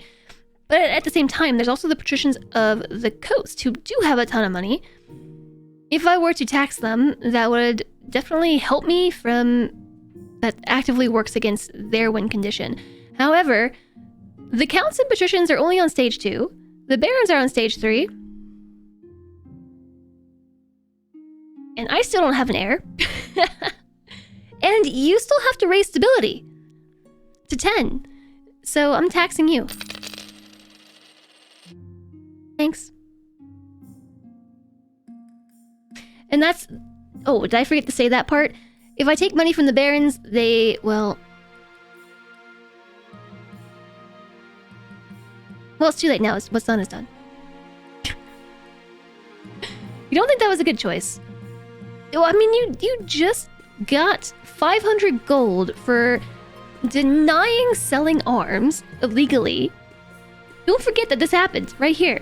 You got 500 gold for voting alongside me, and you got another 500 gold for smuggling weapons and trying to plan to blow me up.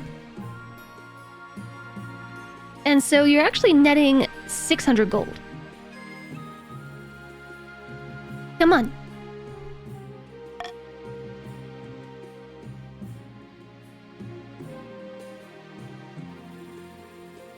You maybe could switch strategy.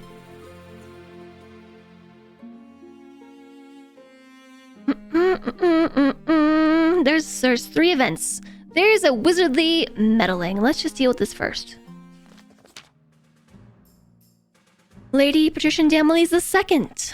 Depths below, how many times do I have to tell you she's not my responsibility anymore?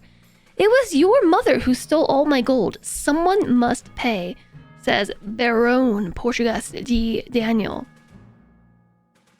Baron Portugas de Daniel's wealth has decreased to 1350. Your money. I had nothing to do with this.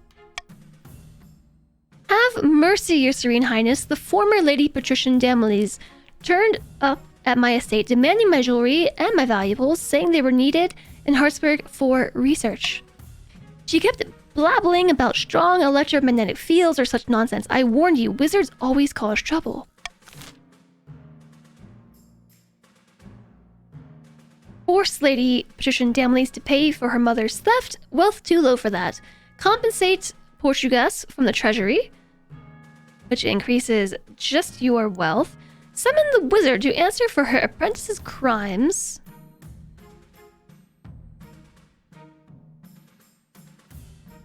Or deal with it.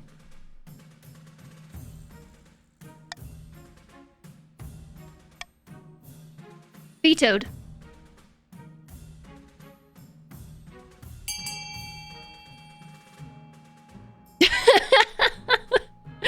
Vetoed.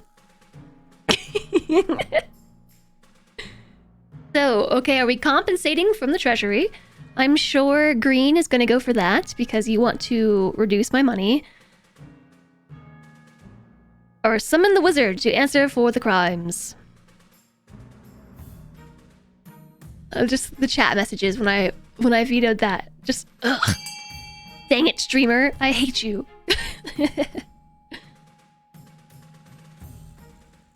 Okay. C makes the most sense for you. I don't even know what C is gonna do. This will be fun. Let's see what happens. Voting has closed. What should be done about Wizard Pestia and her new apprentice Damley's shaking people down? Summon the wizard to answer for her apprentice's crimes. You sent out summoners, but received no answer. Either Pestia thinks you are not a threat, or that you simply are not worth her time. In the meantime...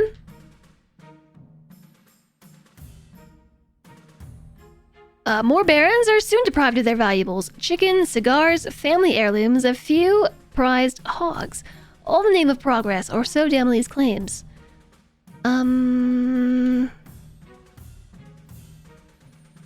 are now furious?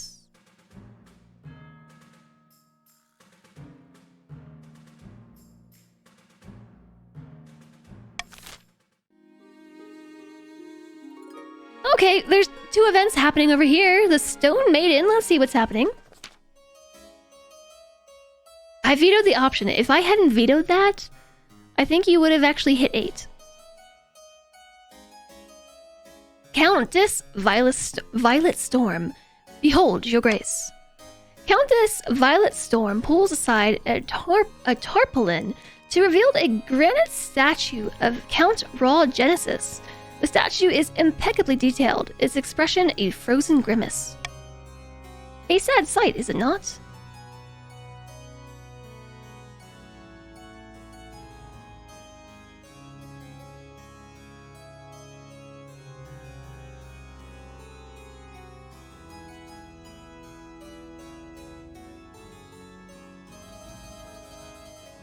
Hmm. Who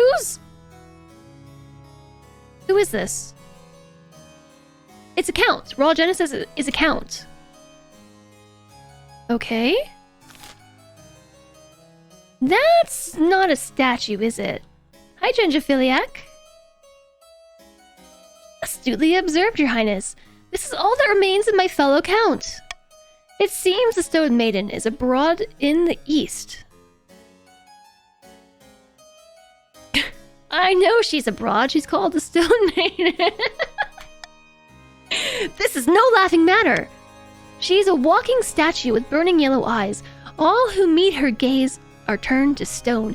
She sleeps for years at a time before walking and terrorizing the kingdom. She must have ambushed Count Raw Genesis on his latest walk in the cemetery. Please, Your Majesty, we must do something. A challenge. Some choices have uncertain outcomes called challenges. These can either be random or based on a stat. Their percentage shows the chance of success. Oh, hire a wizard to take care of this. That puts me in the danger zone. Send an army to smash this thing to rubble.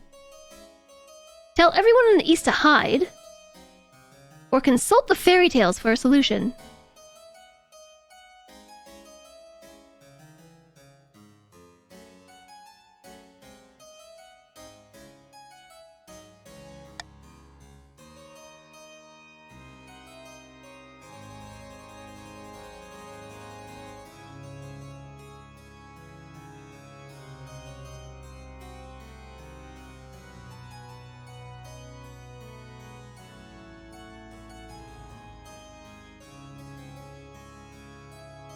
A has the most certainty for effect. Clearly, we need to hide.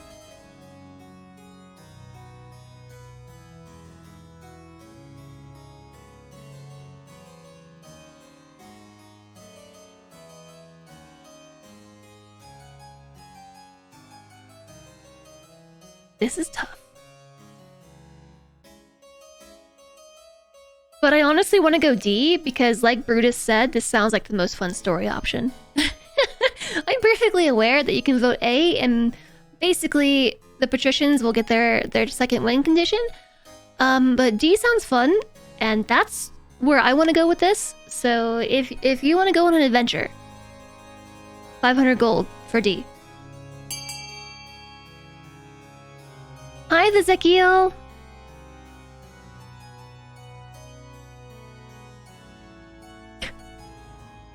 Wow, we all want to consult fairy tales! Yay! I'm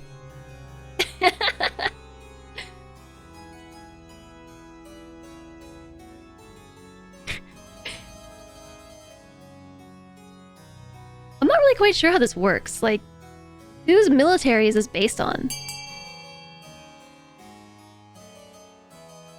Where are the patricians? It could be that people are going to bed. It's getting very late. You really want to see where this goes. I know, me too.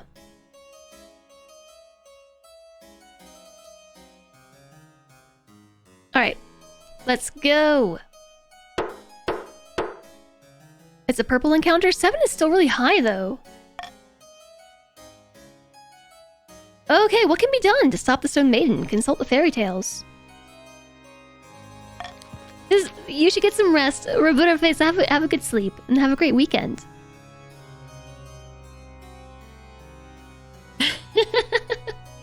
And you too, J-Sog. Have a good Friday. Have a great weekend. I know it is getting late. We gotta, like, hurry this up.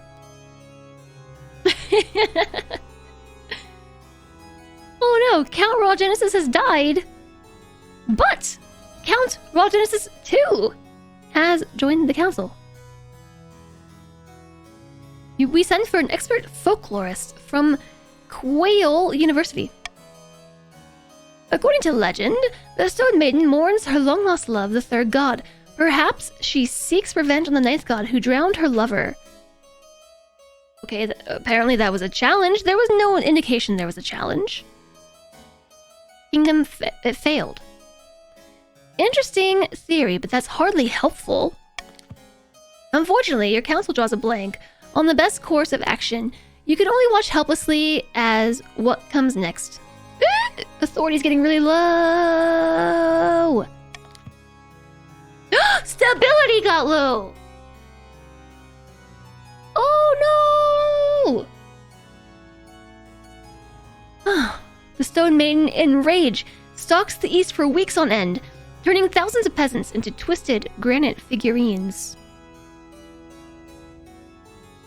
Oh no, secret challenge. At long last, she retreats deep into her lair underground and falls asleep once more. On the bright side, the council have plenty of all the realistic statues to sell. Trade is now prosperous. For the counts. My poor stability, I was so proud of it. There's one more event in the east. Tithe trouble. You went from 19 to 2700. Tried to cut corners, and now you find out I just wanted to see what happened. Your Highness, I've come to submit a complaint about the Counts of the East. Lately, they've been neglecting their tithes. I'm not a debt collector. How dare they forget their duty to the church? I'm not a debt collector. Who do you think the common folk will blame if the church starts failing? Me? No, Your Highness, they'll blame you alone. Especially if I tell my priest to spread the word you refuse to help a holy man in need. Go away, you irritating old fart. Reduced faith, reduced defiance, reduced stability, reduced authority. That seems like the best possible option. Pretty sure if authority hits 0, I lose. The worst offender is Count Klar. He hasn't paid his tithe in years. Is it tithe? Tis? I don't know. I want an example made of him. What should be done about the counts refusing to pay the church? We can... Am I supposed to do something today? No, we're good. What should be done? Order the counts to pay their tithes. Their tithes in full. Defiance goes up, wealth goes down, faith goes up. Toss Count Klar in the dungeon. As an example to the rest. Increased stability, decreased wealth, increased faith. The counts should be exempt from paying tithes. It's wishy-washy on defiance there. I'm gonna guess it lowers defiance for the counts, raises it for everybody else. Lowers stability, lowers authority. How is veto still on cooldown?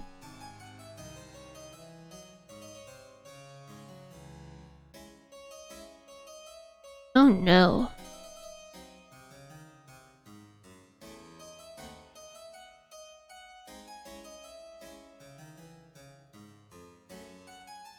I think if you guys vote C or D, the game might be over.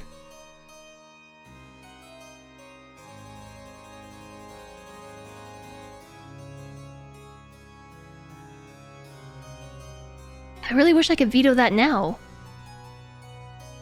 All I can say is that the dungeon is really nice. It's very similar to the Pungeon, and that's where we keep all the cookies. So I think that Klar would like it there. I think so.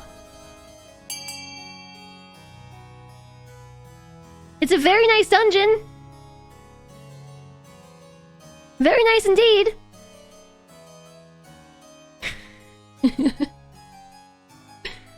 You know you don't want the game to be over, because if the game's over, the stream's over. You want the stream to go on forever.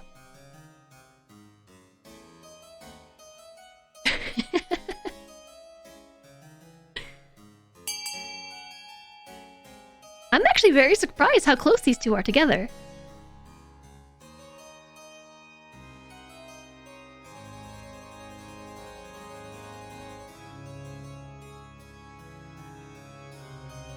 Silly Barons went C? Oh, yeah. That actually works against Barons. Because you're going for a rebellion.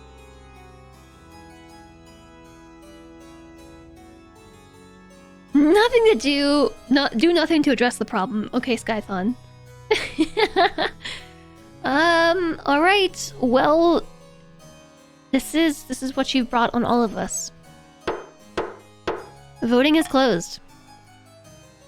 17 nobles vote that counts should be exempt. How exquisite.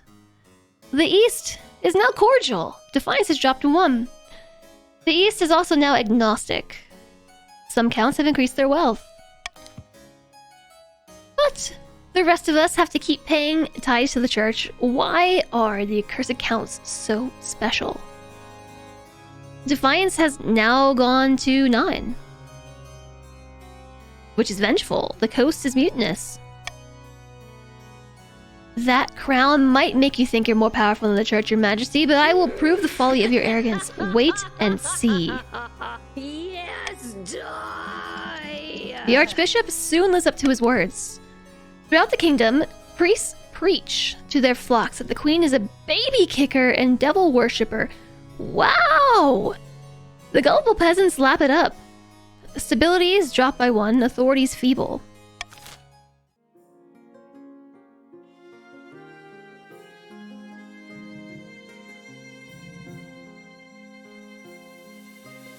You've brought this on yourselves.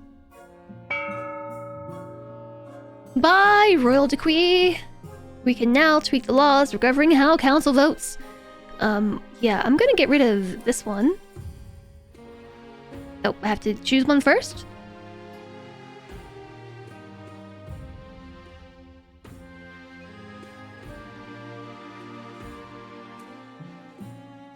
A royal gamble.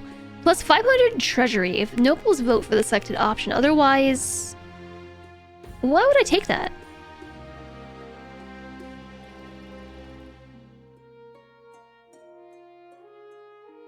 Yeah, anonymous is nice too, except I gotta see if I can save myself from this impending doom. So I guess I'll adopt swing votes. How am I supposed to choose a law to get rid of? Please choose one to replace.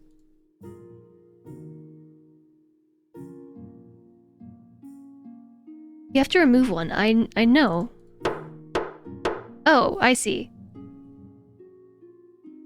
I keep canceling. Well, that doesn't seem very intuitive. I got it. Continue to the rebellion report. One or more regions are able to rebel as their defiance stat is higher than both authority and stability. If the rebels get more victory points than the loyalists, they will win the game. If the loyalists get more victory points than rebels, they'll put down the rebellion and continue the game. If multiple regions rebel and win, a vote between the 2 rebelling regions with the highest stat will determine the successor. Important, rebelling regions have their schemes paused. Okay, so let's see. If rebels receive more victory points than the loyalists, they will win. If the loyalists receive more victory points than rebels, the rebellion is quashed and the game continues. If multiple rebellions win, a vote between the 2 rebelling regions with the highest stat will determine the successor.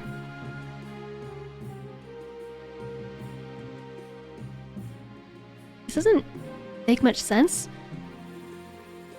Oh, as in if there's 3 regions, only the 2 get to vote? Schemes are paused. Regions with a high military stat are more likely to overthrow the monarch with a rebellion. If stability, authority, or treasury hit 0, the rebels win the civil war. Defiance is too high, and one or more regions is considered rebellious. Rebelling will stop the region from advancing their scheme, and they cannot be taxed or take part in votes.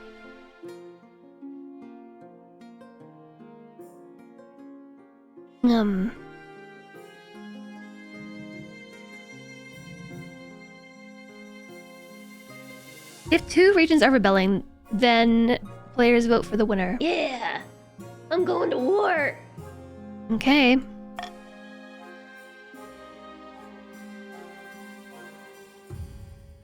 Six votes needed to start a rebellion. There's like 73 nobles up in here.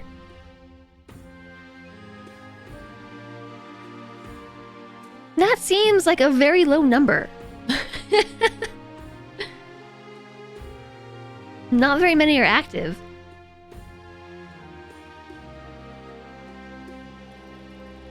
Disagree.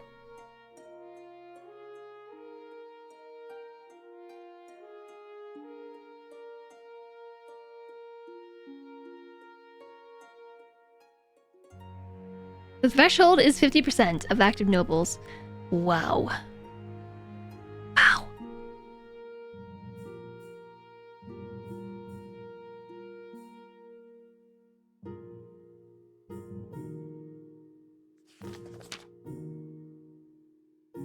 Losing relevance. This morning, you'll be cutting the ribbon on the new library and then giving a speech. At the gardening festival, I've prepared some inoffensive jokes about flowers for you. Hang on, isn't there a council meeting today? Why, yes, Your Majesty, but the nobles told me you weren't attending council meetings anymore. They said you were happy to let them decide the matters of the state.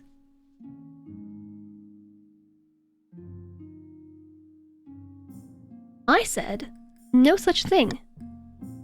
Oh dear, quick, let's head to the council hall. We might catch them before the session begins. This is Ramflax. Oh, Your Majesty, forgive me for not bowing. We didn't expect to see you here today. What is the meaning of this? Don't take offense, Your Majesty. We thought you'd be relieved to have the reins of power taken from you. I could just give up. I could just give up right now.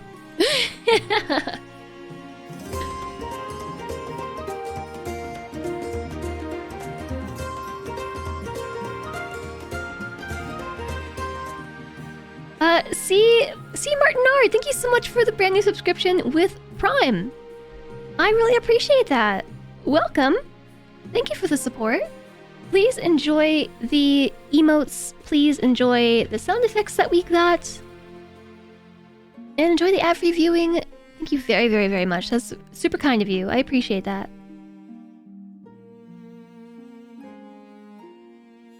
Be tough and regain my authority. I am your queen! By the 9th, my liege, anyone can see that you're not fit to rule. Let us take care of things from now on. Would that be so bad?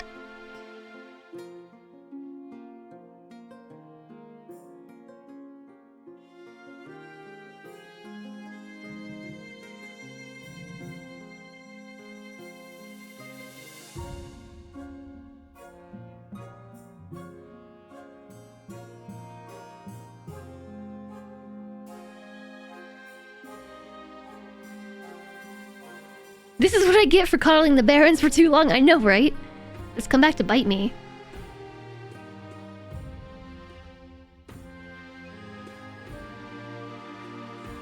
Defiance is 9 the maximum? Is it? I'm waiting for the ads to be over.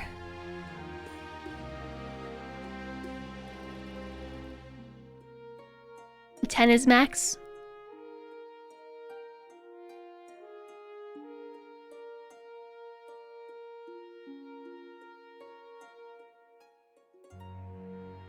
The stream is going on for far longer than I expected. I thought that this would be over.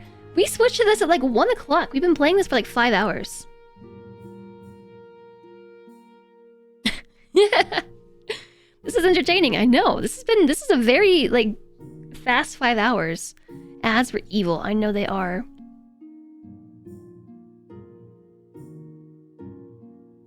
So, welcome back, Ramflax. While you were watching evil ads, I've decided to take your head.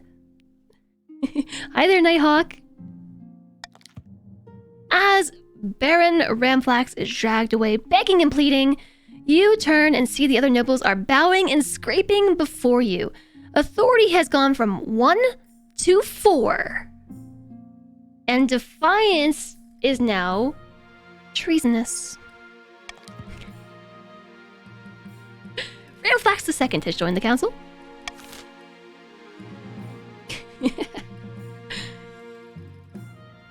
Alright, down on the coast we've got a powerful storm. Noble patrician Askovgai. Ovgai? Ovgai. A terrible storm has struck the coast. Regrettably, many houses have been swept away in the floods, and several of the Navy's ships were lost to the sea. The coast's military has dropped from 6 to 4, and farming is now meager.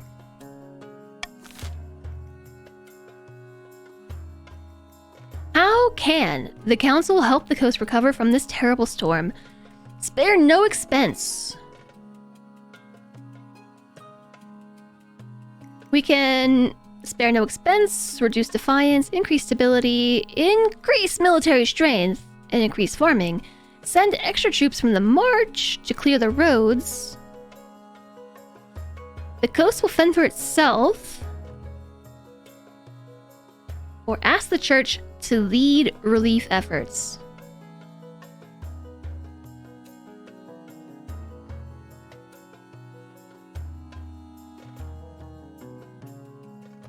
The march is red, yes.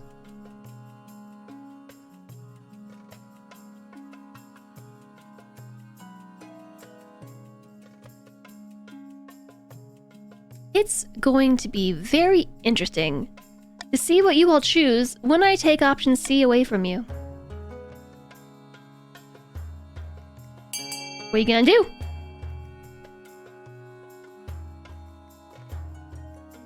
We would lose stability. No, I gain stability.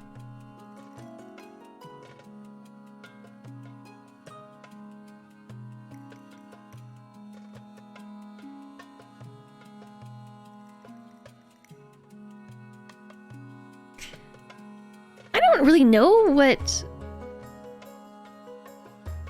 I guess this is based off of the Baron's faith, because the Counts have terrible faith.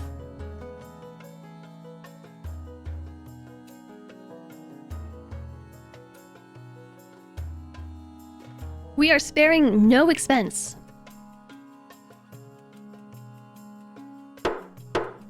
Voting is closed. We had 18 votes for it. Gold flows from your treasury like water from a burst dam. In no time at all, the coast roads have been repaired and its houses rebuilt. And if money could bring back the dead, you'd have done that too. The coast has dropped to 4 defiance. Stability is now civil. The coast military has gone back up to 5 capable, and also your farming has increased to 3.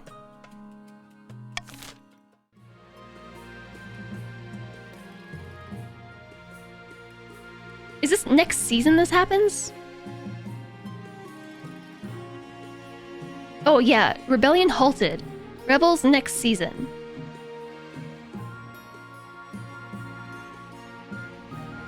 It said rebels can't vote if the rebellion starts. This is the vote to start a rebellion next season. You're starting to think this nation's not worth saving. A new trend. The treasurer. Have we met the treasurer yet? I don't think so. Lord Patrician, the Zekiel is here to see you, Your Majesty. He wants to sell you, a crab. What? It's the latest trend along the coast, Your Majesty. The patricians have started keeping a species of jeweled crab as a fashionable pet. The creatures are so rare that one can now sell for as much as a mansion. Okay. Crab coin.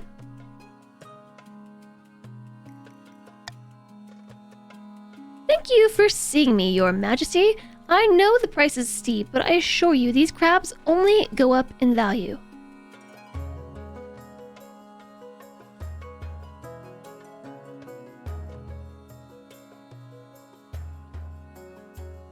I don't know. This is clearly a plot of the patricians to reduce my wealth below 1500. That's clearly what this is. Turn this fool away. Crabs, honestly, what's this kingdom come to? That was actually easier than I expected. I thought there would be some consequence. Alright, end season. I'm getting tired, chat. We have to hurry up. Your Majesty, these upstarts are saying they have a right to your throne. No doubt the nobles are already scheming to crown the region's preferred claimant. The Barons of the March have a goal of raising the kingdom's stability to at least 10. Wait. How did they satisfy this? Stability is 6.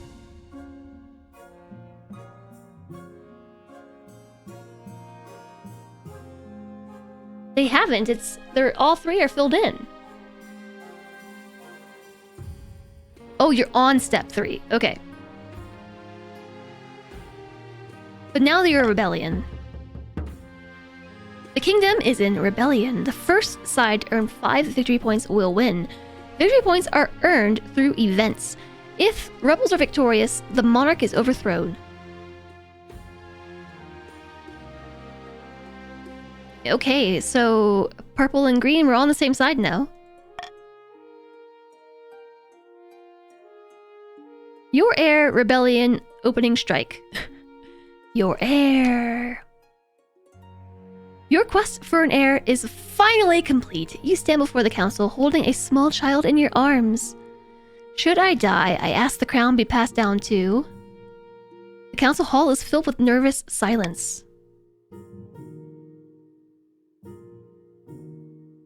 My child.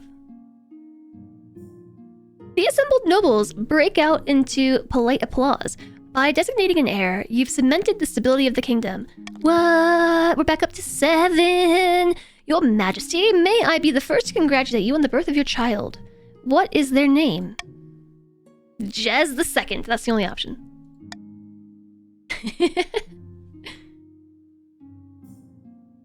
It's now not in your...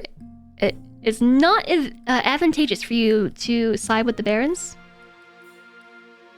Most pleasing, Your Grace. I'm sure little Jazz the Second will grow up to be a Chip-off-field block. You look handsome. Rebellion! At long last, the barons have reached their boiling point. You are confronted in your throne room by Baron Valvenar, their boots stomping mud all over your nice carpet. Come on! I just got that back up to 7. The Barons of the March are sick of your lies and tyranny. I have literally not told a lie. And that's on video. That's been recorded. We'll give you soft city-dwelling jerks a proper kicking. We will be fighting for Kim, the true monarch.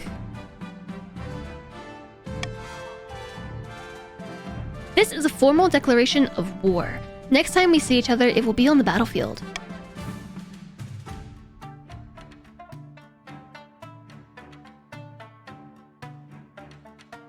I don't know.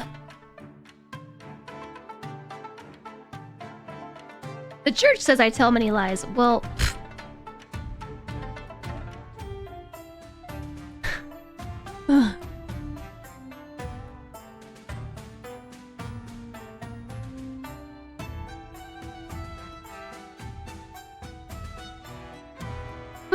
This is a tough one because the counts want my stability to drop. I don't know what it's supposed to drop to.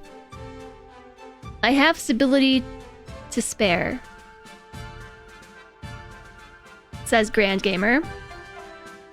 Who's a count? Who wants my stability to drop? I know what you're doing. I see through this.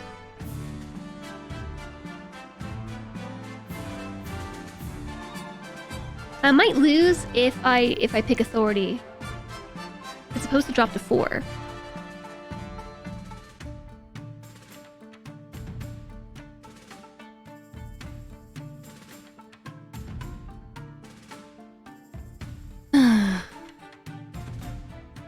The counts are my allies.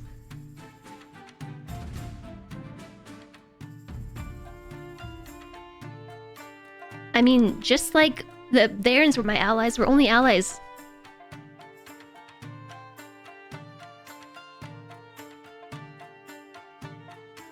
If I tank authority for the counts, maybe... But the counts want my stability to drop.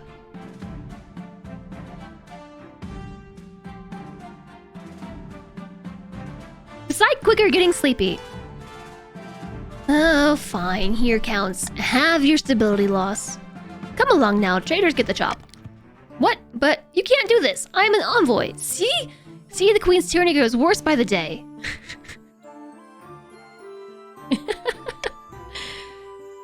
Your watchmen waste no time. Baron Valvenar is dragged into the courtyard and their head is struck from their shoulders. Sorry, Valvenar! I didn't expect them to move so boldly, Your Majesty.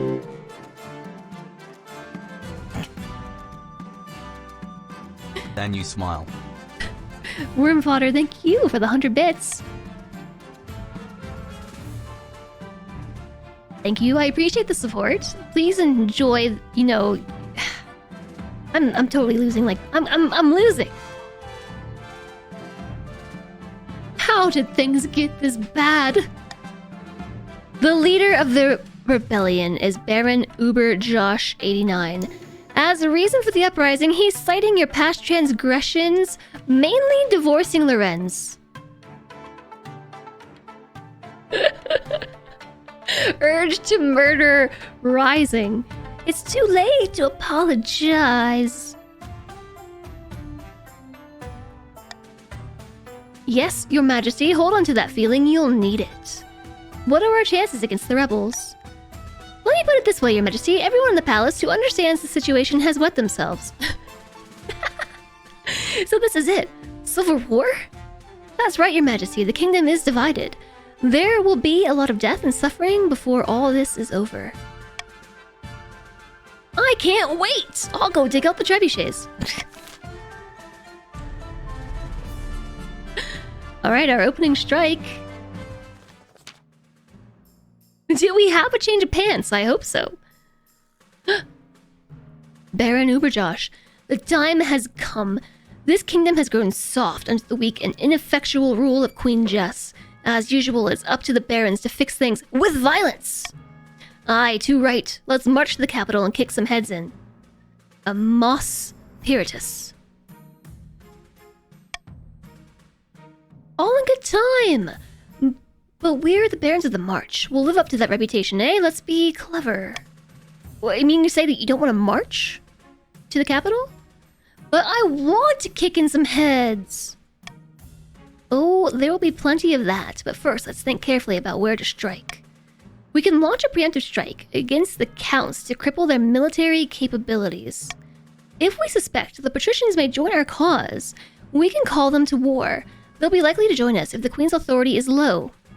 Oh, good thing I dropped stability. We can also call upon the church to condemn the queen. Or, finally, you can send an assassin to nip this in the bud. Ah! Oh no. This is a baron vote.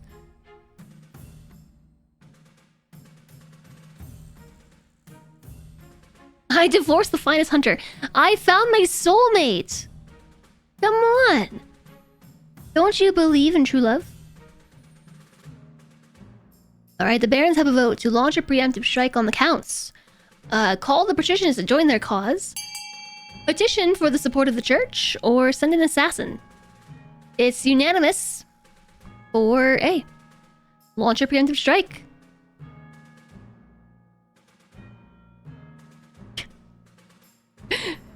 Everyone's turning on each other. This is like PG Game of Thrones. What should be the Barons' opening move in their rebellion? Preemptive strike. The Barons launch a surprise attack on the east, slashing and burning their way across fields and farmlands. They catch a regiment of the Eastern Army unawares and spring an ambush, slaughtering them to a man.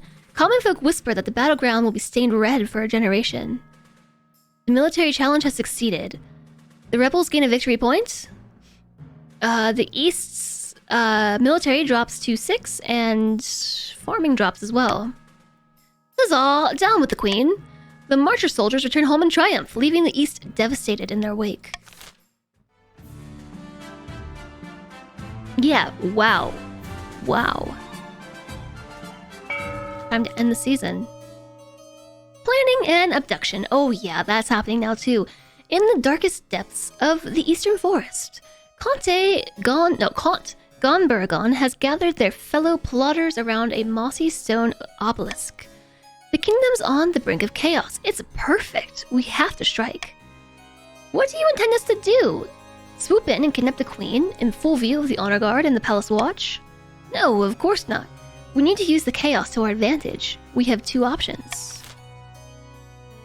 Alright, counts. You can choose to lure the queen to the east to abduct me there. Or manufacture a food crisis and kidnap the queen during the relief efforts.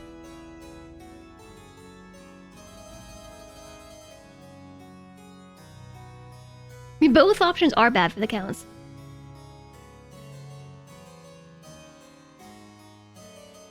Both are bad. Monoret wants to abduct me. Wow, Monoret. Manufacture a food crisis. If the East is gripped with famine, we can convince the queen to come and visit us, kiss babies, hand out bread, blah blah blah. That's when we strike. Once the queen rides east, another queen rides home. Oh, my nose is so itchy. Your genius knows no bounds, but what of our own citizens? Won't they starve? You know what they say, can't make an omelet without starving a couple peasants. For the final stage of their scheme, the counts must lower their farming to 1 or less. Alright, auction time! The Baron's building reduces farming, which is A. They can increase their trade with the Grand Bazaar. Counts have a building to reduce stability and a building to reduce authority. Patricians have a building to increase faith for themselves and increase authority. So for this, you're going to type fund, exclamation fund, A, B, C, D, E, or F, and then afterwards, the amount that you want to put towards buildings. You can auction for multiple buildings. If that building does not get picked, the money gets refunded. I'll give you a couple seconds to think about it. I'm pretty sure I've lost at this point. Now it's just like tying up all the loose ends. And yes, anyone can vote for anything.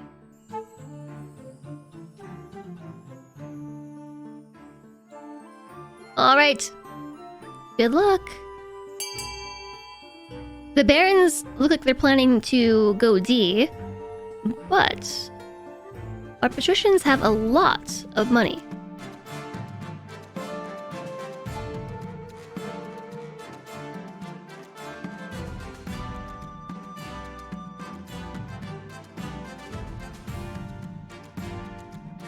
Although I think a lot of our richest patricians are actually AFK.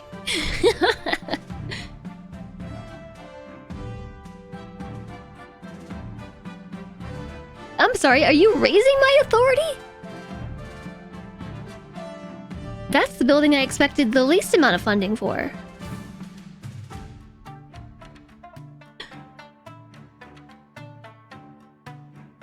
Okay.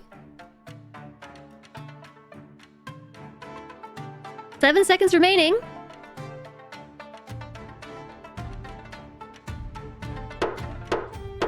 Time is up. Buildings funded. The monument, Jordy gave 2,600 gold. And Deer Park reducing farming for the Barons. I don't think that affects the counts.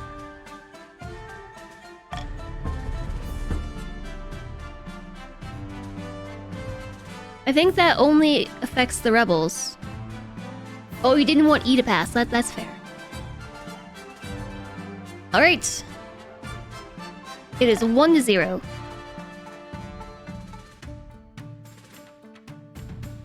This is taking a long time. Let's go green first. The crab bubble bursts. Your Majesty, with the kingdom consumed by civil war, the crab fad has died away on its own. The patricians have bigger things to think about. They have lost a great deal of money as a result. Turns out the crabs may have been a bad investment. The coast's trade drops from 9 to 7. But the crabs are the backbone of the coastal economy. Not anymore, Your Majesty. Recruiting a reed. My love, I've been sitting cooped up inside this palace too long.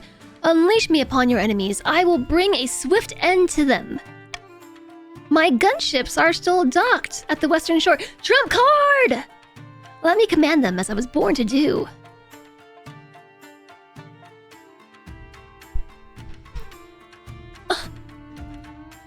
I married a pirate queen for a reason. There's only a 65% chance that she succeeds. What if she dies? What if you get hurt? I would never risk drawing Her Majesty's ire in such a way. Trust me, my songbird, I can make the difference in this war. All hail the pirate queen. She salutes you crisply in the Kurth style no less, then turns on her heels to do your bidding. Before long, she's on her way to the coast to meet up with the patrician's navy and her beloved gunships. Oh, unfortunately, she fails to deliver on the high seas. Whether due to a lack of ships and equipment or simply being out of practice, she wins no notable engagement and fails to provide you with any crucial victories. Is she still alive, though?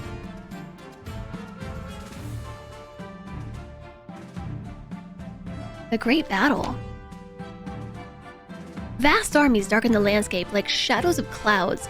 Flags are flying, drums are pounding in rhythm with the marching of boots. The kingdom is gripped with civil war. At least, that's what you imagine. Most of your time is spent in the safety of your palace, poring over a giant map with your marshal.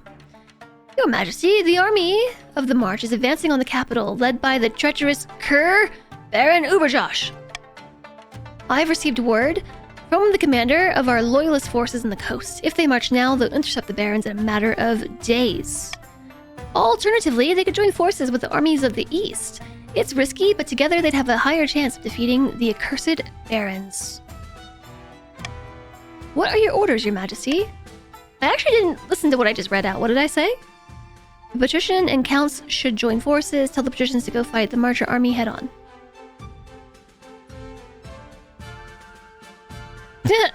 Yeah, right. You guys probably want to join forces. Yeah.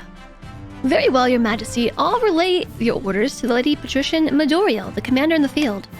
Hopefully they do as they're told. Who knows, treachery can thrive on a battlefield.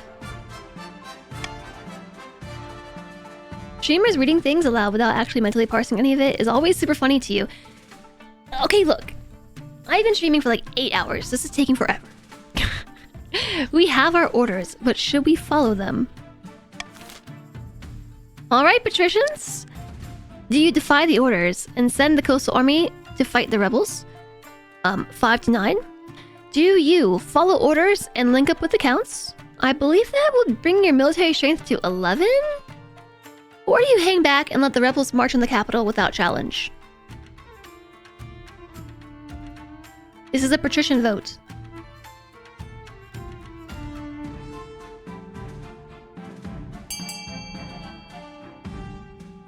Where are patricians at?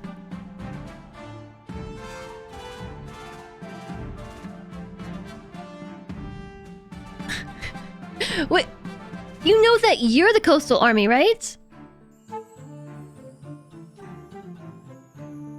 The coastal army is the patrician army.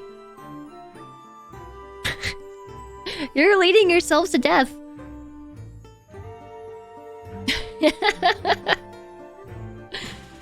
Okie dokie.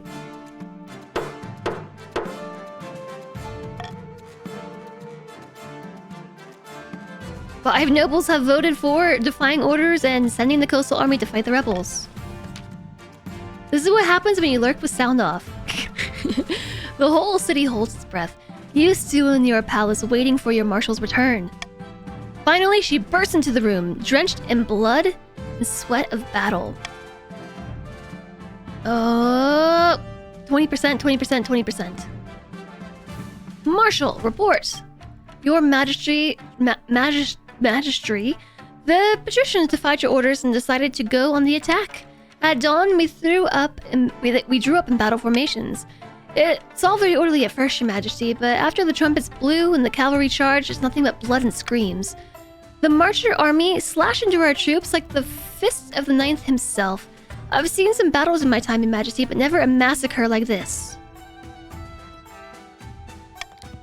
We were utterly annihilated. Some of the coastal forces may have survived by fleeing to the hills. I don't know. I had to get out of there. The rebels have gained 3 victory points. And also the coast's the military is now inadequate. The patricians should have followed orders. They thought they knew better, so they got themselves slaughtered like sheep. Enough bellyaching, let's focus on the next battle. The coastal army was routed in the aftermath and scattered all over the countryside. It'll be months before they can regroup. We'll have to rely on the counts. It'll all come down to the next battle, Your Majesty. The fate of the kingdom hangs in the balance. I'll lead my troops personally. I don't know. We will prevail. That's the spirit. Now I really must be going. I have a lot to take care of.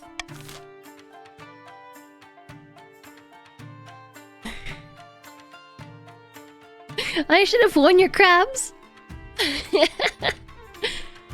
End season. Time to tax somebody.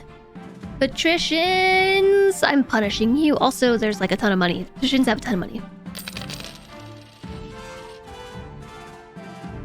Didn't even think about that one. The rebels have 1 point left to win.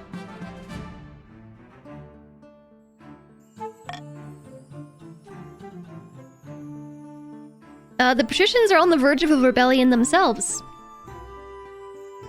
It requires 5 votes.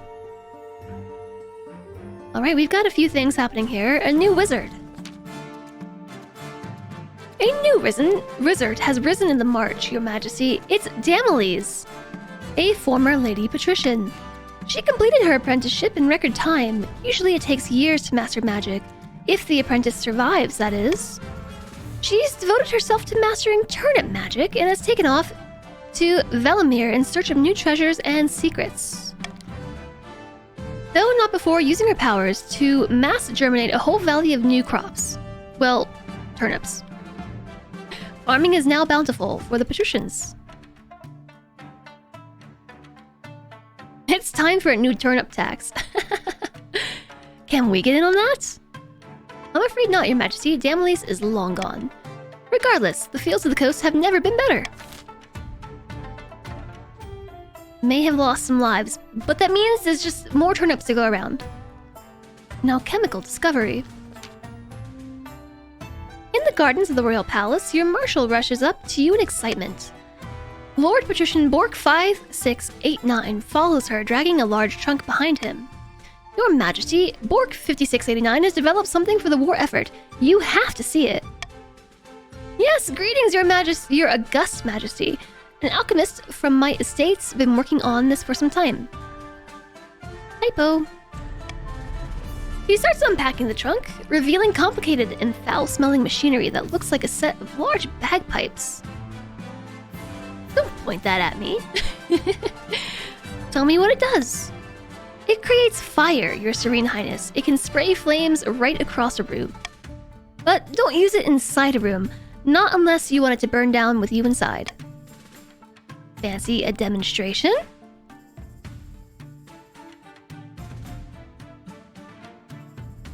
I will try it myself. Excellent, that's my queen. Alright, the coast, You're no longer rebelling. Well, maybe you are actually. He directs each step. You pour a smoking chemical into a spout, then pulls a lever, twists a valve, and then fire streams straight from the pipe. It sprays across the garden, singeing the leaves of a nearby bush. Bravo, bravo. A few of these things in the infantry could turn the tide of a rebellion. All right. So I think this is me and patricians here. Pay for the equipment and alchemists to train soldiers. That will increase, I think, the patrician's military, increase authority, increase your money, decrease your defiance, and cost me a ton of cash and satisfy one of your conditions for winning. Pay for the equipment, but don't worry about the alchemists. Order the patricians to hand the equipment over for free. But too dangerous, put the alchemists on crop science instead. That would increase stability, but also increase defiance. Barons cannot vote. Barons cannot vote for this, no.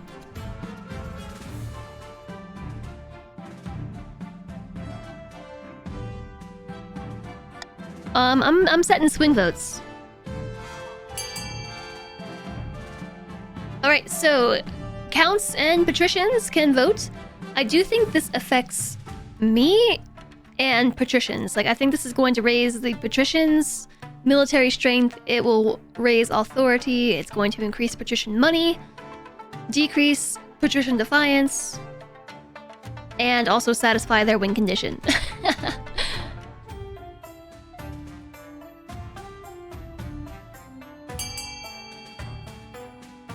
Worm fodder, I appreciate the the effort here to grow some food instead. But it's very strongly 18 votes for A. It takes a while for all the manufacturing equipment to arrive in the capital, but once it's set up, things move quickly. The coast military rebounds to 5. The kingdom's authority has gone up to 5. Some of the patrician's wealth has increased, defiance has reduced to 3, and I am now broke, and the patricians move to step 3. The marcher soldiers scatter in terror as soon as the flames begin. It's an absolute disaster for the rebels. Loyalists gain a victory point.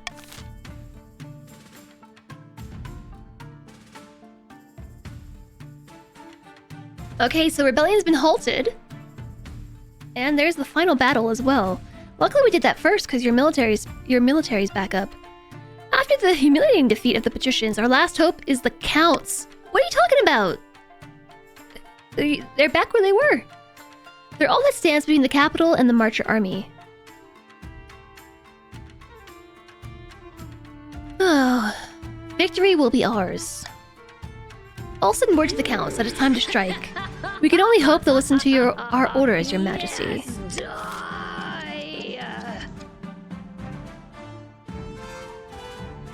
Options: send the Eastern Army to fight the rebels, or hang back and let the rebels march in the capital without challenge.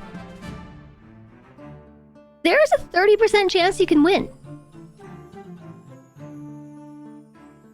Both are bad, but B means that you lose the game. A, you have a 30% chance to not lose the game.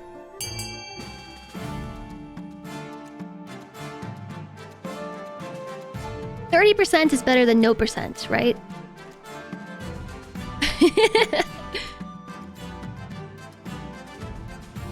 Dare key! Alright. You're going to try. Your marshal rides out with your orders. No, B means the barons win, because I need one more victory point to win the game. Your marshal rides out with your orders, leaving you to wait anxiously for the outcome of the battle. The next few days are agony. When she finally returns, she strides into the throne room with a triumphant gleam in her eyes. The counts have succeeded.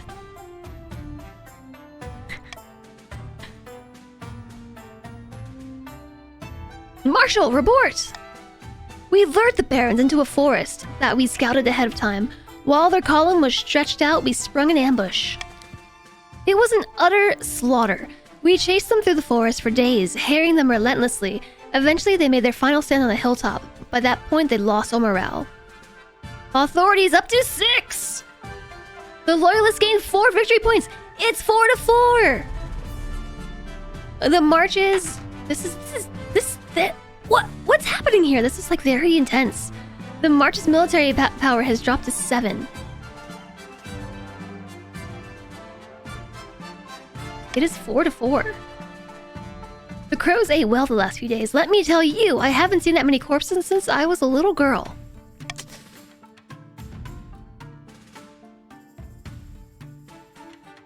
I can't shake the feeling we've missed something. No need to fret, Your Majesty. Everything is perfectly... At that moment, a frantic soldier bursts in. Your Majesty, we've received word from our scouts. I don't quite know how to say this. Spit it out! Yes, ma'am. Your Majesty, the barons must have split their forces. The army we defeated was a diversion. They've got another regiment making its way through the Crown lands. They'll be outside the capital in a matter of days, and the counts are too far away to help. What do we do? Time to panic. Oh, where's TX, right? This is the perfect TX moment right here. This is literally what TX's sound effect is for. We must prepare for a siege. We have a lot of work to do. Build up the capital's fortifications, stockpile food, train up a citizens' militia. But don't worry, Your Majesty, this is a latch-ditch ploy of a defeated army. We need to outlast the siege, and the counts will come to our rescue. What about the patricians? End season. Are we almost done? I'm like this. Can you donate wealth to the treasury? Yeah, right? Sitting on a bench outside a sun-bleached villa, 2 patricians of the coast meet to plot their latest scheme. To what do I owe this pleasure, Madam Treasurer? Oh, give it a rest. You know why I'm here. Let's just hurry this up, shall we? Where do I sign? Here and here and here. There you go, you've got what you wanted. Of course, Madam Treasurer. Do my eyes deceive me? Was that the royal treasurer you were speaking with? Indeed, my friend. Good news. With the Queen's gold running out, the treasurer was willing to sell the kingdom's roads and bridges. Soon, this kingdom shall be ours. But what will we do when we own everything? Alright, patricians, are you going to turn the Queen into a mascot? Goal, raise stability. Or mercilessly extract wealth from the kingdom until it collapses. Goal, lower authority. Ow, I just punched my microphone. Ew! I'm still on. Yeah, Spark Arrestor, this game is taking forever. It's taking forever.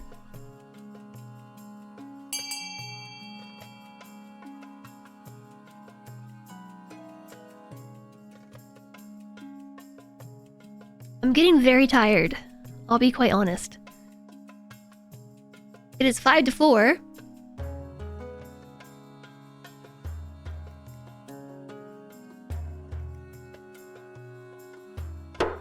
Okay, I'm closing it. You voted to turn me into a proud corporate mascot. We'll soon have the Queen dancing to our tune. We just need to make sure the kingdom's in a nice, comfortable rut.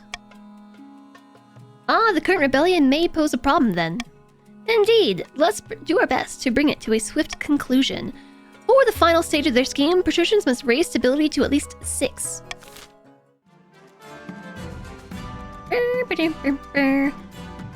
Okay, yes. The timer is set to 15 seconds, and the vote will automatically close once the timer is over. Yikes. I can't go with that one because too many of you are on a delay. Roberto, have a good one! Have a good one. Average is 1 to 3 hours. Yeah, how is this taking so long?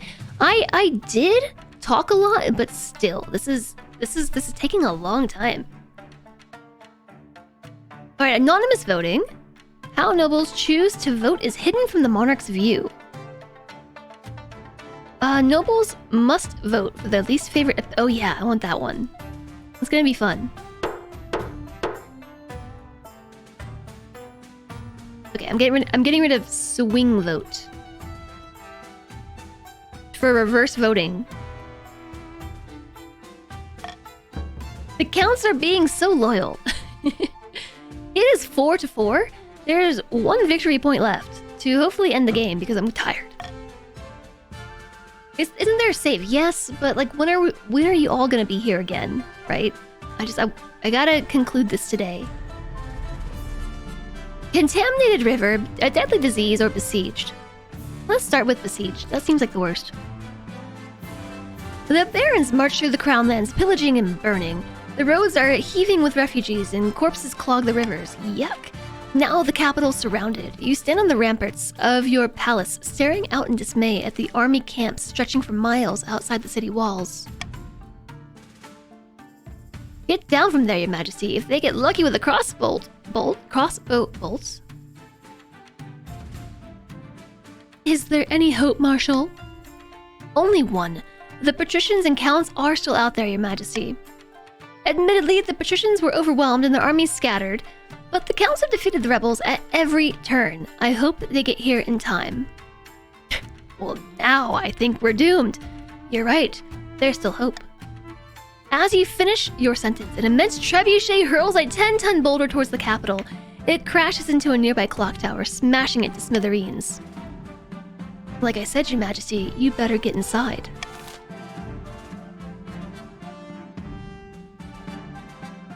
Alright, contaminated rivers. With corpses! Troubling news, Your Majesty. The Treadwater River has been contaminated by dead people. We're not sure how, but the Barons got upstream of us and fouled the water. Ninth only knows with what. Happy Handa's wealth has decreased to 1,000. I'll spare you the details of what's happened to the poor souls who've drunk from it. Rest assured it's not pretty and very deadly. That's why there's corpses everywhere! The Treadwater provides water for the whole city. If this isn't solved soon, we'll all die of thirst. Yeah, continue drinking from the river.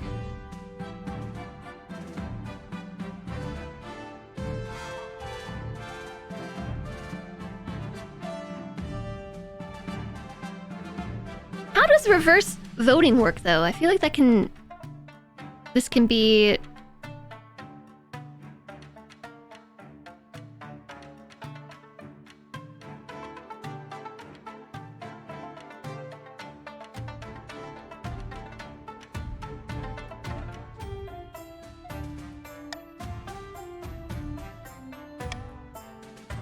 Okay. I trailed off mid-thought there. I'm getting very tired. Order the patricians to sneak water supplies into the capital. 80%, this is based on trade, and you'll get some money if you go for it. You feel like reverse voting is just silly. I like the idea of it, but then I realize it's probably pretty easy to break.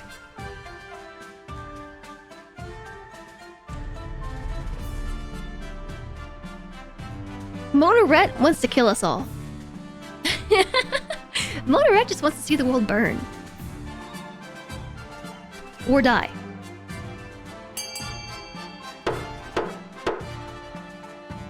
Voting is closed. 15 nobles have voted for sneaking in some water. It shall be done. The trade challenge has succeeded. The patricians are as effective as they are dutiful. Supplies are still rationed, but at least no one is dying of thirst. You're voting for your least favorite. No, I did not pick that one. I picked Monarch's Choice. A deadly disease. Yeah, so you just voted to kill everyone. That's what happened. Your Majesty, I have good and bad news. Which would you like first? Well, this has all been bad news for a while, so the bad news... There's an outbreak of a rare disease called Timian's pox inside the city walls.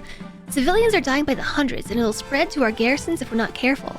And the good news? I have a plan for how we can use this disease against our enemies. After all, they're but a stone's throw away from the walls. Go on. It is spread by close contact to infected individuals as well as through rats and fleas. It would be a trivial matter to spread such a disease to the traders outside our walls. Yeah, we're about to engage in some biological warfare.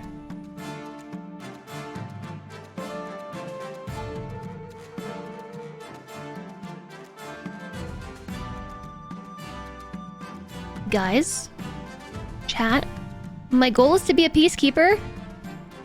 I will not stoop this low. If that is your wish, I will continue to direct my efforts to contain the spread of the disease within the walls. In the end, the outbreak within the walls is more or less completely contained. Stability increases! Your citizens are spared the worst of the effects of the disease, and you are hailed as a hero, but the siege continues and your enemies are still as strong as ever.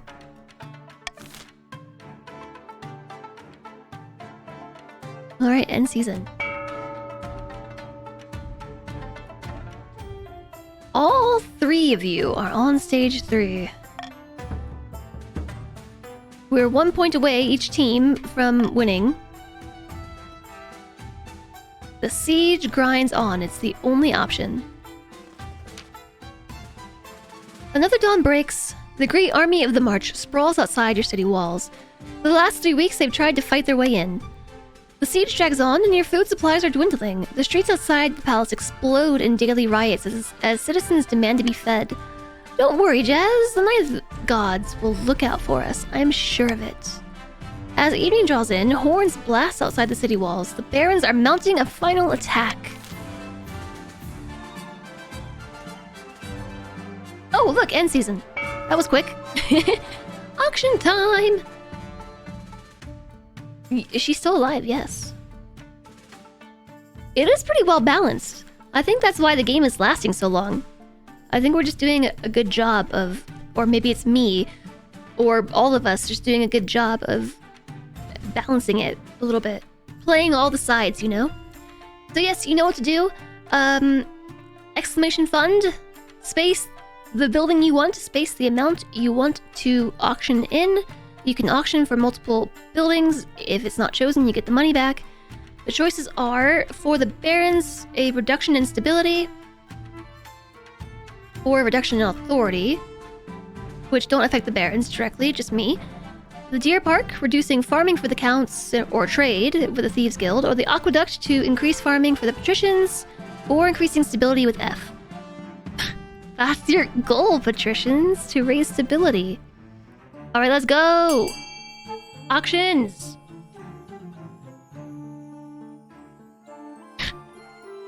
Yes, the patricians with all the money are just throwing in on F.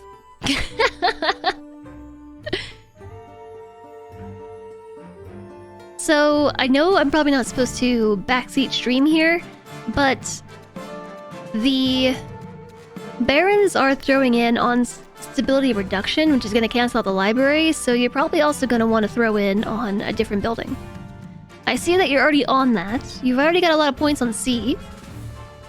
So if you've got money to spend, you probably want to outspend the barons right here.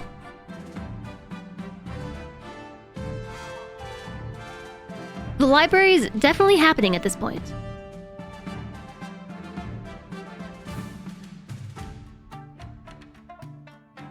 I know so many patricians just aren't here.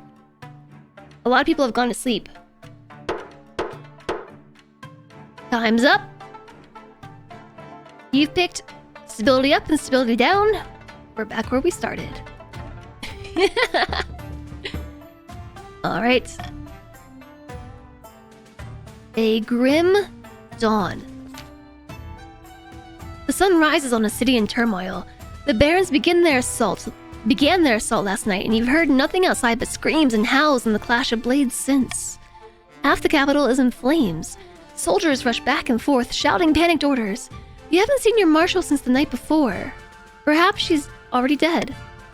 Your honor guard are on the streets outside the palace, building a barricade and organizing last-ditch defenses. Whoa! Back it up. Remember, the honor guard is actually from the barons. So the barons are honor guard, right? You chose the barons? So they're fighting against their own faction. That's how loyal they are. GG honor guard. They're fighting against their own people. Vital work, but you're vulnerable without them by your side. The royal court is empty except for you, your wife, and your child, cradled in the arms of their nanny. Their crying is giving you a headache. I should be out there with a dagger in my hand. I could be making a difference.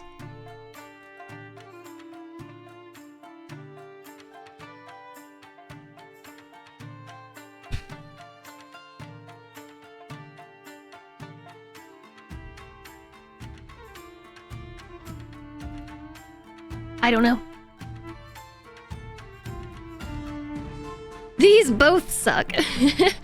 Well, it's hard to tell what's gonna happen. Like, if I say it's hopeless, is she gonna save me later? Or if I say that, is she gonna go and make a difference? Or is she just gonna die? Yeah, I wanna go fighting together. Hi, Platinum Tiger.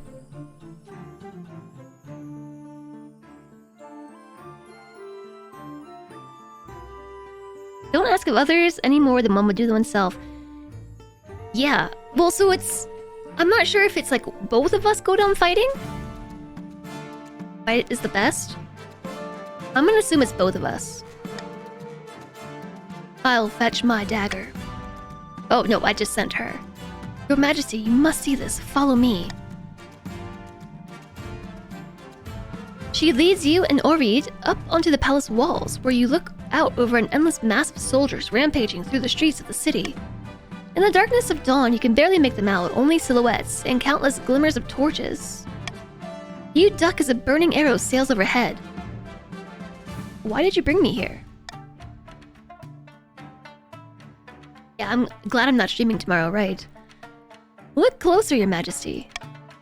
The army is shifting and convulsing like a great beast in pain. Horns trumpet and hooves thunder.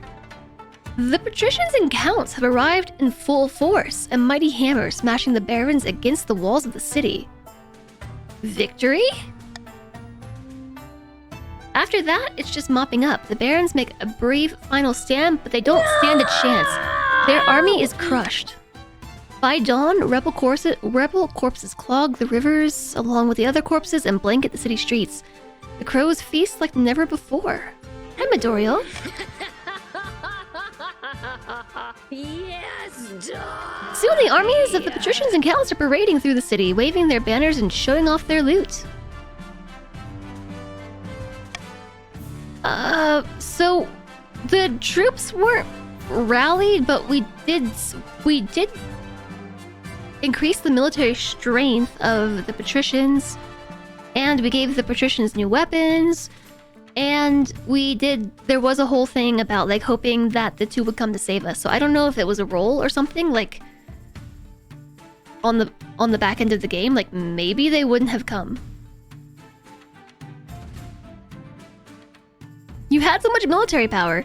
Well, it dropped to 7 because of the 30% chance for the counts to win, and they slaughtered the barons in their 30% chance and dropped the barons' military strength from 10 to 7.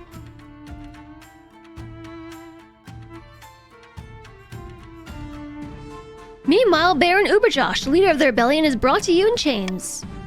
Common folk crowd the palace to watch the trial. I can't believe you bested me. Go on then, get it over with.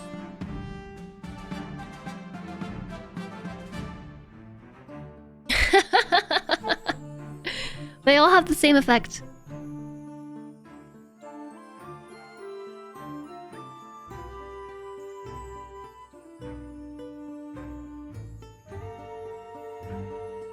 Death, death, death. Yeah. Warning, jail. I'm going to war. Warning. Honorable death. Death. Warning. Hostage. Death. War. Well, listen. Remember my original goal was to be a peacekeeper and raise stability. Well, we could sentence him to death. And I already did that once. We chopped someone's head off. We could throw him in the dungeon. I think we did that too. But you know what we haven't done?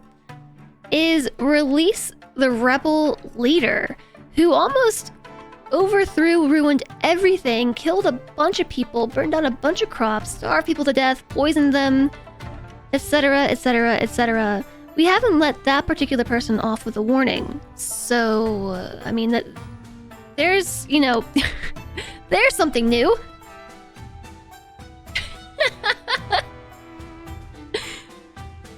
He'll be surprised and grateful.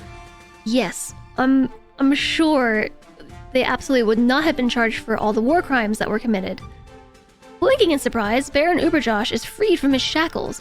Bowering and stammering his thanks, he beats a hasty retreat from the palace. This is why monarchies don't last long. And just like that, the march is defeated. The rebellion over, the kingdom is yours again. Defiance drops to 1. Military's mediocre, 7-4. Defiance is loyal, Defiance is loyal. Woo! It looks like it did at the beginning. I've doomed you all. As you sit resplendent atop your throne, the common folk raise a mighty cheer. Long live the queen, they shout. The authority is now oppressive. It's gone up to 9. And stability is steady. With 7. Is the game over, or do we keep going? Do we go back to the original game?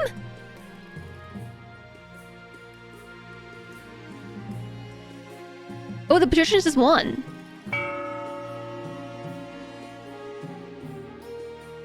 I can tax somebody, okay. How about the kingdom? Quick, do something unstable. The counts sell a cursed idol to the gullible Danian merchants for 500 wealth.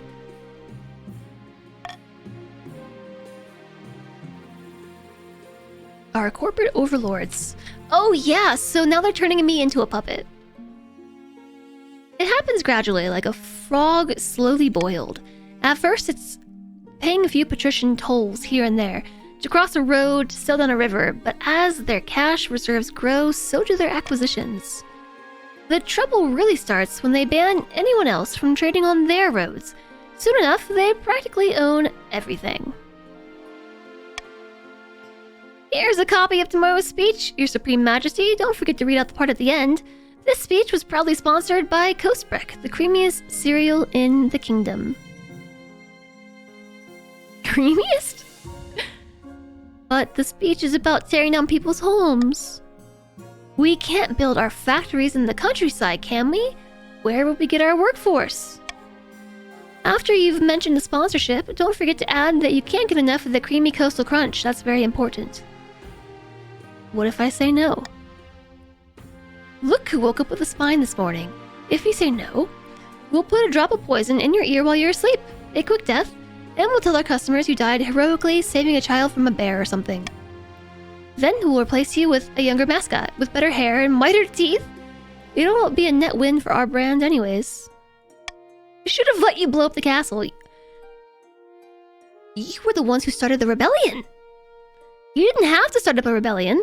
You could have just not done that and blown up the castle. It's either or. You don't get to rebellion and rebel and blow up the castle. It's either blow up the castle or rebel. Take your pick. And one more thing. We're canceling council meetings from now on. But what about the Constitution? It's just paper. It's good for hanging next to the toilets, and that's about it. The council's completely redundant. All their decisions need approval from the board of investors anyway. Might as well let the board make decisions from now on. Who are they? The people who've bought a stake in the kingdom, obviously. Didn't you know? They've been running things for a while now. And don't worry, your job's not under threat. Your palace attracts a lot of tourism, but the council's got to go. I won't let you! Sorry, but the board already voted out of my hands. I know it is a frustrating game for ads. I'm sorry. It's not usually this long. I believe you. I believe you.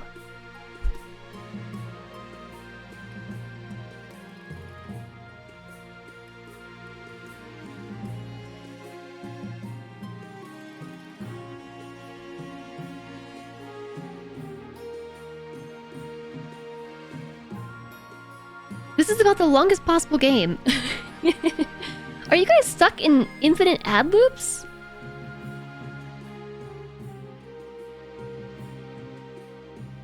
How long did this game go on for? A while. You finally escaped your ad loop. That's really weird. You even broke Twitch. The other regions must have something to say. The counts did try to besiege the capital, but the east is pretty much bankrupt since all the industry started moving to the coast. When the soldiers arrived, we simply hired them. Right now, they're still working in the salt mines to pay off the debts they built up while marching on our roads.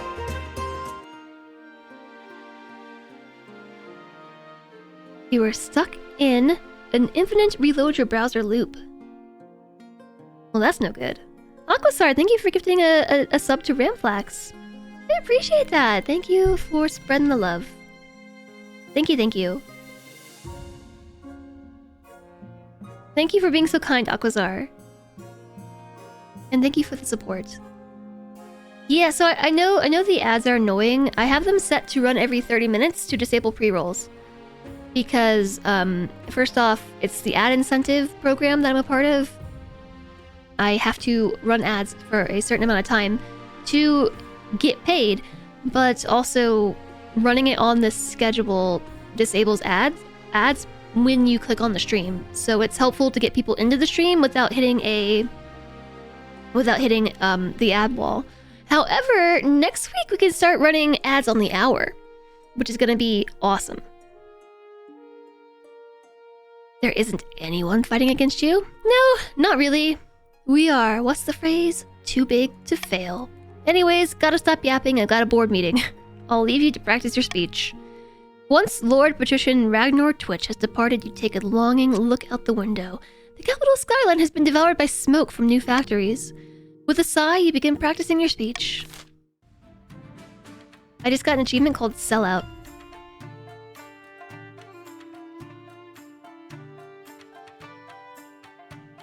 I know, it would be cool to play this with like a group of people, right? The patricians are victorious. For the rest of Queen Jess's reign, she was a powerless mascot for the patricians' cereal company. She eventually met her end by drowning in a vat of milk during a promotional stunt. All that remained of the Count's attempt to usurp the crown was a prisoner, deep under the castle, clad in an iron mask and shrouded in rumor. I thought I let them go. In haste to complete their scheme, the barons mishandled their gunpowder. It blew up in their faces, literally. All that was found of Baron Rock Penguin was a pair of boots, with feet still inside. The patricians owned everything. Corporations ruled, and the kingdom was blanketed in mills, factories, mines. But when the old mascot, the queen, died, and King Tobias was crowned, the other nobles emerged from the shadows, sniffing a chance to claw back their power.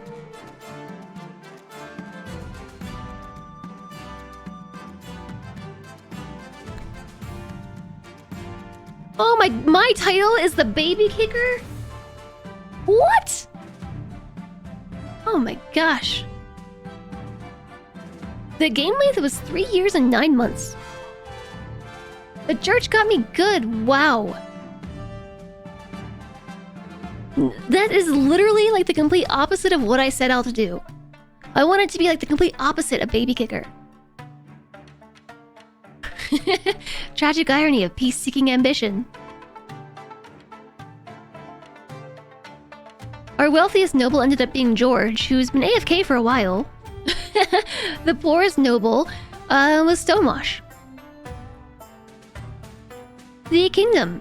We ended with 9 authority, 910 gold in the treasury, and 7 stability. The patricians ended with 10 trade, 7 farming. Counts had the biggest military by the end. The barons had the highest faith and the highest defiance. Yeah, George was not around to spend money. Yeah, congratulations, you failed. Instead of being Queen Jess, the bringer of peace, you're actually Queen Jess, the baby kicker.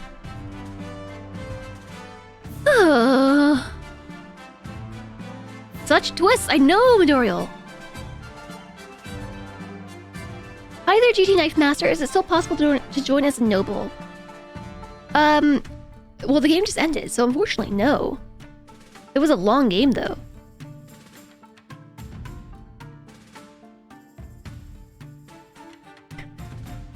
Oh, I can't believe this is how I will be remembered.